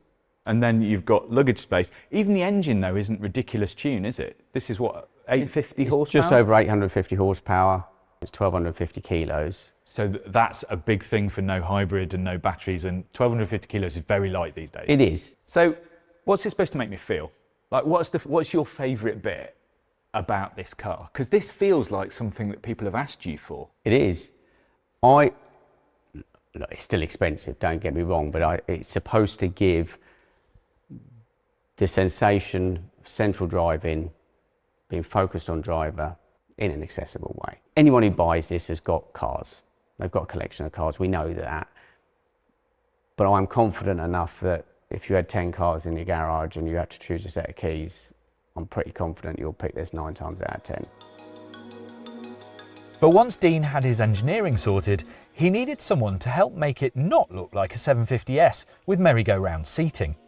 So he called in Paul Howes, a chap who's had quite a lot to do with very fast, very special McLarens in the past. Hey, Paul. Hey, how you doing? I'm all right, thanks. How are you? Yeah, very well, thanks. Here with your new design, your Yeah. new car. Now, you've been around these kind of things before, so you were involved in the P1, the 720S, so this is a familiar thing. Is this an extension of that work, or is this something entirely new? I'd say, you could say yes, because there was a design philosophy that I helped develop. It's more than a design language or like a design trend. Yeah. You know, it really is sounds a bit a bit weird, but it is like a philosophy, you know, of aerodynamics, of, you know, sculptural forms, organic forms with tension, and it's something that I really, really believe in. The feature in the bonnet, that came fairly early, all different shapes and sizes, but we wanted to definitely link the interior and the exterior.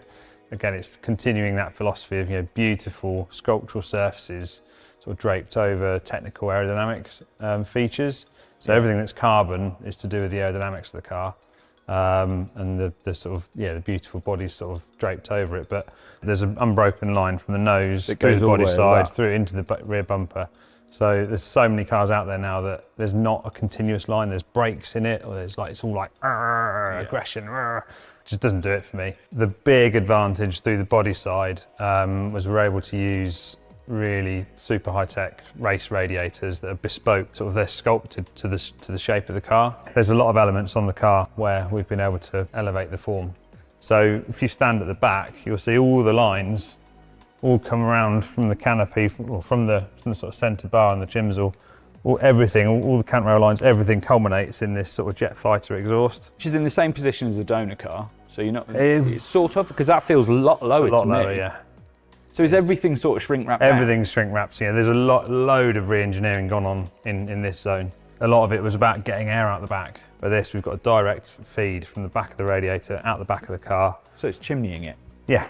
Yeah, in my view, in my eyes, this is like my expression of what an exciting, like invigorating car should look like. And I kind of want people to get like pumped about it. Yeah. You know, so, and I want Dean to be pumped about it as well. So hopefully he is. But you've not used the easy tricks. Like the easy tricks will be to put a massive wing on it and a really scrapey splitter. Yeah. So it's like, you can do that in Halfords, can't you? Yeah, true.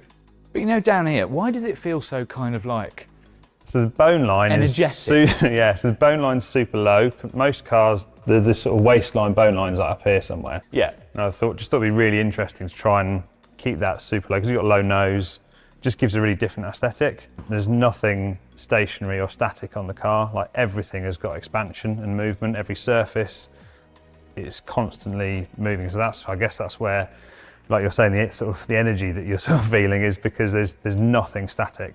Are you happy with it? Mega happy, yeah. Over the moon with it.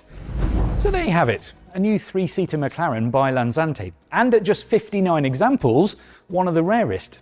Thing is, we'll have to figure out what this car's really like when we get a car out on the road, but I am very interested. And I don't need two friends to go and drive it. The Restomod movement shows no signs of abating as the cars from our youth keep getting remastered. The latest is the gorgeous Encore Series 1, an updated Lotus Esprit. We'll drive it soon enough and hopefully won't put it into the sea with Barbara back behind us. Here's a car to remind us why we all love Lotus. While the mothership chases financial stability via 2-ton plus electric SUVs, this is a reborn Esprit S1. It's made by a company called Encore, and it arrives just in time to celebrate the original's 50th anniversary, fully remastered. So yes, it's a Restomod, and I know that's almost a dirty word these days, but still they come, and there's a good reason for that. Because modern cars are too heavy, too powerful often, and too damn complicated. So, the Encore is a philosophy as much as it is a car.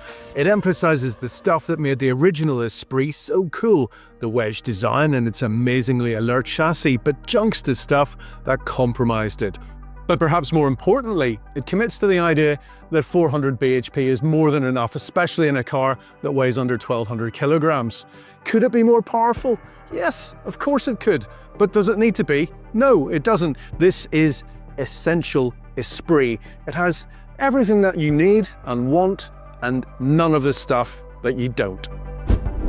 And Encore can do this because, of course, it uses a donor car, which is where the resto bit comes in. So although this looks like an Esprit S1, underneath it's actually a last-of-the-line 3.5-litre V8, which was in production until 2004. Lotus developed that engine in-house. It was called the Type 918, an all-aluminium unit with a flat-plane crank, 32 valves, and twin turbos. The rear transaxle originated in the Renault 25. Look it up if you want. and even with major Lotus mods, it was never particularly sweet shifting. Lotus also detuned the V8 from its 500 bhp plus potential to around 350 so that it didn't lunge the gearbox. Work to be done here then. The elements that are core to the donor car's identity are kept intact. So that's the steel backbone chassis, the engine block, the gearbox casing, and some ancillaries. Oh, and the chassis number. This means that Encore can claim, with some considerable justification, that this is basically a new car. Dan Durant, who led the exterior team on the Lotus Emira, has managed to preserve the Giugiaro-designed original, even though using the V8 as the donor means it's wider now and has more heft than the dainty little mid-70s Dart. This really is insanely beautiful in the flesh, this car. It's so pretty, so well resolved. If you know the original Esprit, and of course you do, you'll remember it has a line that bisects the body. That's gone. That was only ever there because it was used to disguise where the two halves of the fiberglass body were glued together. Obviously this is carbon fiber, so we don't need that. What else have we got? Well, you'll notice immediately that the door handles, sourced on the original from the Morris Marina, well, they've completely gone. The pop-up headlamps, they're still here because everybody loves a pop-up headlamp. They're low-profile LED projector lights. A perfect example of using modern technology to update something that we love from our analog past. And probably one of the most impressive things I think about the Encore remaster of the Esprit is basically that the shot lines are so good on this car, so good. The glazing, which is mostly new, though not these bits, these are carried over, but windscreen and this rear glass, I mean, this is so tight. The detail stuff is exceptional. That was never Lotus's strong point back in the smoky 70s. Yes, what we're looking at here is surely the ultimate Esprit S1, and it gets better. For a Restomod startup or whatever it is, Encore has gone to serious lengths here.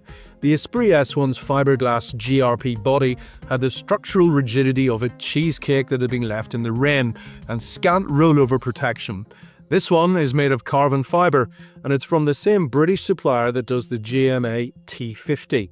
The original chassis was galvanized, but now it's been vapor blasted and coated as well, so corrosion shouldn't be an issue. And the engine, well, for a start, here it is. You can see it.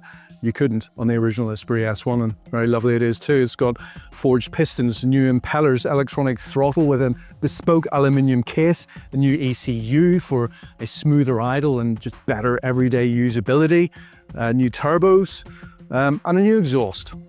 And the gearbox has been significantly upgraded too. There are new gears, rings and bushes.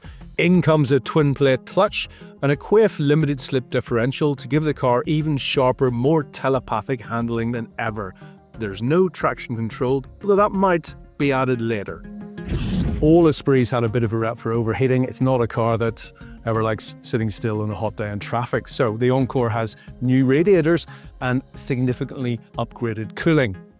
Cooling air is drawn to the engine through little intakes here at the side and via this little strip at the top. And there are also extra ducts underneath to vent hot air. It shouldn't overheat, in other words. There are new suspension arms, Bilstein shock absorbers, new IBAC springs, and new brakes with 6-pot calipers on the front, 4-pot on the rear. And the horrible old fly-off handbrake, well, that's been replaced with a brand new electronic one. The wheels are machined from aluminium billet, 17-inch at the front, 18-inch at the rear. That's unfashionably small by modern standards.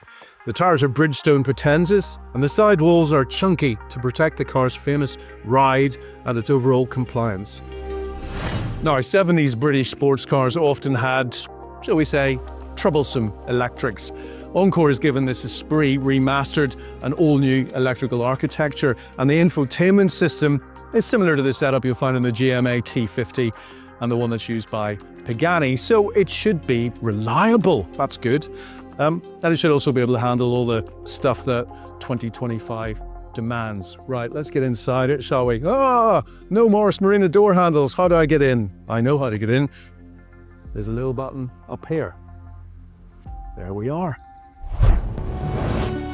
honestly, sitting in this car, I've driven a few S1 Esprits, and it's a bit like falling through a hole in the space-time continuum from 1975 and washing up 50 years later. Everything is kind of familiar, but fully modernized, remastered, reborn, whatever adjective you want to come up with. So, two-spoke wheel. The original S1 Esprit had this very distinctive steering wheel, and Encore, and it's written large in the boss there. They could have, got a wheel just from a supplier, but they've gone to town on that as they have with everything else. What you don't see so much of these days is tartan trim inside, but that's what the original S1 Esprit had, and it's here in this one too. Apparently Lotus's designers were influenced by London street fashion in the mid-70s, and the look that people like Vivienne Westwood was coming up with. I guess Lotus was a bit punk, really. There's a heated front screen, heated seats, a new aircon system, although the seat frames are the same because there were issues with the seat belts and legality. There's also a premium audio system made by Encore's main investor, Skyships. There are subs in the bulkhead and specific cutouts in the body. The whole dashboard structure is made of carbon fibre, but you can't see the air vents because they're cleverly hidden. This binnacle, which you can adjust, it's a bespoke car, so if I wanted higher, and I would, they can do that. It's milled from a solid piece of aluminium. It's in 2 parts, I think. So this main piece, modern instruments here, fully configurable. I can't see the nose of the car, so it's a good job it's got a 360-degree parking camera. I remember vividly trying to park a Esprit V8 in the late 90s, and it's quite a painful process. But of course, a manual gearbox as well. There's no flappy paddles in here. This is an oak gear lever, and this is machined. The gate is machined into the top of it. Lotus made around 1,237 Esprit V8s, not all of which are in particularly good shape. Encore is confident that sourcing 50, which is the number of cars they plan to make, should be doable. And before you blow a head gasket, it's not about to start butchering the desirable limited run Sports 350 iteration, or any other garage queens for that matter. A prototype is up and running, with the first customer car due to be delivered in April. Encore has also financed everything without needing to take customer money up front to pay for the program. Like Singer and Chimera, Top Gear's recently crowned Performance Car of the Year, Encore is also aware of the need to provide a full customer experience. It can't be half-assed. Okay, let's recap then. So, 400 bhp, 3.5 litre V8 in something that weighs less than 1,200 kilograms. A car that looks like the best version of the Esprit S1 you've ever seen. A machine that, let's not forget, was made famous by some bloke called James Bond. Well, he was bound to come up, wasn't he? It's been completely re-engineered so that the cool stuff is amplified and all the crappy bits have been chucked in the bin. We're talking major analog vibes here, but underpinned by fully modern technology.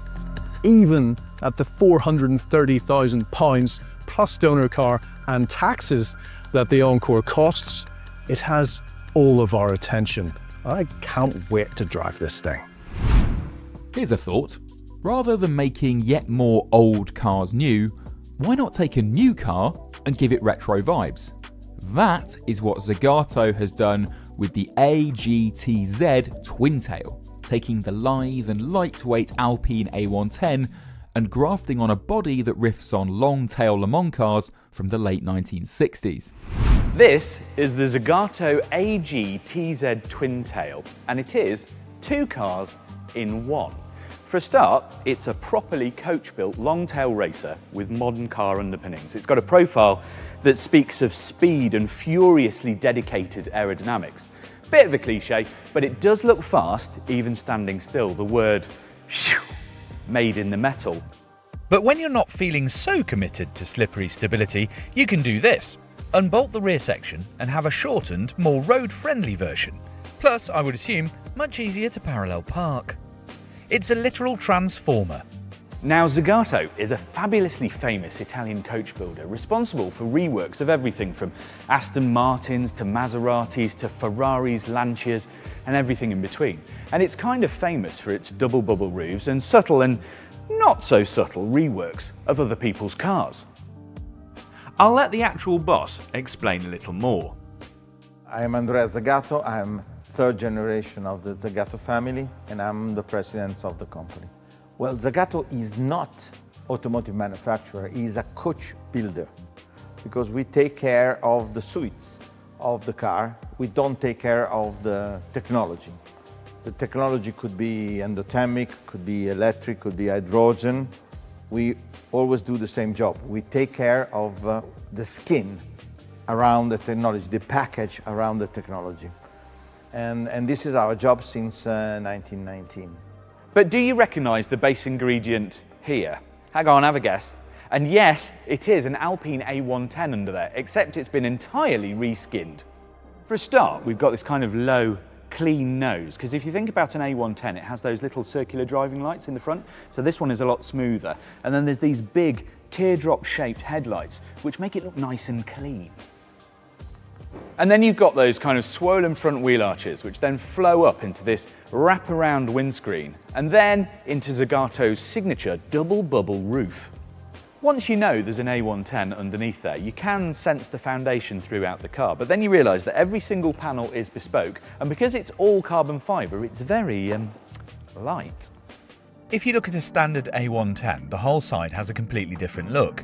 And when you get to the back, there's this side intake that the standard car doesn't have at all, which then melds into that bolt-on twin pontoon rear tail section.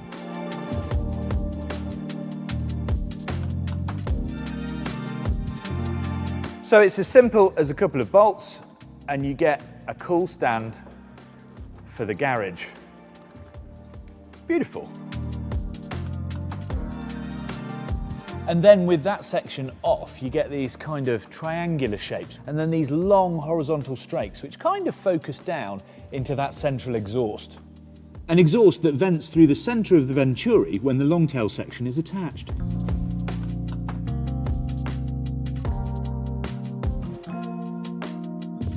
As for the inside, you definitely notice the A110 base. It basically is an A110 apart from like some Zagato seats. There's some little panels that say Zagato.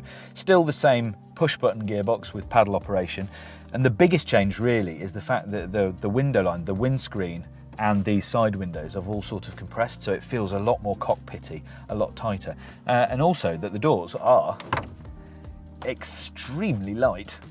There's still a 1.8 litre turbo 4-cylinder mounted in the middle, and you can get these things to about 300 horsepower. But really, this car isn't about the brake horsepower, it's about the design.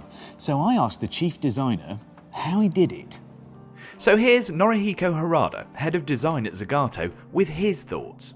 We are like a rock band or jazz band. I'm a chief, so I'm supposed to, I control, everything, but also I play music. I'm not like an orchestra director, so I make my sound, listen to other guys make a sound, and I try to put everything together. I have to say that did take me a while, but it does make perfect sense if you think about it. But the design has roots, and it's not coincidence that Zagato ended up here. And it starts with a Polish Ferrari dealer called La Squadra and the less well-known Alpine A220. It's a collaboration that might seem a bit complicated, Italy by way of Poland, so here's Mateusz from La Squadra to tell us how it happened. 1.5 years ago, my boss, president of La Squadra, Jakub Pieczak, has met with the Andrea Zagato during some lunch in Italy. They were drinking wine, eating tiramisu, talking about the cars, and Andrea Zagato asked Jakub, what we should do next, on which car we should focus next. And Andrea then was thinking about doing something with McLaren. Jakub said, okay, it's a good idea, but maybe you should focus on another brand. Maybe you should do something with Alpine. And this is the end. It was the end of the meeting. Then, a few weeks later, under the shower, literally under the shower, Jakub came up with the idea of building a car which is a long tail and in the process is becoming the short tail. And here I need to put you in the picture. In the 60s, Alpine was trying to win Le Mans. They were building bigger and bigger cars. You can imagine French brand in a French race. They were trying to beat Ford, Porsche. So ultimately they've built Alpine A220 with the V8 Gordini engine. It was 69. Then unfortunately they had to withdraw from the Le Mans campaign, but the resourceful engineers from Alpine come up with the idea that, okay guys, what if we cut the tail from the long tail and we try to put that car into the rallies and into the hill climbs. So they did it. And it was a Chassis 7031, very, very one-off, street legal car, which is the inspiration for the project. Jakub, the president of La Squadra, is a big collector, a fan of Alpine, so he knew that story. And he decided to present that idea to Andrea Zagato to build a car which will be based on an Alpine 110 and to, by design, tell this dramatic story of the long-tail car which became the short-tail car. Now, we probably know that the original A110 was pretty handy in motorsport, but there was also a derivative called the A210. They competed and won at Le Mans in 1966 in a class called the Thermal Efficiency Index. But this is the A220, the V8 version. This is obviously the long tail, and this was the one that brought the drama. Just look at it. It is absolutely gorgeous. As inspirations go, it doesn't get much better than this. Now, I'm determined that I'm going to fit. I'm not sure how I'm going to fit, but I'm going to try, which will involve posting my bottom. No, I don't know. Genuinely too big to get into this car. How do you do it? Do you kind of go in that way? Oh, it's moving. By the looks of things, people were quite a lot smaller in the late 60s, but even by the standards of the time, this was a small car. Gear shift over on the right, and everything is completely shrink wrapped around the wheels. And then there's that long tail out the back, which sort of you can't see in the rearview mirror. What you can see is the trumpets for the V8 engine, which is in this later A220. And then when this long tail didn't do quite so well as everybody thought, apparently the engineers just got a big angle grinder, chopped the back off, and made the short tail. That's the kind of engineering I appreciate.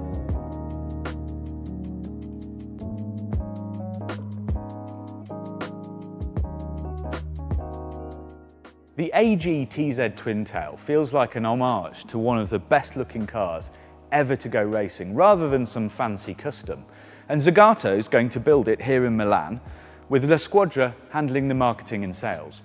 The problem is, at €650,000 and only 19 cars being produced, most of them might end up going into private collections and never even turning a wheel. Except for this one.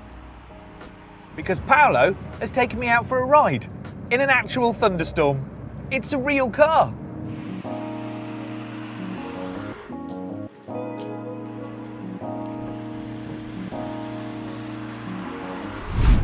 Good things come to those who wait, and we've been waiting for this next car for a while. It's Gordon Murray's T33 Coupe, his more reasonably priced follow-up to the T50.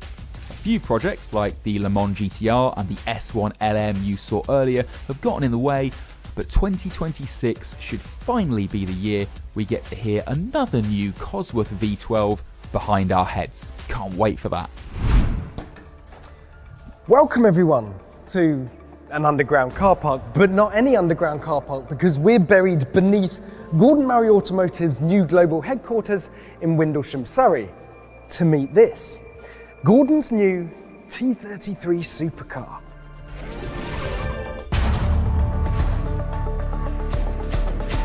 Yes, Gordon's been a busy boy, because the T33 is the second all-new supercar from GMA. The £2.4 million T50, which nobody outside of the company has driven yet, although customer car production is supposed to be starting anytime now, remains the ultimate expression of technology and speed. The T33 is something a bit more laid back and a fraction more conventional, or, in Gordon's words, a car where comfort, effortless performance and day-to-day usability are even more front and centre in its character. So the headlines are thus. It comes with the same naturally aspirated, Cosworth-developed, incredible V12 as the T50, albeit re-engineered for slightly fewer revs, slightly more torque at lower revs, and slightly less power. It's also got, as you can probably see, a more conventional two-seat layout instead of the central driving position, 3-seater layout you get on the T50, and there's now a choice of a manual gearbox or an automatic. Controversial. It's based around a brand new carbon fibre and aluminium structure, and this carbon fibre bodywork is designed to have an aura of timeless beauty, which I think is Gordon's way of saying it's basically as clean and simple as it can possibly be. No part of this car exists without having a specific function. There's none of the faff, none of the wings and slashes and vents and other stuff that other modern supercars seem to be obsessed with. Before we bring Gordon in, some numbers. Like the T50, only 100 T33s will be built. In fact, GMA will only ever build 100 of each car it makes. The target weight is under 1100 kilograms, about 100 kilograms more than T50, and the 3.9 litre V12 produces 607 brake horsepower. That's 47 horsepower less than the T50, and the same 335 pounds-feet of torque. Power to weight, 556 brake horsepower per tonne. Rev limit, 11,100 RPM versus 12,100 RPM in the T50. But fear not. According to the literature, a new RAM induction and exhaust system will ensure a spine-tingling signature sound. I'm literally salivating at the thought. By the way, the T33 will be the last non-hybrid GMA supercar. After that, expect some e-assist, but Gordon says his mission is to keep this V12 going as long as he can. Gordon, thank you so much for having us again. I wanted to start with something that you're quoted as saying in the press release, and that is, we are unlike every other car manufacturer. We are not chasing trends. We are not chasing headline performance figures. We're not chasing sales, nor will we ever be.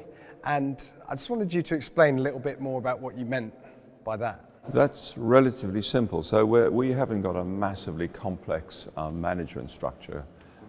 We have very supportive shareholders. And for a start, that's unlike any other OEM. But actually, we have 7 guiding principles, 4 of them technical and 3 of them to do with the customer. And we've promised everybody now and in the future, we'll stick to those 7 principles. So on the technical side, it's number 1's driving perfection. So the target above all else, above top speed, performance, 0 to 60, whatever, is driving perfection. Lightweighting, of course.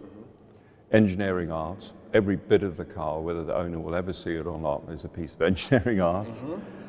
And then to make sure the car's exclusive, we promise we'll never make more than 100 of anything. That's a model or a variant. So this one, for example, there'll be 3 variants, 100 of each, and we've promised they'll be very, very different. And the variants are going to be? We're not sure yet. We're still working on that. It probably will follow the standard sort of automotive trends. A Spider and a yeah, but the reason why we're not announcing it yet is I don't want to say it's going to be a full Spider if we can't deliver that, basically. Okay. So premium quality, absolutely limited volumes to keep it exclusive. And the other thing is the customer journey is really important to us. And now we're in the middle of spec sessions for T50.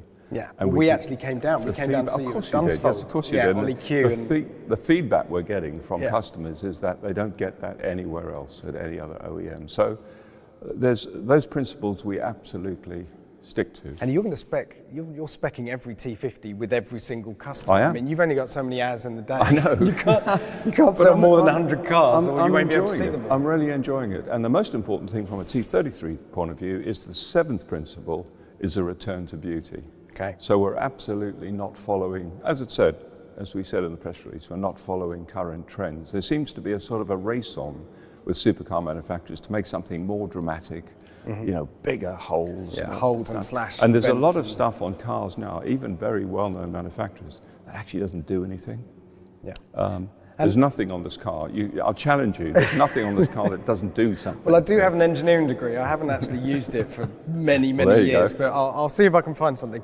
And we'll come to the design in just a second. But first, I wanted to learn a bit more about how this car was born in your head. So, did you come up with the idea for the T33 before T50 at the same time? Is it a package of cars that exist in your mind? It's a motor car I've wanted to do for perhaps 25, maybe even 30 years, long before 50. Okay. Around about the time we were doing the F1, in fact.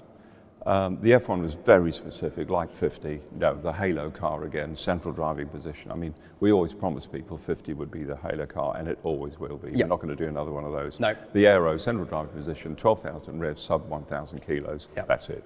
That'll do for a halo car, Yeah. right? Yeah. But around that time, my growing up period was the 60s, and particularly with sports racing cars of that period. I loved some of the cars in that period. And the reason why people still go ooh and ah about some of them is that they've just got classic proportions and lovely shapes. Now, we applied that to 50, but of course 50 also is quite radical with the fan and stuff. So I've always wanted to do, a car that has all those influences, but in absolutely no way retro. Not what Ferrari are doing, not what Lambo are doing. Just a modern, crisp car, but with that feeling from the 60s. So that's really interesting. So talk to us about, because I think you're right. I came in here and having sort of talked to you a bit about it in the past, I suppose I was expecting something that was more overtly retro, a real sort of blast from the past. But actually, it's not. It's just kind of clean and simple and kind of its own car. But there are little references here and there from cars in your own collection and cars from that period you're talking about. So why don't we have a little walk around the car and you just point out some bits that Sure. have significance? Absolutely. In the design? I mean, the first thing you'll notice, for example, there's not a lot in the way of ducting. Yeah. We try and, some air coming in here. Everything's got a purpose. That is obviously engine, oil, and water. One of the signatures of 60s cars that all the headlamps were one above the other. They weren't like the F1 and like T50 where they're wide, if you like. And the other bit in the 60s is this graphic ran right down to the front of the car. Now with modern cars you can't do that because there's what they call a pendulum test, which is a real pain, but you have to do it, which comes in at about 30 degrees and smack this and the light can't break. Yeah. So I worked with the guys in the studio. This was a very early sketch I did where the graphic goes all the way down to the bottom, but this is the front brake duct. Okay. And this little vein here picks up the pendulum and saves the light. But you've got the graphic going all the way down to the front. It's that sort of stuff. And that goes all the way through the motor car, really. Okay. Let's have a walk down the side here, because, I mean, the interesting thing is we walk down the side and it's just so clean and simple here that really there's not much to talk about other than a little bit of more shape in the side sills than you get with the T50, and there's a reason for that. There is, in fact, because the one drawback with a three-seat car is that, particularly if you're on a narrow car, is that the cabin obviously has to be wide because you've got three occupants, even though they're offset with the shoulder and the hip width difference. So the two things that happen is you get quite a wide motor car with very little chance of any planfall, any Coke bottle we call it. Yeah. Hips. The other thing you lose is a bit of tumble home, which is the angle that the cabin falls in. And the more tumble home you can get, and still drop the glass, of course. Tumble home, what a fantastic word. Never heard that. That makes the car more sporty. So with this, I've worked with Kevin Richards and our studio team to optimize the tumble home, get this a little bit narrower, but also leave ourselves enough to get a proper planform, Coke bottle. Amazing. Now, there's an interesting story with this Ram air intake, Yes. isn't there? Because obviously this is just a model, so we're not going to see it moving today, but tell us a bit about how that's fixed to the engine and the significance of all of Yeah, that. so that's a little bit wacky. That's the sort of thing we can get away with, I think, as a small company. Yeah. On the F1 and the 50, this ram induction is part of the monocoque, actually. So once you come past the bulkhead, you have to have some sort of flexible coupling because the engine rocks, of course. It's rubber mounted. I've always wanted to do a car like a 1970s Formula One car where the airbox, the ram induction, goes straight onto the engine and moves with the engine. Yeah. So this is completely separate from the body. That's fantastic. So you're sitting there at the lights, revving your engine, this is just wobbling. Wow. And it's got a secondary benefit too, because lifting it up here and not being part of the chassis allows us to bleed off the boundary layer, so we can make the intake slightly smaller and it becomes more aerodynamically efficient. Wow. all those benefits. Look, it's a cool feature to show your mates. It's got aerodynamic benefits. Looks great. It's a practical car, this. It's been, would you call it a supercar GT? It's certainly leaning... I don't like the GT connotation. It doesn't, with me, it doesn't sit comfortably with a mid-rear engine supercar, you know. But you're right. I mean, like 50, you know, we mustn't forget, 50's got some decent luggage space and some very serious interior stowage. Decent, once again, all our GMA principles, so proper ride heights, no nose lift or anything required. Very good visibility, all-round visibility, incredibly low scuttle. The center of the body right over the center of the wheel, so you can place it accurately, hitting the apex. And once again, luggage capacity. So this actually beats T50. This has got 2 side lockers here with 2 cases. How'd you get into them? Like 50. This is another bit of a bit wacky.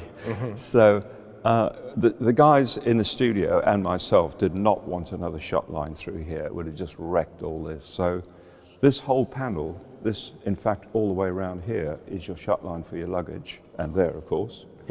The hinge point is right by the tail light, and this whole side opens like an old-fashioned suicide door. Wow. And then you stand, these are dihedral. Yes. So these come up, and for safety, the latch to release this is in a door jamb. And then you release this, and once the door's out of the way, you can stand here, and the luggage is actually right there, so you just drop. This opens to about here. Okay. Yep. So you're not right out opens here. to like a conventional door. Okay. And then you just drop the luggage in from the top. So there's 2 cases each side there, and then in the nose, there's another 2 cases in there. Okay. So it's 280 litres altogether, which is like, you know, a small hatchback. That's enough. Fuel under here? Yeah, these flip up too, so there's a lot of hinge, a lot of closures on you wouldn't know. Well, that was the whole point. You know, it wanted to look like people going, whoa, hold on a minute, there's no openings anywhere, but in fact, everything opens. So these are both top hinged. One is fuel and one is oil. And then, of course, we've got an active spoiler on the back as well. Again, which is and this hinges up as well for access. Okay.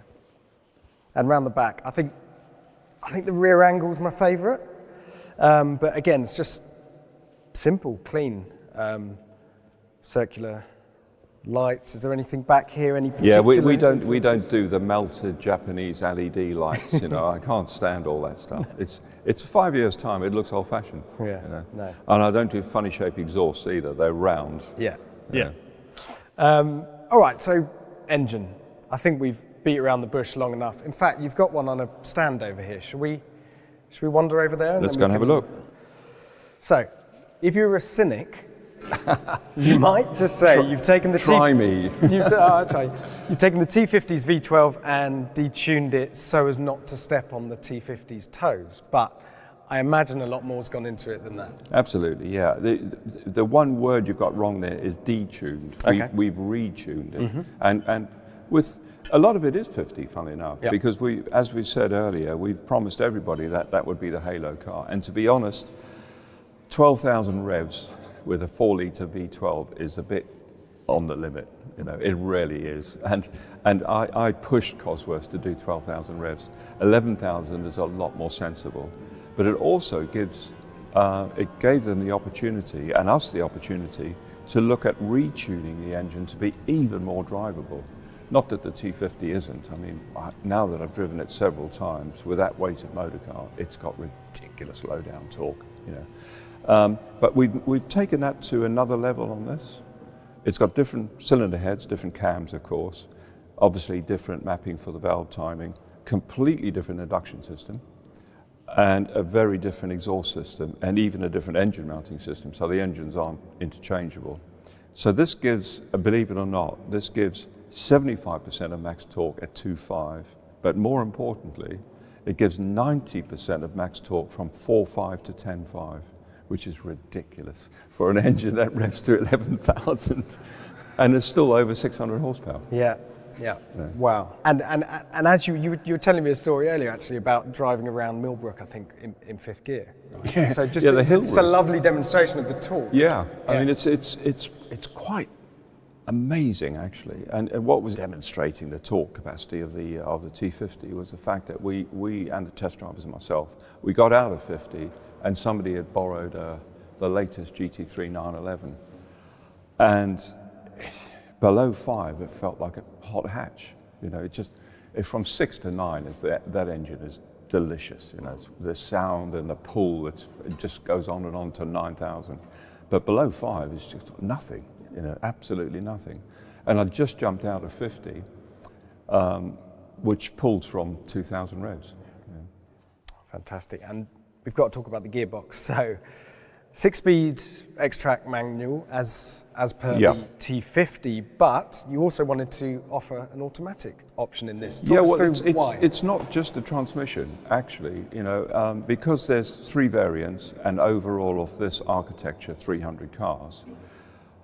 I thought, I shot myself in the foot again here, keep doing it. I thought we'd have to offer something a bit more sort of varied, if you like. So we thought, right, left and right hand drive, fine, yep. Because most people throw up their hands in horror at 300 cars building left and right hand drive. But if it's designed in from the beginning, it's easy. Yeah. And that was the one thing. And the other thing was full federal type approval, which added 28 million quid to the program. But we just figure, you know, we're a proper little car company now, we're going forward, keeping on with show or display importation just makes people a bit nervous, quite rightly, because it could change at any time. And then the third thing was an offer of a paddle shift gearbox, where it's a mighty transmission. It's the fastest gear change ever made on a road car. And it's a single clutch, double clutch? It doesn't have any clutches. It has a clutch on the flywheel for pulling off. Yeah. And after that, there aren't any clutches. There's no dogs, there's no clutches. It's a completely, there is zero torque interrupt. So it's what we call a seamless change. So, you know, you get other companies claiming a few milliseconds for this and this. Yeah. This is absolutely no torque drop. So it's a pre-selector box. So you're already in the next gear. It's an X-Track design. All you have to do is release the one you're in, and you're already in the next gear. So it's totally seamless. And you said you shot yourself in the foot because obviously you took on this automatic gearbox development program, assuming the uptake might be, I don't know, 50-50? Yes. How's it been so far with orders? Well, yes, yeah. Can we talk about something else? No. Yeah. So, you know, the standard car is manual because that's our driving perfection. But as I say, to make it a little bit more appealing to a broader audience, if you like, we're offering the paddle shift. And so far, the car isn't officially on sale until after the launch, but we've done some quiet pre-sales with, of course, T50 owners and people that miss T50. Because of all the cars we're going to do, this is the closest relative to 50. So we've already sold more than half the cars, and out of those, I think three only are pedal shifts. So it's going to be the most spectacular collector's item, a T33 Auto. I don't know what I'm going to say to the team if we get to the 100 cars and only 5 of them are pedal shifts, because it's cost a fortune to develop the gearbox. You've got these other 2 variants coming. They may lend themselves more to an auto. You know. Yeah. The work's done. Yeah. So it's a great combination. We got the fastest engine response in any car on the planet and the fastest gear change, if you have that combination. Well, it's very nice to have. All right, let's move a bit on to aerodynamics. Obviously, you know, super clean, this car. There is no obvious ways on the top surface that is creating downforce apart from the pop-up spoiler. So I'm sure there's some clever things going on underneath it. Yeah, so once again, with this sort of styling, obviously we didn't want to have front lips and things sticking out, you know, splitters and bits like dive planes and all that sort of stuff. The downforce target is slightly less than T50, which helps. Mm-hmm. But the reason why we got away with the front end, if you remember on T50, is because the diffuser is very steep, and we draw off the boundary layer here, which means instead of the diffuser making its downforce back here, it actually makes it nearer the center of gravity, which means we don't have to generate too much on the front. Okay. So with this one, of course, we have no fan. But when we were doing months of development on the fan, we found once when we were developing the kick point and the shape of the diffuser and the size of the duct, we switched the fan off and we still got 30% more downforce than not having the fan on. Mm-hmm. So 70% reduction, but still 30% more than you would expect. And what we found was the duct that went back to the fan, of course, empties into the base suction behind the car, and the base suction was pulling enough air through the slot to get a version of the same effect. We stuck that idea in the bank. Yeah. And we spent a few months with the engineering team and our aerodynamics chap on this. And we've developed a softer diffuser, but it still has the big kick point here, just not as much as the fan. And we get about 30% of the downforce without the fan, which means, like, once again, we don't need too much on the front. Yeah. So the diffusers on the front are hidden in the front wheel arch. So we don't need a splitter. Oh, wow. Wheels, brakes, tyres, suspension. I mean, it's a similar story on the T50, isn't it? By being light, you can use slightly narrower tyres, more off-the-shelf It's actually tyres. the same size because the car's slightly heavier, doesn't produce quite as much downforce. It's the same tyre size, so it's 235, 295. And the car's slightly bigger, just while we're on dimensions. Yeah, it's exactly the same width, but it's about 45 mil longer, and the wheelbase is 35 mil longer. But it's still Porsche Boxster size, Lotus. But same tyre, and this is all about, you know, you don't want these special custom-made tyres that cost 10 grand a corner. Not at all. Yeah. Not at all. I think a set of these is under £1,000. And this Michelin is a fantastic tyre. The 4S is a brilliant tyre, really good all-round tyre. Hydraulic steering? Hydraulic power assistance, yeah. The trick system we had on 50 is highly complex to develop. And it works very well, but this time we've gone for, I couldn't bring myself to do electric steering. Yeah, no. It's the one thing that lets my A110 Alpine down. It's interesting, we just, from the point of view of being usable, obviously it's things like, you know, the visibility and the luggage and the egress, ingress, all that sort of stuff. But the other thing we've done our first fuel consumption figures on T50, sort of commuting, touring, average figures. And we've got a range of about 450 miles on that car. And this one, although it has a slightly smaller fuel tank, it'll still do 400 miles. How big's the tank? On the tank, 75 litres. And 80 on T50? 80 on 50, yeah. Well, that's enough, isn't it? Yeah. 400 miles. You know, it's a sort of, and hopefully, you know, it's a sort of supercar that people will use. What we've noticed with 50 owners, a lot of them have Carrera GTs that they still use. And this is like a Carrera GT on steroids. You know, another few thousand revs. I imagine smaller, right? Much smaller, yeah. And a couple of 100 kilos lighter, and it has luggage space, which of course the Carrera GT doesn't. Of course. And you said you've been looking at some numbers upstairs. This is pretty much bang on a Lotus Emira, the new Lotus Emira, very in terms of dimensions. Yeah, Boxster Emira, yeah. Just with a 600 horsepower plus V12 in the back and everything else. It's going to be ridiculously quick. We sort of take that V12 for granted now because we've been around for 2 years or 2.5 years, but it is just the best. We said right at the beginning we hoped it would be the best road car engine ever. Yeah. And now we've driven T50, we know it is. Yeah. You know, we can categorically say this car has got the best V12 on the planet. I spoke to Dario and he basically said he was trying to take it seriously. The first time he took it to 12,000 RPM, he was trying, I'm serious testing here, and he just burst out laughing and he came back into the pits. How's that, Dario? All good?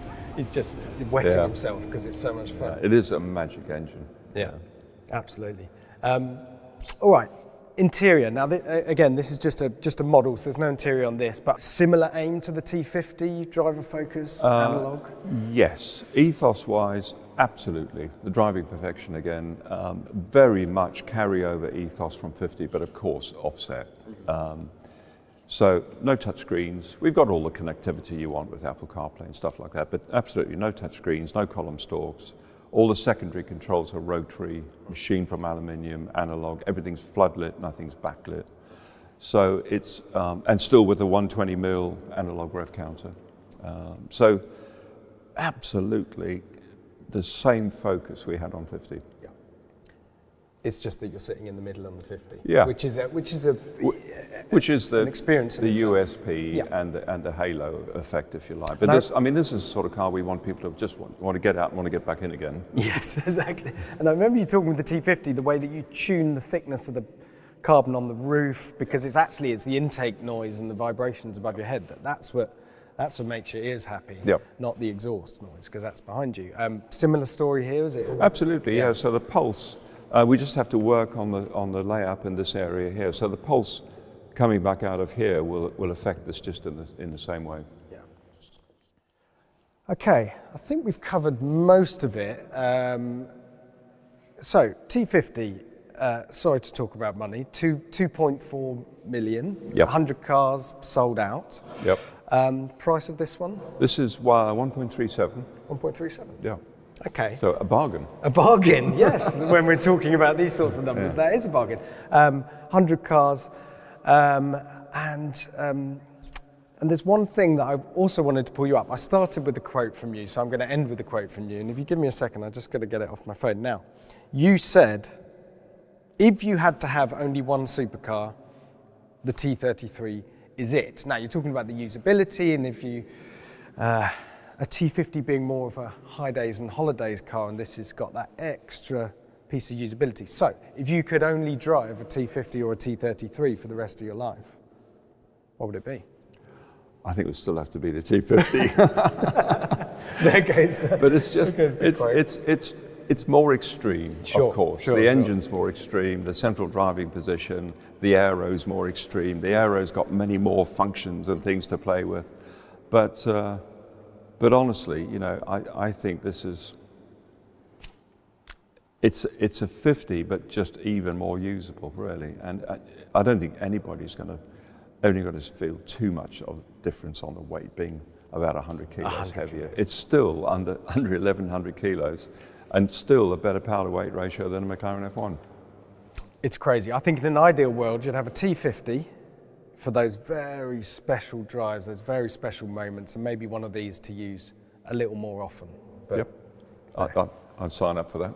I'm in dreamland now. Thank you so much, Gordon. Thank you for having us. Pleasure. Now, the next car might not be to everyone's tastes because it's a near 3-ton electric SUV.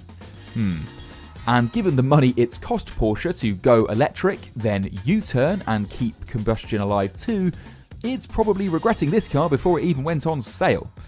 And yet, given Porsche's record with the Taycan and the Macan Electric, this new Cayenne Electric will probably drive better than any other SUV out there.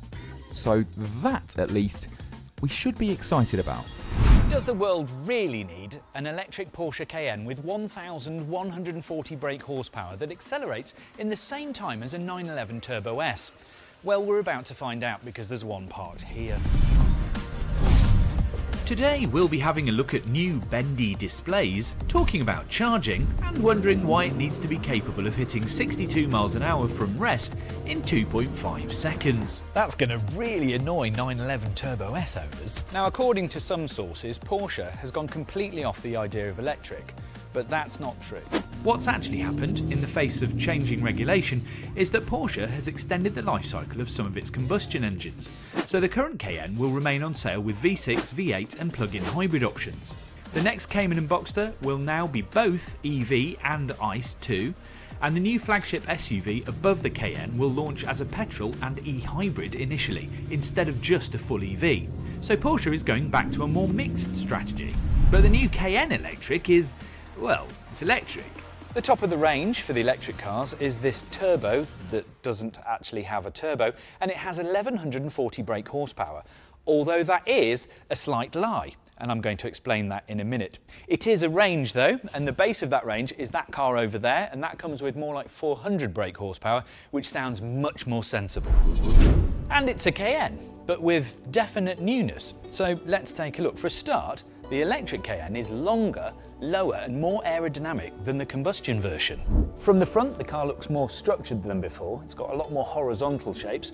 The headlights are all integrated into one unit. They look a lot cleaner. And then there's some air curtains that are quite striking here on the front three-quarter. Then as we move down the car, you get these big black wheel arch surrounds, which add a bit of bulk to it. And then you can have several different styles of aerodynamic wheels. These are the 22s. And as you come down the car, you've got kind of 3D side skirts, which again, add some tautness to the shape.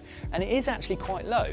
If I stand next to it, you can see the roof line actually isn't that high. And then as you come around the back, you've got big, strong horizontal shapes again, with a full width light bar and an illuminated Porsche badge, which is also animated because chintz is universal.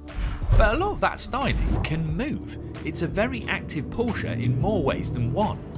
The active aerodynamic elements include movable cooling air flaps in the nose like the 911 Turbo S, an adaptive roof spoiler and active aero blades at the rear of the turbo which extend the edges and improve the flow characteristics, which apparently leads to an increase in range. Powering all of this is a 113 kilowatt-hour battery, which should give you up to 398 miles of WLTP range. But the interesting thing about this battery is that it is direct cooled both top and bottom, and there's the usual 800 volt architecture, so new Cayenne should be a bit of a charging champion. Find a big enough charger and this thing will charge at a rate of 400 kilowatts. Now that means that 10 to 80% will take just 16 minutes. Stick it on for 10 minutes on a big enough charger, you'll add 186 miles of range. That's good. Let's not get that bothered about the practicalities of finding more than 400 kilowatts of public rapid charging and just joy in the knowledge that everything you can put into this car will get hoovered up. It's also pre-prepared for wireless charging, although it is an option, which is when you just park over an induction pad and the car automatically starts charging, no cables or even getting out. I am promised that if your cat sits under the car it won't get cooked. The system just switches off until your pet or your toddler leaves.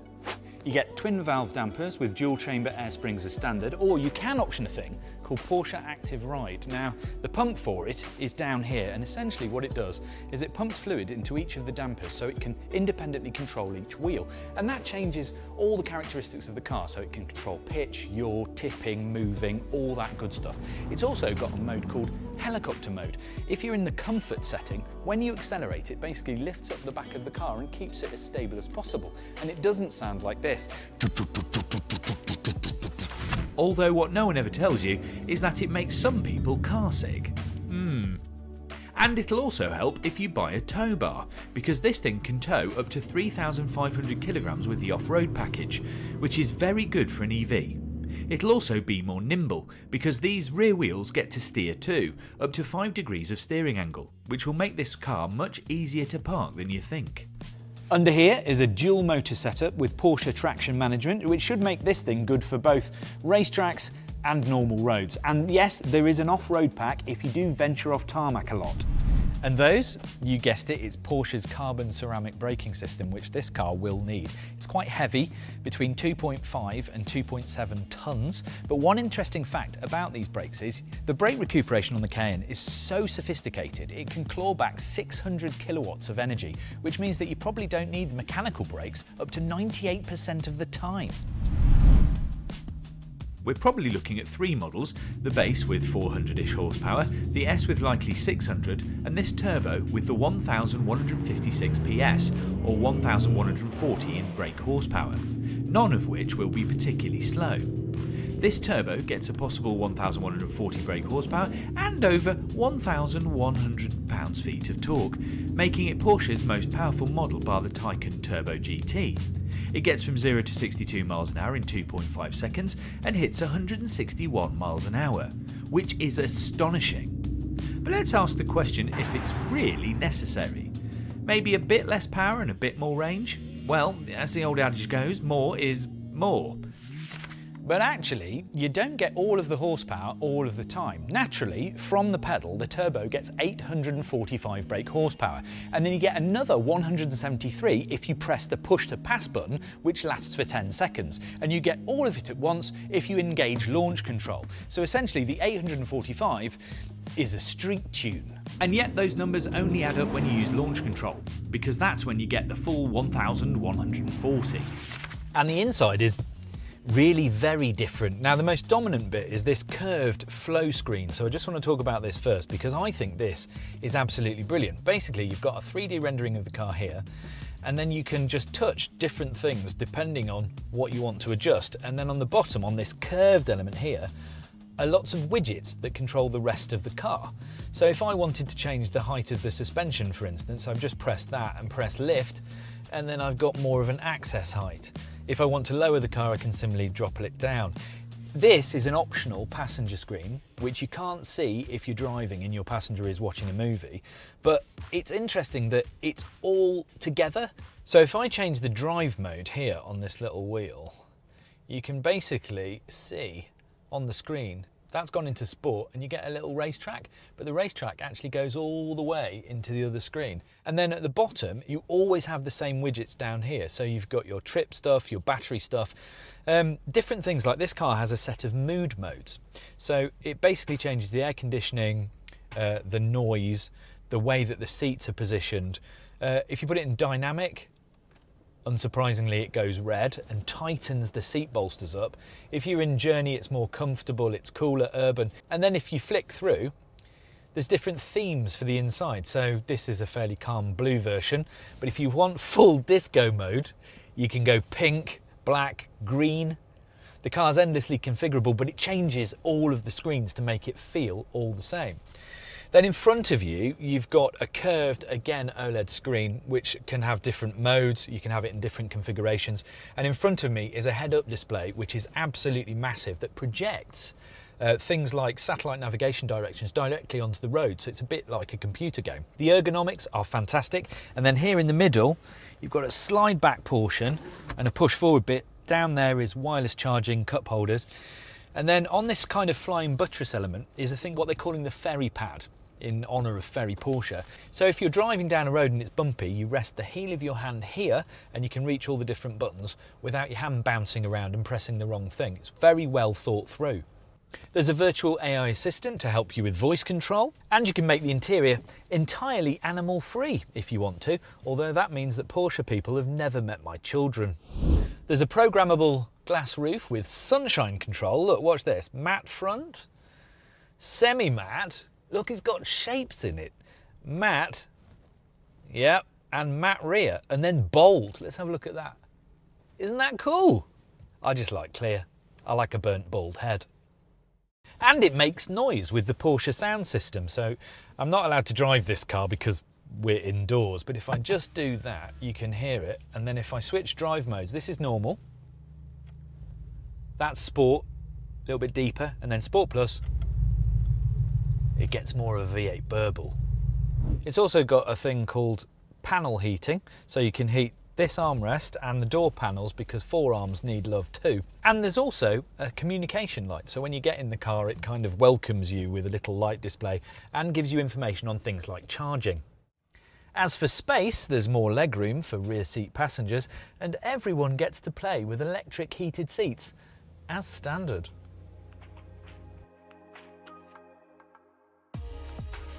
The boot is huge at 781 litres with the seats up. And because it's electric, it's got a 90 litre frunk. Ta-da! So this is a big deal, and really very reasonable value. UK prices are £83,200 for the base Cayenne electric, with just that and the £130,900 turbo available at launch. Okay, so the electric S is probably going to be the sweet spot in the range, and there'll still be petrol and hybrid versions for a little while. But as a technical tour de force, the electric Cayenne looks like it's got all the right ingredients. When Dr. Frank Stefan Walliser joined Bentley, Porsche lost one of its good guys, the man behind the 918 Spider no less. But if you're a Bentley fan, you'll be pleased to hear about the first car he approved, a rear-wheel drive Continental GT that also ditched the car's heavy hybrid system. The new Bentley Supersports is 500 kilograms lighter than the standard model, and unbelievably, it's the lightest Bentley for 85 years. That doesn't really happen with modern cars, so we look forward to gratuitously drifting it sometime this autumn. What if I told you that Bentley, a company most famous for huge, heavy, super luxurious cars, had actually built something that was simpler, lighter, and focused on being fun to drive? And this is that car, the new Bentley Supersports. And in this video, I'm going to be telling you everything you need to know about it, including why it's known as Mildred. This is only the 4th model in Bentley history to wear the Supersports badge. The first arrived exactly 100 years ago, was the first Bentley capable of 100 miles an hour, and only 18 were ever built. The next came in 2009, the pinnacle of the first-gen Conti GT range, 2 seats, 100 kilograms lighter, and capable of 204 miles an hour. In 2017, the second-gen Conti GT got a Supersports 2 with a 710 horsepower version of the old 6-litre twin-turbo W12, making it the most powerful Bentley ever at the time. Okay, so only 500 of these 4th-gen Bentley Supersports will be built, but the big news is it's not going chasing big numbers, it's actually dialed everything back. So they've ditched the hybrid system entirely, meaning the 4-litre twin-turbo V8 is doing all the work. This is the first ever series production Conti GT with rear-wheel drive. It's also got 300 kilograms more downforce than you get with the Conti GT Speed, but crucially, it's over half a ton lighter. That's ridiculous. That's unheard of these days. It's like removing an entire Caterham from the curb weight. The engine then gets a stronger crankcase, uprated cylinder heads and larger turbos, and produces 657 brake horsepower and 590 pounds-feet of torque, all sent through the rear wheels, and a ZF 8-speed twin-clutch gearbox tweaked for faster shifts. There's an electronic diff at the rear and new calibration for steering, suspension and traction systems. The latter can be fully turned off for what Bentley calls significant but highly controllable oversteer. Sounds like fun. Keep it in a straight line, and 0 to 62 takes 3.7 seconds. Top speed is 192 miles an hour. Right, so let's have a little look around, shall we, at all the details that are different on the Supersport, starting at the front, where we have this brand new carbon fibre bumper and front splitter, the biggest splitter ever fitted to a road legal Bentley, I understand. It's got 2 cooling channels in here on either side, so the innermost one, that's for cooling the engine. This one is for cooling the brakes, and we have a pair of dive planes for extra downforce on either side. This grille is new as well, so this is going to be laser cut aluminium. Very nice indeed. The colour, by the way, is called Jetstream. It's in matte. I mean, if you're going to have the most aggressive track-focused Bentley ever, you might as well have a punchy colour. These decals, by the way, these on the production car are going to be painted in. They're going to be underneath the lacquer, but they're just stickers here on the prototype. Right, the wheels. 22-inch forged aluminium wheels developed with Manthey Racing. Yep, the people responsible for those silly, quick 911s, so they know what they're talking about. Tyres, couple of choices. You've got the Pirelli P0s, you've also got the Trofeo RS. Now, interestingly, on the stickier tyre, because you've got so much less weight, because you've got more downforce, Bentley claims this thing will corner 30% faster than the Conti GT Speed, which is fairly ridiculous. And in testing with the early prototypes, it actually fired the seatbelt pretensioners because it was pulling so much lateral G. Hopefully they're going to sort that one out for production. Right, so down here we have the fender blade, very cool name indeed. Looks a little bit like a flying bee, but it has a purpose. It's to extract pressure from this front wheel arch, which helps to reduce lift and then smooth the air down the side of the car. Carbon fibre wing mirrors, carbon fibre roof, that's significant because it saves weight, but also lowers the centre of gravity. New carbon sills along the side there. The brakes, we're going to come to those a little bit later on, but the rear track is 16 millimeters wider. And if we come around the back, you have a fixed boot lid spoiler, not a wing, a spoiler. I just learned the difference. A wing has airflow going underneath it. This does not, therefore it is a spoiler. Also a new rear bumper, carbon fibre, new diffuser, and in there 4 pipes and a full-length titanium Akrapovic exhaust. I am very excited about listening to that. The suspension features air springs and Bentley's freaky good 48-volt anti-roll system, and then there's the largest automotive braking system in the world, says Bentley. 440mm carbon ceramic discs with 10 piston calipers on the front, 410mm and 4-piston on the rear. That should do the trick. Right, let's take a look inside, shall we? Welcome to the interior of the Supersports. Subtle, isn't it? Well, what did you expect? I'm going to start with the seats because they are unique to the Supersports. You can see them here. They're more heavily bolstered, they're lighter, they're lower. You've got carbon fibre bits up here behind your ears. They're also 11-way electrically adjustable and heated because you wouldn't want to be uncouth. But crucially, there's only 2 of them, because if I look behind me, there are no rear seats. It's strictly a 2-seater, the Supersports. In the rear seats place, we have a kind of carbon fibre tub, perfect for putting your luggage in there. You could actually fit quite a bit. Probably not your kids though.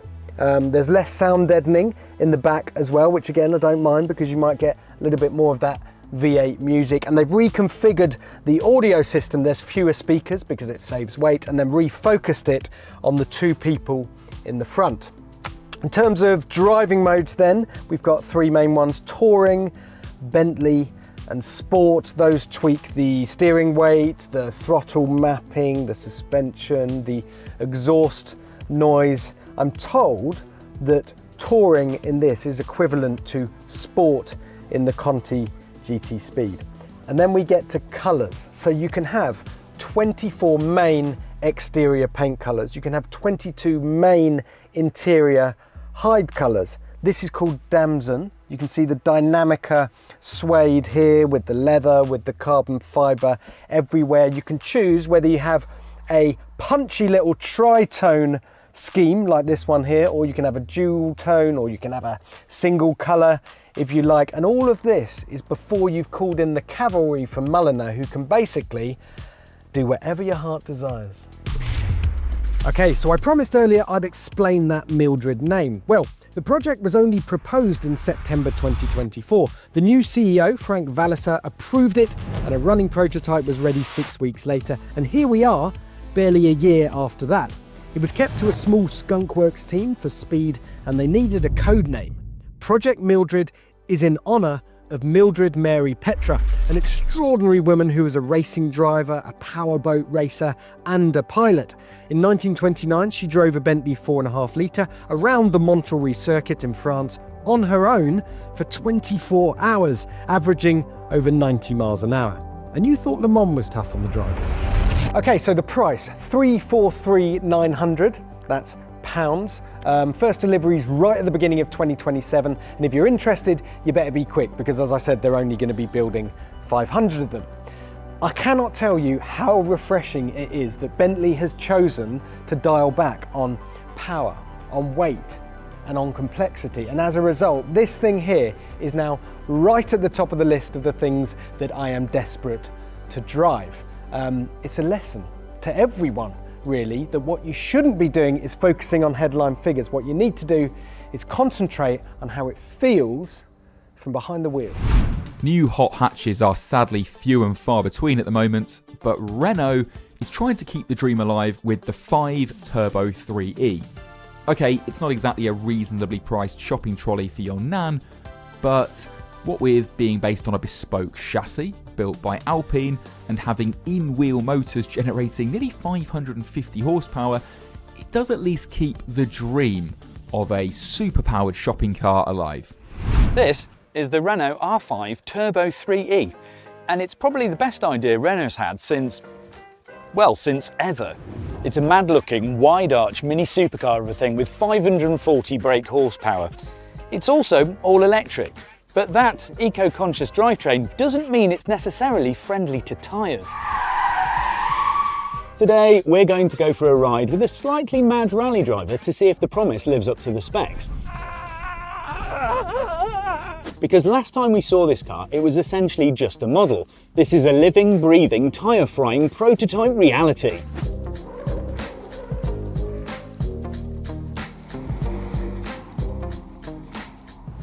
Now, the original Renault 5 Turbo was a homologation special for rallying.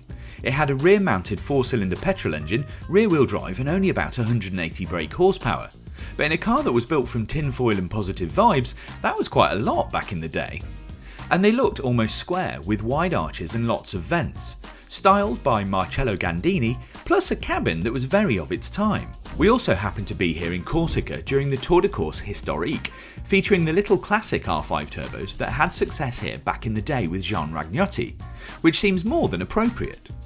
But this time, there's no homologation. This is just for fun and frolics to celebrate the new Renault 5, which happens to be electric. But there's actually not much of the normal electric Renault 5 in here. It's got a completely custom chassis by sister company Alpine, and the entirety of the bodywork is carbon fibre. There are a lot of vents in the front. Now, I'm not sure it needs all of these because it is an electric car, but they are reminiscent of the old R5 turbos. You'll notice that this big vent down here shoves a lot of air through here, and it pops up out over the bonnet and over the windscreen. And then the headlights are actually more reminiscent of the old ones. The normal Renault 5 has two little fangs that come down here which look a bit more modern, but this is much more like a 1980s Renault 5 Turbo. Then there's more vents here that go past the 20-inch wheels. They then exit through here. There's a vent that relieves some of the pressure. You'll notice that the windscreen has actually come quite a long way back, and that really messes with the proportions. It makes it look much more square and much less like a hatchback. There's also a longer wheelbase, and it is wider by quite a lot. And then at the back is where the business end starts. So you've got a vent here which pushes air straight through the back of the car, and another vent here which cools the rear hub motors. Now, the interesting thing about the Turbo 3 is that it has in-wheel motors, so you can manage the torque however you want. It's got 540 brake horsepower, and it will do 0 to 60 miles an hour in about 3.5 seconds and on to 168 miles an hour. There's a 70 kilowatt hour battery in the middle for good weight distribution, and that should be charged at about 800 volt or 350 kilowatts. So it's actually quite a normal modern EV. And then when you get to the back, well, that appears to be mostly fake Venturi, but it has got a rather nice bottom. But the big news is now we can see the interior in real life, and it is pretty fantastic. Now, ignore this bit because it's just a bit of prototyping, but the rest of it is sort of as it will be in the production car. So you've got a couple of 10-inch screens which have a few different sort of modes and different things which we're not allowed to play with, including a drift assist, and then this big, not a gear shifter, this is a hydraulic handbrake, which is essentially just more drift assist. Then on the steering wheel, you'll recognise this from an Alpine A110. It's got some different modes and different buttons, but it's actually a production steering wheel. And then in the middle, again, you'll recognise this from different Renaults and even Dacias. It's the gear selector to put it into drive, reverse and neutral.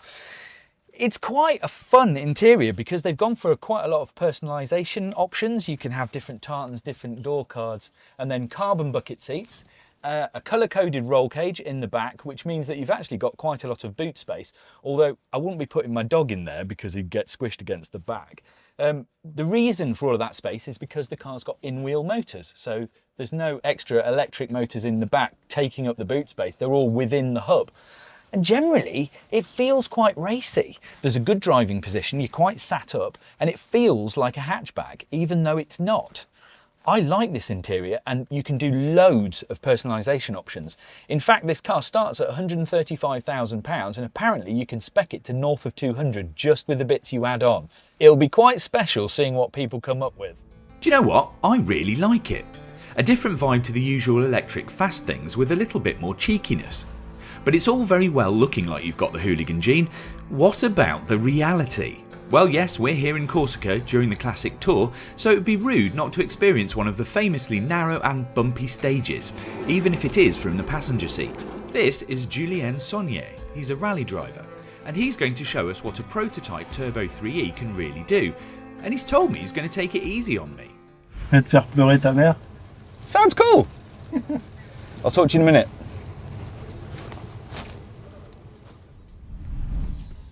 So here we are, Renault 5 Turbo.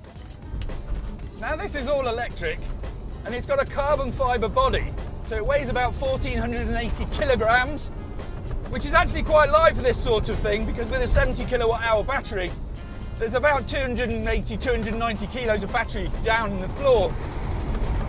Ugh!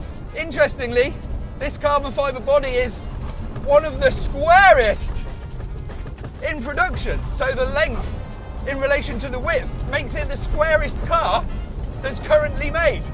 It's very blocky. It feels very on the road, and actually quite light. Now, one of the reasons for that is because it's rear drive, but it has two in-wheel motors. Now, in-wheel motors obviously sit in the hub of the wheel, and they give you really fine control of the traction. This is on a cliff, good God. It's going to that rear axle, so you can torque vector, you can mess about with the car, you can make it tuck in harder by slowing the inside wheel and overspeeding the outside wheel. Gives you really fine motor control, and it seems to work. Also, the brakes seem to bring this car down quite well. It's very bumpy. Julien is doing a fantastic job of not throwing us off the cliff, and it feels like it's got lots of grip and is very light. He's using very small steering inputs, and that means it's going around the corners with plenty of traction. There's also quite a few things different to a normal Renault 5 because this chassis is obviously made by Alpine. So it's got the windscreen moved quite a lot further back. Now this car has drift assist, so you can actually plug it into the system and make the car do little skids. He's also got more drift assist in terms of this hydraulic handbrake, which sits vertically, so it's easy to grab. You can yank it back and do nice little pulls, which locks the back wheels and initiates the drift. The thing is, this isn't a supercar looking thing, but it looks like a supercar. It's got those proportions, the wide arches. This is a prototype, and it's still got some chops. It's quite tight around here, but this is really going for it. It's got a lot of grip, especially on corner exit. I can't wait to drive it. This is just great. And also, this is quite a bumpy Corsican mountain road, and it's handling it really well. It's remarkably soft. The good thing is, when you get to your car parking space somewhere in town, you want to do a thing called a hard park. Now, a hard park is when you basically grab this handle and do this. And fin. Thank you, buddy. The Turbo 3E. My first impressions, it's quite quick, but it feels quite soft. This is a really bumpy Corsican road, and it was handling the bumps very well. Also, it seems to have quite a lot of turning. It tucks really fast, so it feels more like a hot hatch than anything that feels more supercar-y. It doesn't steer as much like a supercar where you follow the car in. This tucks in really quickly. It's really short wheelbase, so when it's really twisty, it seems to really work. It's got the power. The skill level is on his part. I think it still needs a little bit of refinement, but this is going to be a hell of a fun car when you get it on a real road. It appears that the Turbo 3E really has got some guts, and it appears that it's all working, and working quite well. This thing is an absolute little terror.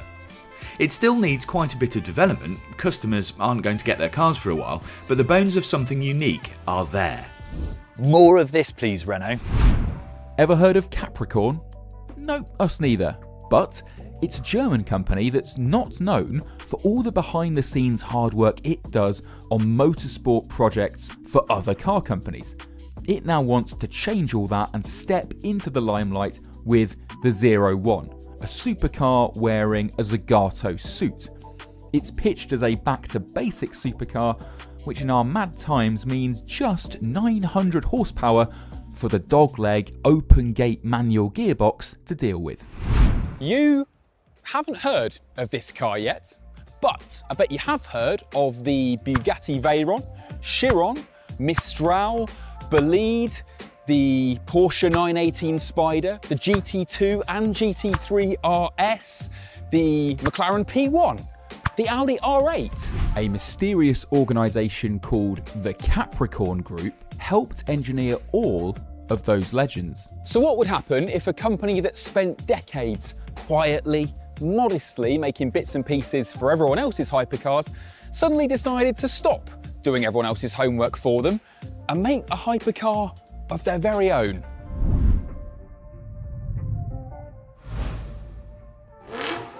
Allow me to introduce the result. The Capricorn 01 Zagato. Race car bred German engineering meets Italian design for an analogue party. Stick around and we'll get into why it looks the way it does. The Capricorn does not need to rely upon a visually ostentatious aero package with large wings. Why it's not interested in top speed or lap times. This car is designed for the joy of driving, not setting records. And why the manual gear lever moves in a way you've never seen before. First things first, is it beautiful? I'm not sure.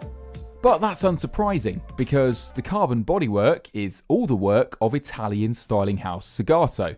Over its 106-year history, it's dreamt up some stunning Aston Martins and Alfa Romeos, and the odd controversial Bentley, Lamborghini, BMW, Ferrari, and some dodgy Aston Martins and Alfas as well.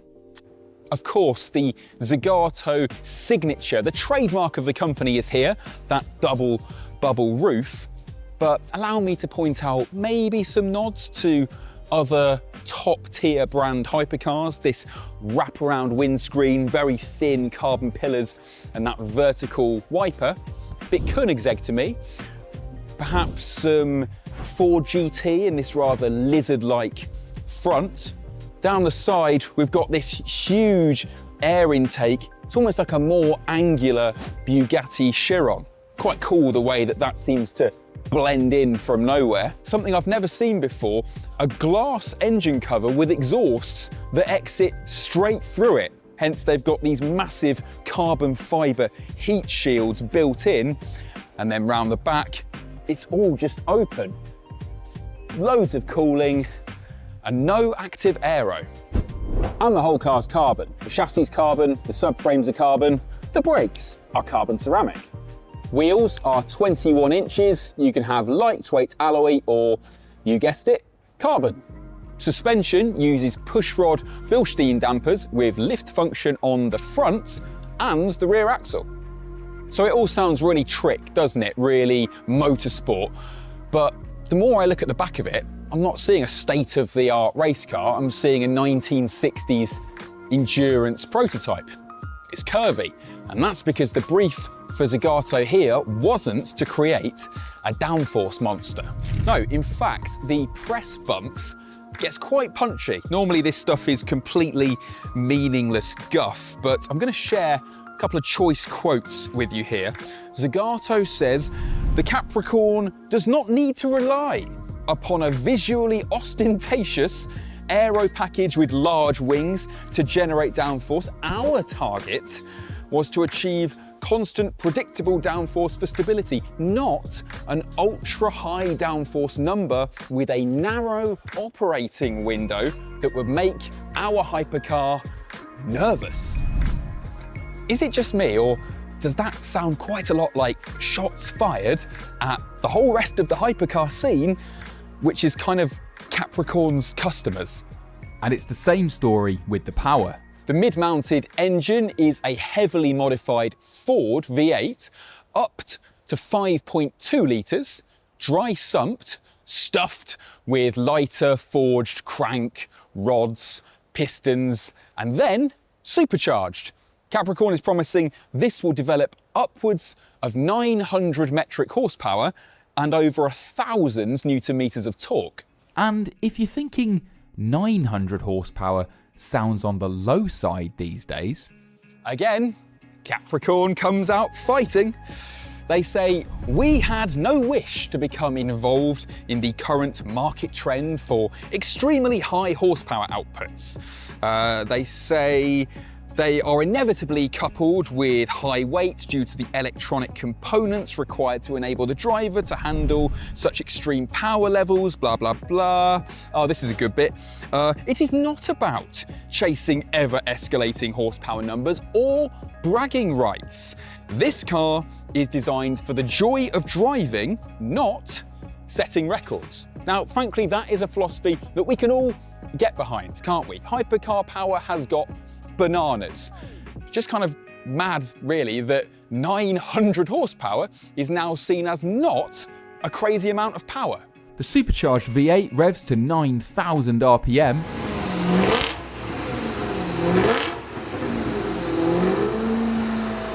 And Capricorn claims the slippery shape means the top speed is 224 miles per hour.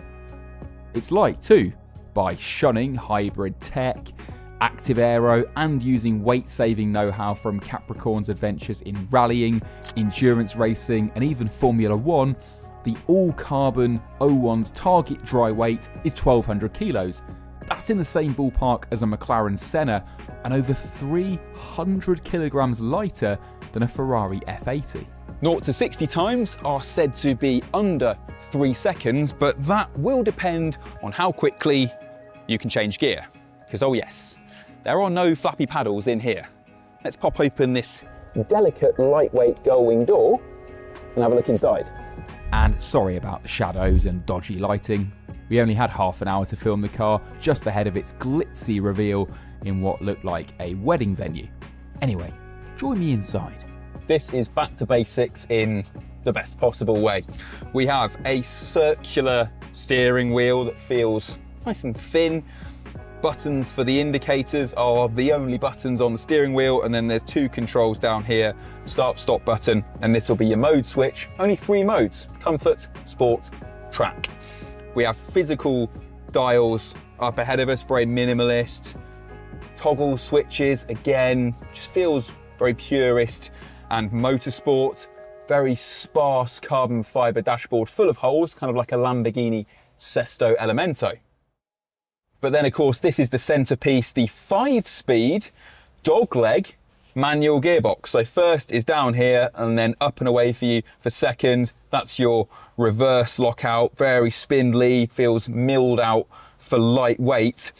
But because the seats are fixed to the tub like a LaFerrari, you can not adjust your seating position. You have to adjust the steering wheel and the pedals. But in a first, certainly that I've ever heard of, you can also adjust the position of the gear lever. Capricorn says that you'll be able to shift this forward and back by up to 80 millimeters. So as you adjust the rest of the driving position to suit you, the gear lever comes along too. Doesn't work in this prototype, but I'm looking forward to trying that. Other nicely milled switch gear down there, and look at that key. Milled out for lightweight, just like the old Porsche 917. Because there's no E-axle up front, and because the motorsport-inspired, competition-bred, shrink-wrapped radiator is laid down here, you get a decent boot in your Capricorn. 110 litres of luggage capacity, which is surprisingly practical, but I think the main reason you'll be opening this gorgeous lightweight bonnet is to stand and drool over the push rods and the carbon. Obviously, all this carbon, racing know-how, and all this attitude doesn't come cheap.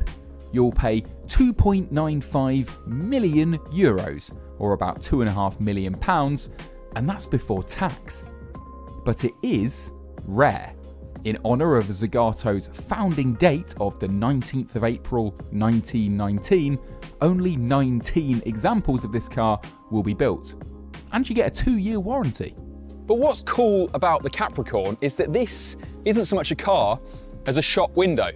You know, like Rimac, which doesn't sell many hypercars, but does huge business building batteries and motors for all those household name car makers. This is a statement of intent that says we're not just going to build everyone's components from now on. We can do the whole car and build it, test it, and put it into production. In fact, Capricorn is saying they are now looking, having created this, for projects of around 100 cars a year maybe, to take from your imagination to reality. So if you've got a hypercar design and it's not obsessed with power, downforce or top speed, you know who to call. Looking forward to hearing what you think of the Capricorn 1 Zagato in the comments. Thanks for watching. Uh-oh. 2026 will be the year we see the first fully electric Ferrari. Boo. But will it in any way offer the emotions that are at the heart of the prancing horse driving experience? Well, the cynic in us says no, absolutely not. But here's Jack doing a deep dive on all the tech under the skin that Ferrari hopes will prove us wrong. Listen carefully and you can probably hear Enzo Ferrari spinning in his grave like a crankshaft, because the first ever pure electric Ferrari is almost ready for the world. But is the world ready for the first pure electric Ferrari? Well, today we're inside the Ferrari factory and we're going to be revealing the first official details on the Ferrari Elettrica.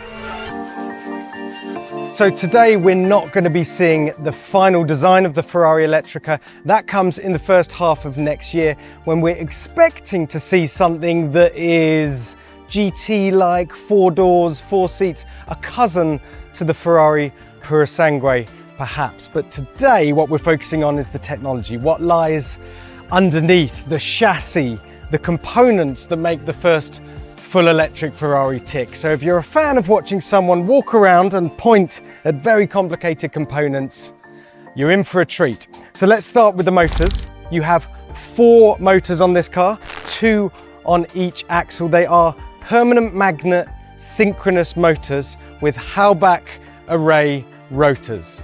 And if you know what I'm talking about, then you're probably the guy that actually designed this car. All you need to know is they're derived from Formula One and very, very closely linked to the electric motors that you find in the F80. In total, on the front axle, we have 282 brake horsepower. And then on the rear axle, we have 831 brake horsepower. Unfortunately, it's not quite as simple as just adding the axles up, but Ferrari claims over 1,000 horsepower in total, as well as an absurd 8,000 Newton meters of torque from the rear axle alone, and another 3,500 Newton meters from the front. Yikes. A few more facts for you. The motors at the front, they can spin up to 30,000 RPM. The ones at the back, 25,500 RPM, and you have a clever thing in here, a disconnector, so you can switch between all-wheel drive and rear-wheel drive. And that's not really about doing big silly skids, that's more to do with efficiency. So when you're driving at highway speeds, you can decouple the front axle and get the maximum range out of your batteries. Ferrari's claimed performance figures are 0 to 62 miles an hour in 2.5 seconds, so 0.4 seconds down on the F80, with a top speed of 193 miles an hour, at which point you'll be drinking the 122 kilowatt hour battery at a hell of a rate. Okay, so looking at the batteries now, we'll start with the headlines. This thing has a range of over 330 miles and can charge at up to speeds of 350 kilowatts. It is an 800 volt architecture, and these right here have the highest energy density of any EV on sale. They are 195 watt hours per kilogram, which probably doesn't mean anything to you at all. But if you compare that to something like the Rimac Nevera, that has a density of about 165 to 170 watt hours per kilogram. The other interesting thing about this battery is you have connectors at either end. So you don't have to have huge wires trailing up and down the car. You can just connect this end of the battery to the rear axle, the front end to the battery to the front axle. Now, 85% of the batteries are here in the floor plan. They're ensconced by the chassis, which saves weight because the chassis adds the protection and adds the strength. 85% of them are as low as possible in the floor pan, but you'll notice a little jump up here. Now, these are the batteries that sit under the rear seats. By the way, confirmation from Ferrari there that this car will have rear seats. But it's an interesting decision, this one, because you could just extend the wheelbase, as so many EV manufacturers do, and just have a longer battery. Longer wheelbase, longer skateboard battery, more range, and everyone is happy. But this is a Ferrari. Handling has to come at the absolute top of the priority list, so they decided to bunch up the batteries here, keep the wheelbase short, and therefore keep the car as agile as possible. And the other interesting thing with this, it's been designed from the outset to make the battery and the other components replaceable, because a Ferrari is a car that should stick around forever. It should be handed down through generations and not something that's thrown on the scrap heap when the battery fails. So in this, you know, who knows, in many years to come, you could be dropping out your battery, clicking in a solid state one and getting twice as much range, or a battery with the same range and half the weight. focusing on the whole chassis right now. The chassis and the body is made from 75% recycled aluminium, which is quite impressive and saves around 6.7 tons of CO2 per car in the manufacturing process. The other thing to note is because you've got all these batteries down here, the center of gravity is actually 80 millimeters lower on this car than you would get on a traditional combustion engined Ferrari. And then round the back, this is the big story as well that I shall attempt to explain. This is the first separate rear subframe that Ferrari has ever made. Why is that significant? Well, normally they just hard mount it to the rest of the chassis, but in an EV, because it's so much quieter, noise and vibration, all sorts of stuff filters through the back of the car, and you notice it because you don't have a screaming V12 covering up all those vibrations and noises. So here it's mounted with a special bushing, elastic bushing down here that should filter all that out, make it a comfortable GT-like car to drive, but also maintain the stiffness so you can have fun as you should in a Ferrari. Have they succeeded? Well, we'll find out when we get to drive it.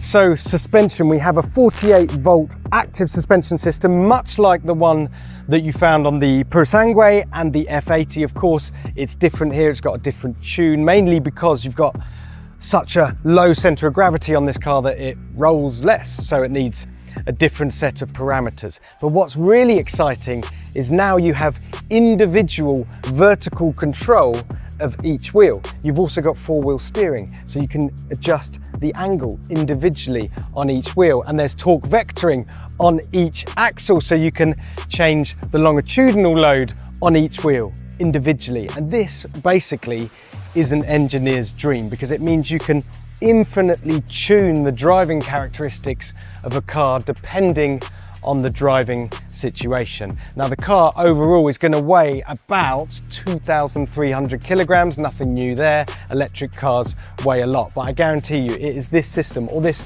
combination of systems working together, that is going to make it feel a whole lot lighter to drive. Ferrari has been dabbling in electricity for a while, mostly as a tool for turning up the wick on performance rather than any sort of eco claims. It started in 2009 with the hybrid era in F1, then the V12 hybrid LaFerrari back in 2013, continued with the somewhat lackluster V8 hybrid SF90 in 2019, and was damn near perfected with the V6 hybrid 296 in 2021. We've since seen the SF90's successor, the 849 Testarossa 2, but the transition to pure electric is the giant leap, and presumably a worrying one, because demand for high-performance EVs right now is somewhere between 0 and none. Okay, the sound of an electric Ferrari. This must be the #1 question that I've been asked whenever we've talked about electric Ferrari. What noise is it going to make? What's it going to sound like? Certainly not like a V12, a V8 or a V6, but we now know. No, not a 458 Speciale at full volume. The noise that Ferrari is attempting to create here is authentic. They're not just going to pipe fake engine noises through the speakers into the cabin. They want to extract the real noise that is happening in the power electronics of this car. So this is the rear axle assembly. This is the inverter right here. And what you'll find is a very high precision accelerometer attached to the case of the inverter. Now the reason for that is in a combustion engine car, sound travels through the air. You can hear it right now, can't you? Ripping through the air. But here the sound travels through the metal. So they need to try and record those vibrations, those sounds, and then amplify them and filter them back to the driver and the passengers. The way that Ferrari describes it is a bit like an electric guitar. So you take those vibrations, the pickups take those vibrations and then amplify them into a much bigger and purer noise. And pure is an interesting word because there are, of course, some unwanted vibrations and noises and whines coming from the powertrain here. So they can filter those out, leaving just the real and authentic tones that are coming out of this electric motor assembly. What's it going to sound like? We don't know yet. I was hoping we were going to have a little clip or a video or something to show you, but we're going to have to wait until next year to find out. It's going to be fascinating. Okay, driving mode. So this is where it gets really, really interesting, because Ferrari hasn't gone down the route of Hyundai with the Ioniq 5N and just done a fake, synthesized approximation of a paddle shift gearbox, but they do have something called torque shift engagement, and I'm absolutely fascinated to give it a go. Essentially, the engineers have chosen 5 levels of power and torque. So when you're accelerating and you pull the right-hand pedal, it will increase the amount of power and torque that you have. So if you imagine being flat on the throttle in an EV, normally it's just a singular wall of acceleration, quite bland, quite characterless, makes you feel a bit sick.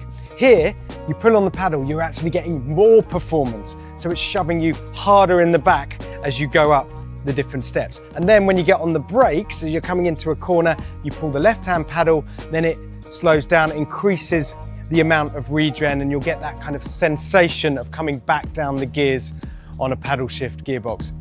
It's going to be absolutely fascinating. Let's be honest, it's not that different to the way that Ferrari manages the torque between the gears in its combustion engine models.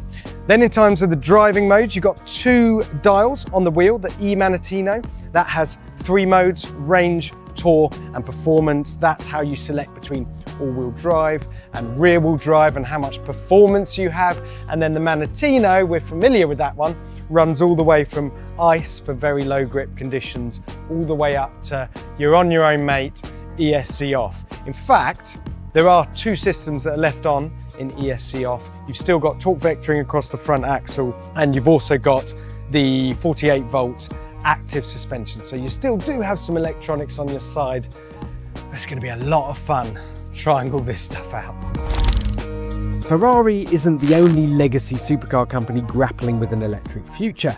Lamborghini has shown us the Lanzante concept, but is dragging its feet and promising a production version by the end of the decade.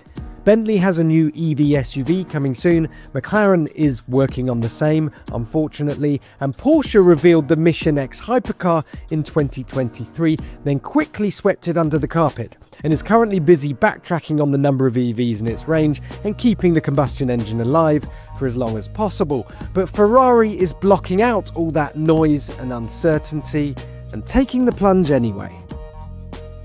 Okay, so what have we learned? Well, we know it's going to be obscenely fast. We know it's going to sit on the bleeding edge of EV tech. We know it's going to make interesting noises. The question is, can the world's most thrilling car maker deliver an electric car that's genuinely thrilling to drive? Well, on this evidence, I wouldn't put it past them. But whether there's demand for a car like this, that's another matter entirely. Just down the road from where that electric Ferrari will be made is an Italian startup offering something rather different. This is the Giamaro Krafla, and it boasts a quad turbocharged 7-litre V12. Glorious Italian madness. This is a car named after an Icelandic volcano and wrapped around a bespoke 7-litre quad-turbo V12 engine.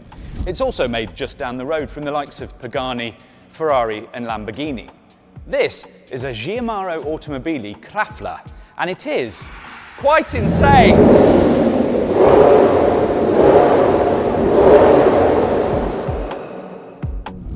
Why so insane? Well, Giamaro reckons that this engine, in its highest performing format, produces 2,127 brake horsepower and nearly 1,500 pounds-feet of torque.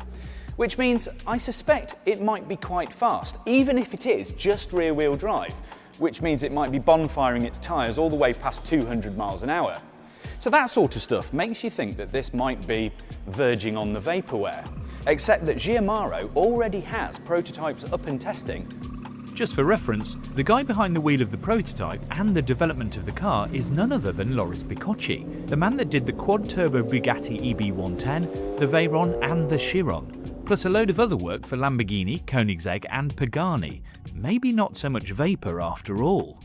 Now, obviously, one of the most intriguing things about this car is that bespoke engine, because it's not borrowed from another car manufacturer. It's a 7-litre V12 with 1, 2, 3, 4 turbos, all placed within the hot V of the engine, and apparently capable of some really wild power figures. But more than that, in an age of electrification and hybrids, that is just cool. But you don't have to drive around with 2,000 plus brake horsepower all of the time, or you'd be driving about like both of your feet were broken. So there is a white key, specifically for between 400 and 800 horsepower via a boost controller, which is obviously for town work. And then there's a black key, which unleashes 1,650 brake horsepower, which is obviously for town and country. And then there is a final red key that unleashes the full 2,127. Now all of that drives through a 7-speed Cima gearbox, which you can have with either a manual shift or paddles, and it's in a transaxle layout. Now all a transaxle means is that the transmission and the axle are all in one unit, and it saves space, so it's common in cars where the engine is the same end as the driven wheels. But Giamaro also has an 11-speed DSG gearbox in the works, and that's going to take some concentration to remember which gear you're in. But who's behind this glorious madness?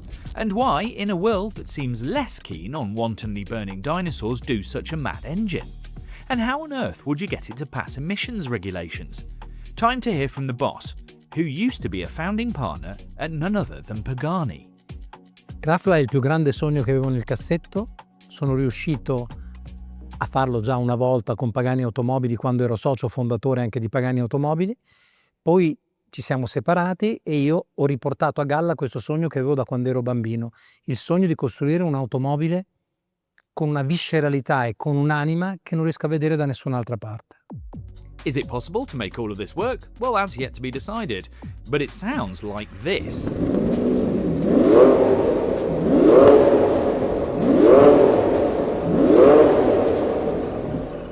Now this is the engineering prototype, but it is all working.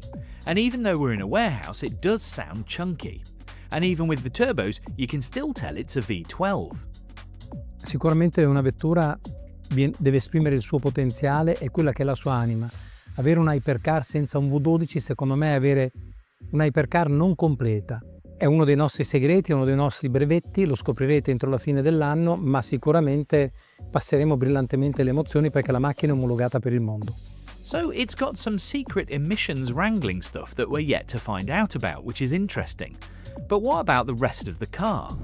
That's a 170 kilogram carbon monocoque under there, with aluminium crash structures at either end, which is quite common for this sort of thing. But all told, it weighs under 1,500 kilograms, so it's not particularly hefty for the power outputs. Yeah. Strip away all of that camouflage and obviously you get this. Now for me, there are influences from a lot of different hypercars, and that's quite obvious because it is mid-engine, but there's bits of Ferrari, bits of Koenigsegg, a little bit of Pagani, maybe even a bit of Ford GT, but there's some obvious aero work gone on with this car. So down here you've got some aero channels which then fire up and take the airflow over the windscreen and into the back of there. Just here, there's a couple of little details. So there's a window where you can see the onboard pushrod suspension. And then as I was moving down the car, I noticed these. So these are 10 piston calipers on carbon ceramic discs, so it should stop. But as you move down the car, you've got this kind of fighter jet canopy in the middle, which feeds these rooftop scoops. It's all quite aggressive, but quite well blended. And then a big scoop in the side. Interestingly, these top intakes feed back over what are to be the exhausts, so top surface mounted. That will make a hell of a noise, and they feed back over this active rear wing and air brake. And then at the back, it's got this kind of, I don't know, afterburner style rectangular rear lights and a big Venturi.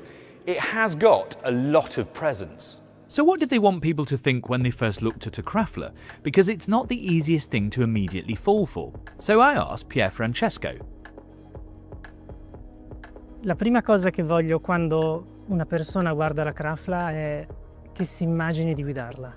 Io vorrei che quando uno guarda la macchina, la prima cosa che si chieda è chissà quanto deve essere bello guidarla. Sì, deve sicuramente trasmettere visceralità, deve trasmettere emozione, ma la cosa più importante è che trasmette il desiderio di essere guidata. Ed è anche per questo che Giamaro ha le sue 3 chiavi, di cui una di queste, quella bianca, è programmabile da 400-800 cavalli per consentire anche alle persone un po' meno esperte di poterla guidare. And then once you're inside, it's all very high-tech and fighter jetty. Now this is a show car, so it's going through the cycles on the dash. But if you look forwards, you've got this real big canopy feel. So you're looking down into those front vents, so it feels very performance, quite aggressive. But there's actually loads of headroom, and these seats are super comfortable. And if things are comfortable, people drive the cars more. Digital dash in front, and then the steering wheel's got the rev counter, so that you always know you're going to hit that 9,000 RPM red line. It's got the paddles mounted on the column, so you always know where they are. And then it's got a little touchscreen. It's not overburdened with massive screens. And then these architectural features which draw you in to where you're looking. And one of the interesting things about this car is it has a third spring on either end of the car to help with things like ride height, pitch and yaw. So you can make the car behave very differently. That's definitely something I want to try. So some of these cars feel really unfinished and like they're a bit science fiction. This actually feels quite real. I will say though that there's a lot of cool tech in here and none of it is cheap. Dovevamo trasmettere certe emozioni, dovevamo trasmettere soprattutto ai clienti un qualcosa che vada oltre la mera configurazione estetica della vettura. E prendere componenti già esistenti o tecnologie già esistenti non ci avrebbe consentito, per esempio, di poter fare il nostro personal engineering. Noi vogliamo che una Giamaro sia un'estensione del proprio io del cliente, che sia come un prolungamento naturale delle nostre braccia quando la guidiamo. E è una cosa che abbiamo potuto raggiungere solo ed esclusivamente con delle nostre tecnologie, non derivandone da altre. The interesting thing here is that Giamaro aren't just talking about making the Krafla bespoke in terms of paint and finishes, but how it drives. So each of the 30 customers for this €2.5 million monster can have a car that reacts in a way suited to them specifically. So one Krafla might have a super extreme track mode or very road orientated standard setup, different reactions to throttle and possibly even steering. It's supposed to be the bespoke tailored suit, not just the look, but the feel too. But that's not all. Giamaro is also looking to the future of the company with something a bit more uplifted. Now, you may have noticed another car lurking in the background, and it's this, the Albor, named after another volcano, this time on Mars. It's the same bones as the Krafla, so the same quad-turbo V12, the same carbon tub, but kind of lifted and ruggedized. Now, anyone who knows me will know that I love a Safari/Dakar edition, and this is essentially that for the Krafla. And I think this is super quirky, and it's definitely something I drive on the daily.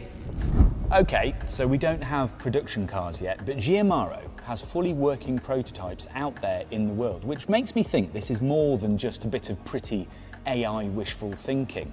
And its base here in the heart of Italy's supercar valley makes me think it might just be possible. But the thing is, they don't lack for quad turbo ambition. And for that, at the very least, they need to be applauded. We'll finish this countdown with something that's not an overpowered hot hatch, an electric SUV, or a 2,000 horsepower hypercar. In fact, it's that thing that everyone at the Top Gear office is rather partial to, a proper shooting brake. Just 50 of these will be made in 2026, but wouldn't you rather have this than some ostentatious overweight SUV? Enjoy, and thanks for watching. See you again on the Top Gear YouTube channel soon.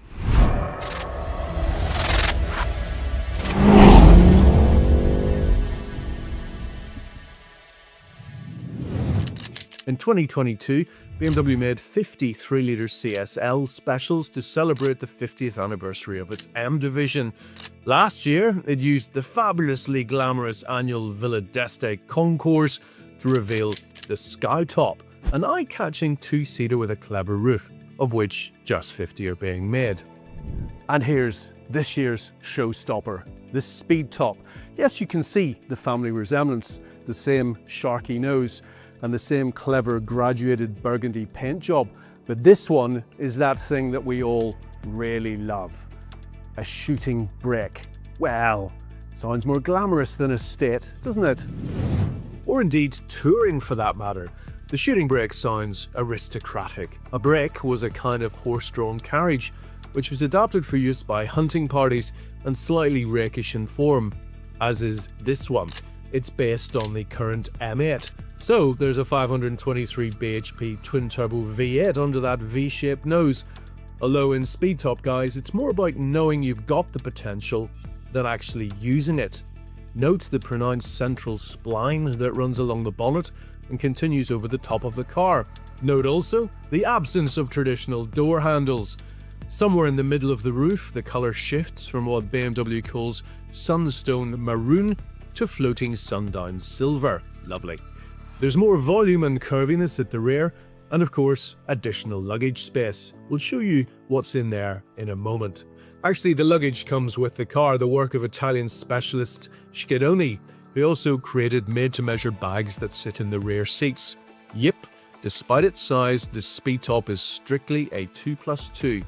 Elsewhere inside, you can see the 8 Series origins, but there's brogue-style perforated detailing and a maroon finish that complements moonstone white leather. Not wholly practical, but lovely to look at. BMW says this car is like an exclamation mark for its lineup, especially for the touring models.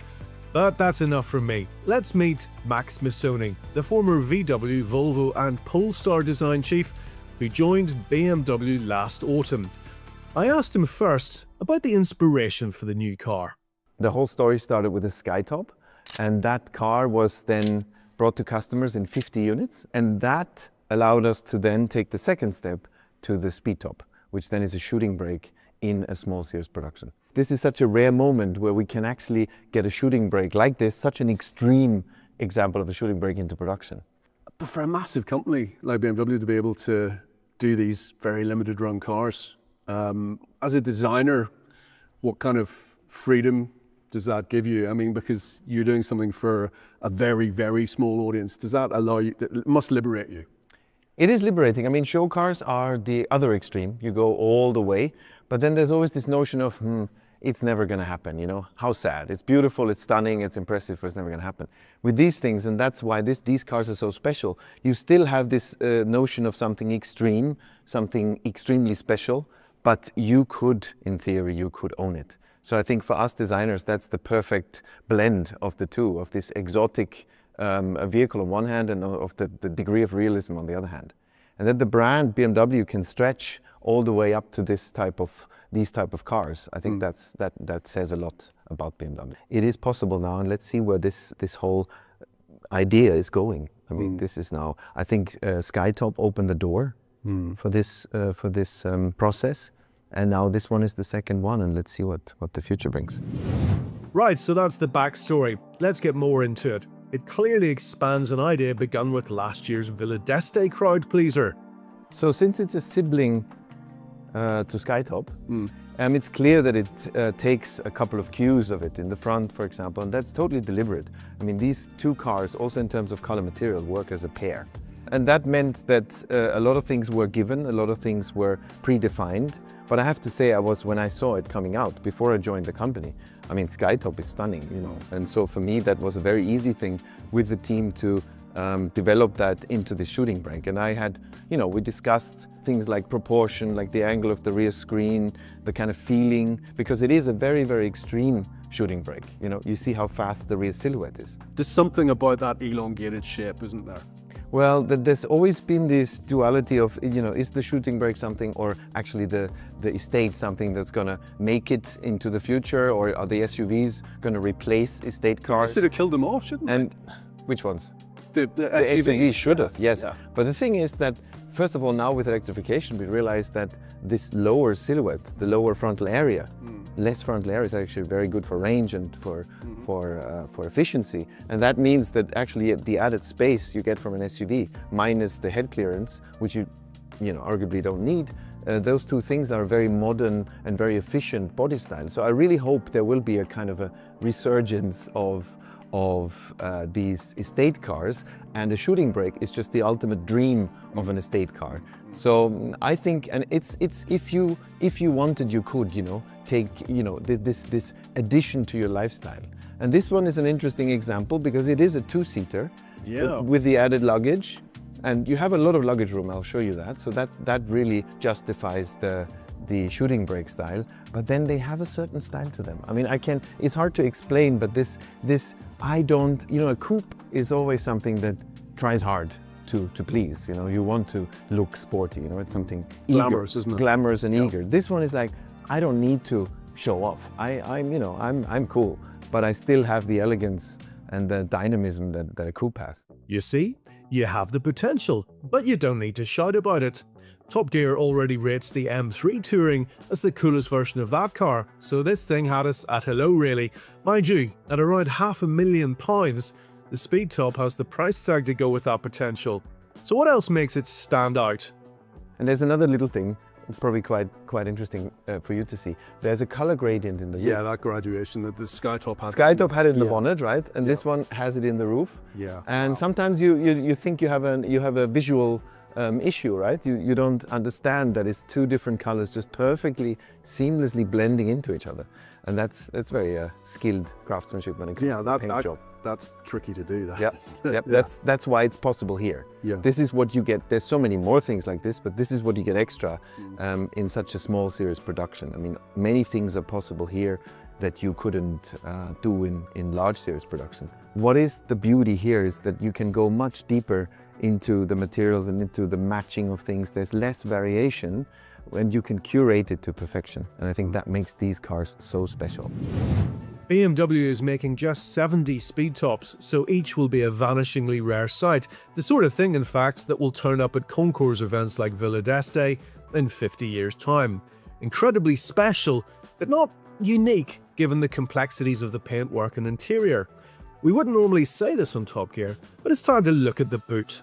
So that's another part that I think the team did an awesome job in executing. You know, it has this presenter surface on the top, you know, where you can put your day-to-day luggage, and then here you actually have quite a lot of space. Yeah, it's well roomy. And then we have this light strip here that works on both levels with that, which I think is quite clever. So it illuminates the lower compartment, but also when you close this, it illuminates the upper compartment and gives that really nice relief to these brogue pattern straps. So it really, you know, it plays with this duality between the historical references of a shooting brake and the whole Villa d'Este notion. But as you can see with the technical elements like lamps and so on, it's a very modern design. Very modern. Leather as well. Yeah. Well, you know, small series production, you can do this. Yep, there's leather everywhere on this thing. But would you believe that on a limited series car like this, it's actually easier to modify the exterior bodywork than it is the interior? So, what has BMW done to elevate the Speedtop above the £100,000 donor car? So, I mean, as fabulous as the exterior is, the interior, it's the same as the 8 Series architecture, but with substantial material richness and also some interesting design. That spline line. Yeah, the center spline that you see here, I mean, coming from the Skytop, it had the same in the front, and there was the color gradient coming out of these openings, and here the color gradient is in the roof. But what's special about this in this particular car is if you look from the inside, you see that this spline is repeated, mirrored on the inside. So and then there's an indirect light giving this wonderful warm ambience in the car, which is possible because we don't have a glass roof here. Oftentimes nowadays they're glass roofs, but here with the contrast in the headlining being this light material, it really gets very, very warm and beautiful. The Speedtop has just been revealed amidst much dry ice and hoo-ha at Villa d'Este. It's where the world's greatest historic cars gather, but for the past 2 decades, BMW has also used it to tease us with specially created show cars. We've seen clever homages to the M1 328 in 2002, but it wasn't until 2015's 3-litre CSL homage that these morphed into reality, rather than just being historically influenced eye candy. The Villa d'Este Concorso d'Eleganza is an annual celebration of car design, both contemporary and historic. And the Speedtop taps into that rich legacy, but it's also a statement. BMW, the giant car manufacturer, is also its own coach builder. Bellissima!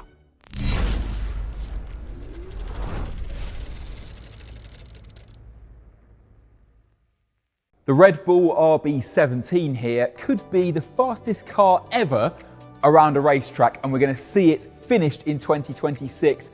But there's going to be so many more incredible new cars coming throughout the year, so sit back, relax, and let's preview what's incoming. Coming up, we'll show you everything from 2,000 horsepower hypercars to 1,000 horsepower hypercars, plus $20,000 pickup trucks, brands being brought back from the dead, brands you've never heard of, a whole host of restomods, and even a hot hatch. 2026 is looking like it'll be quite a year. Up first is a supercar we'll drive in just a few weeks' time, the Ferrari 849 Testarossa. Controversial retro-inspired looks, controversial retro-inspired name too, but there's no denying a 1,000 horsepower Ferrari still has appeal. This is the Ferrari 849 Testarossa, the replacement for the SF90, and it has got a lot going on. We're here at Ferrari's not-so-secret secret unveil and haven't got much time, so I better get on with it. At launch we have this standard 849 Testarossa and then the 849 with the Assetto Fiorano package, plus the Spider. But what about the name? Well, 849 refers to 8 cylinders and 490 cc's per cylinder with one of the zeros knocked off, which doesn't make that much sense. But the Testarossa part comes from, back in the mid-50s, a Ferrari engineer that was working on the 500 TR got some spare red paint and painted the cam covers crackle coat red, hence Testarossa, or Redhead. And then later in 1984 we got the side strakes and Miami Vice Testarossa, which became famous and became part of everyone's childhood. Well, this car is supposed to be forward-looking like the 1984 Testarossa, but also have the most powerful engine in Ferrari's range like the original race car. Hence 849 Testarossa. Does that explain it? It's an iconic nameplate and sounds a lot better than SF90 Facelift or SF90 Evo or whatever. But now it's being used for this, a second generation plug-in hybrid supercar with a twin-turbo V8 and 3 electric motors, putting out a total of 1,036 brake horsepower or 1,050 CV in Italian. So let's have a look at that new skin. What it has got is quite a lot of character. Now, I thought the SF90 was a little bit mid, but the new car has a lot of things going on. Now, this one is actually the optional Assetto Fiorano package, but I'll explain that later. First of all, it's got this big black mask, which is the same as a lot of Ferrari contemporary cars at the moment, which makes it look kind of aggressive, but it's got shades of F80. I'm seeing Daytona. It's got a very tiered front end, so there's 2 very definite steps, including these little flicks which push air around the front wheel arches. It's got a lot of air at the front, which all runs through the back of the car, and as you move down it, it's got a weird kind of F80 vibe. So a very wraparound kind of cab forward stance, and then these doors, which have very accentuated air channels which feed the intercoolers in here. Now, this car makes more power than the SF90, so if you make more power, you need more cooling. This black stripe, which is present on all of the cars, is a kind of a corset, a kind of waist. It's an easy fix visually, but it makes it look kind of pinched and a little bit more Coke bottle-y, because these haunches are then almost pontoons. If you look at it from here, it's got this big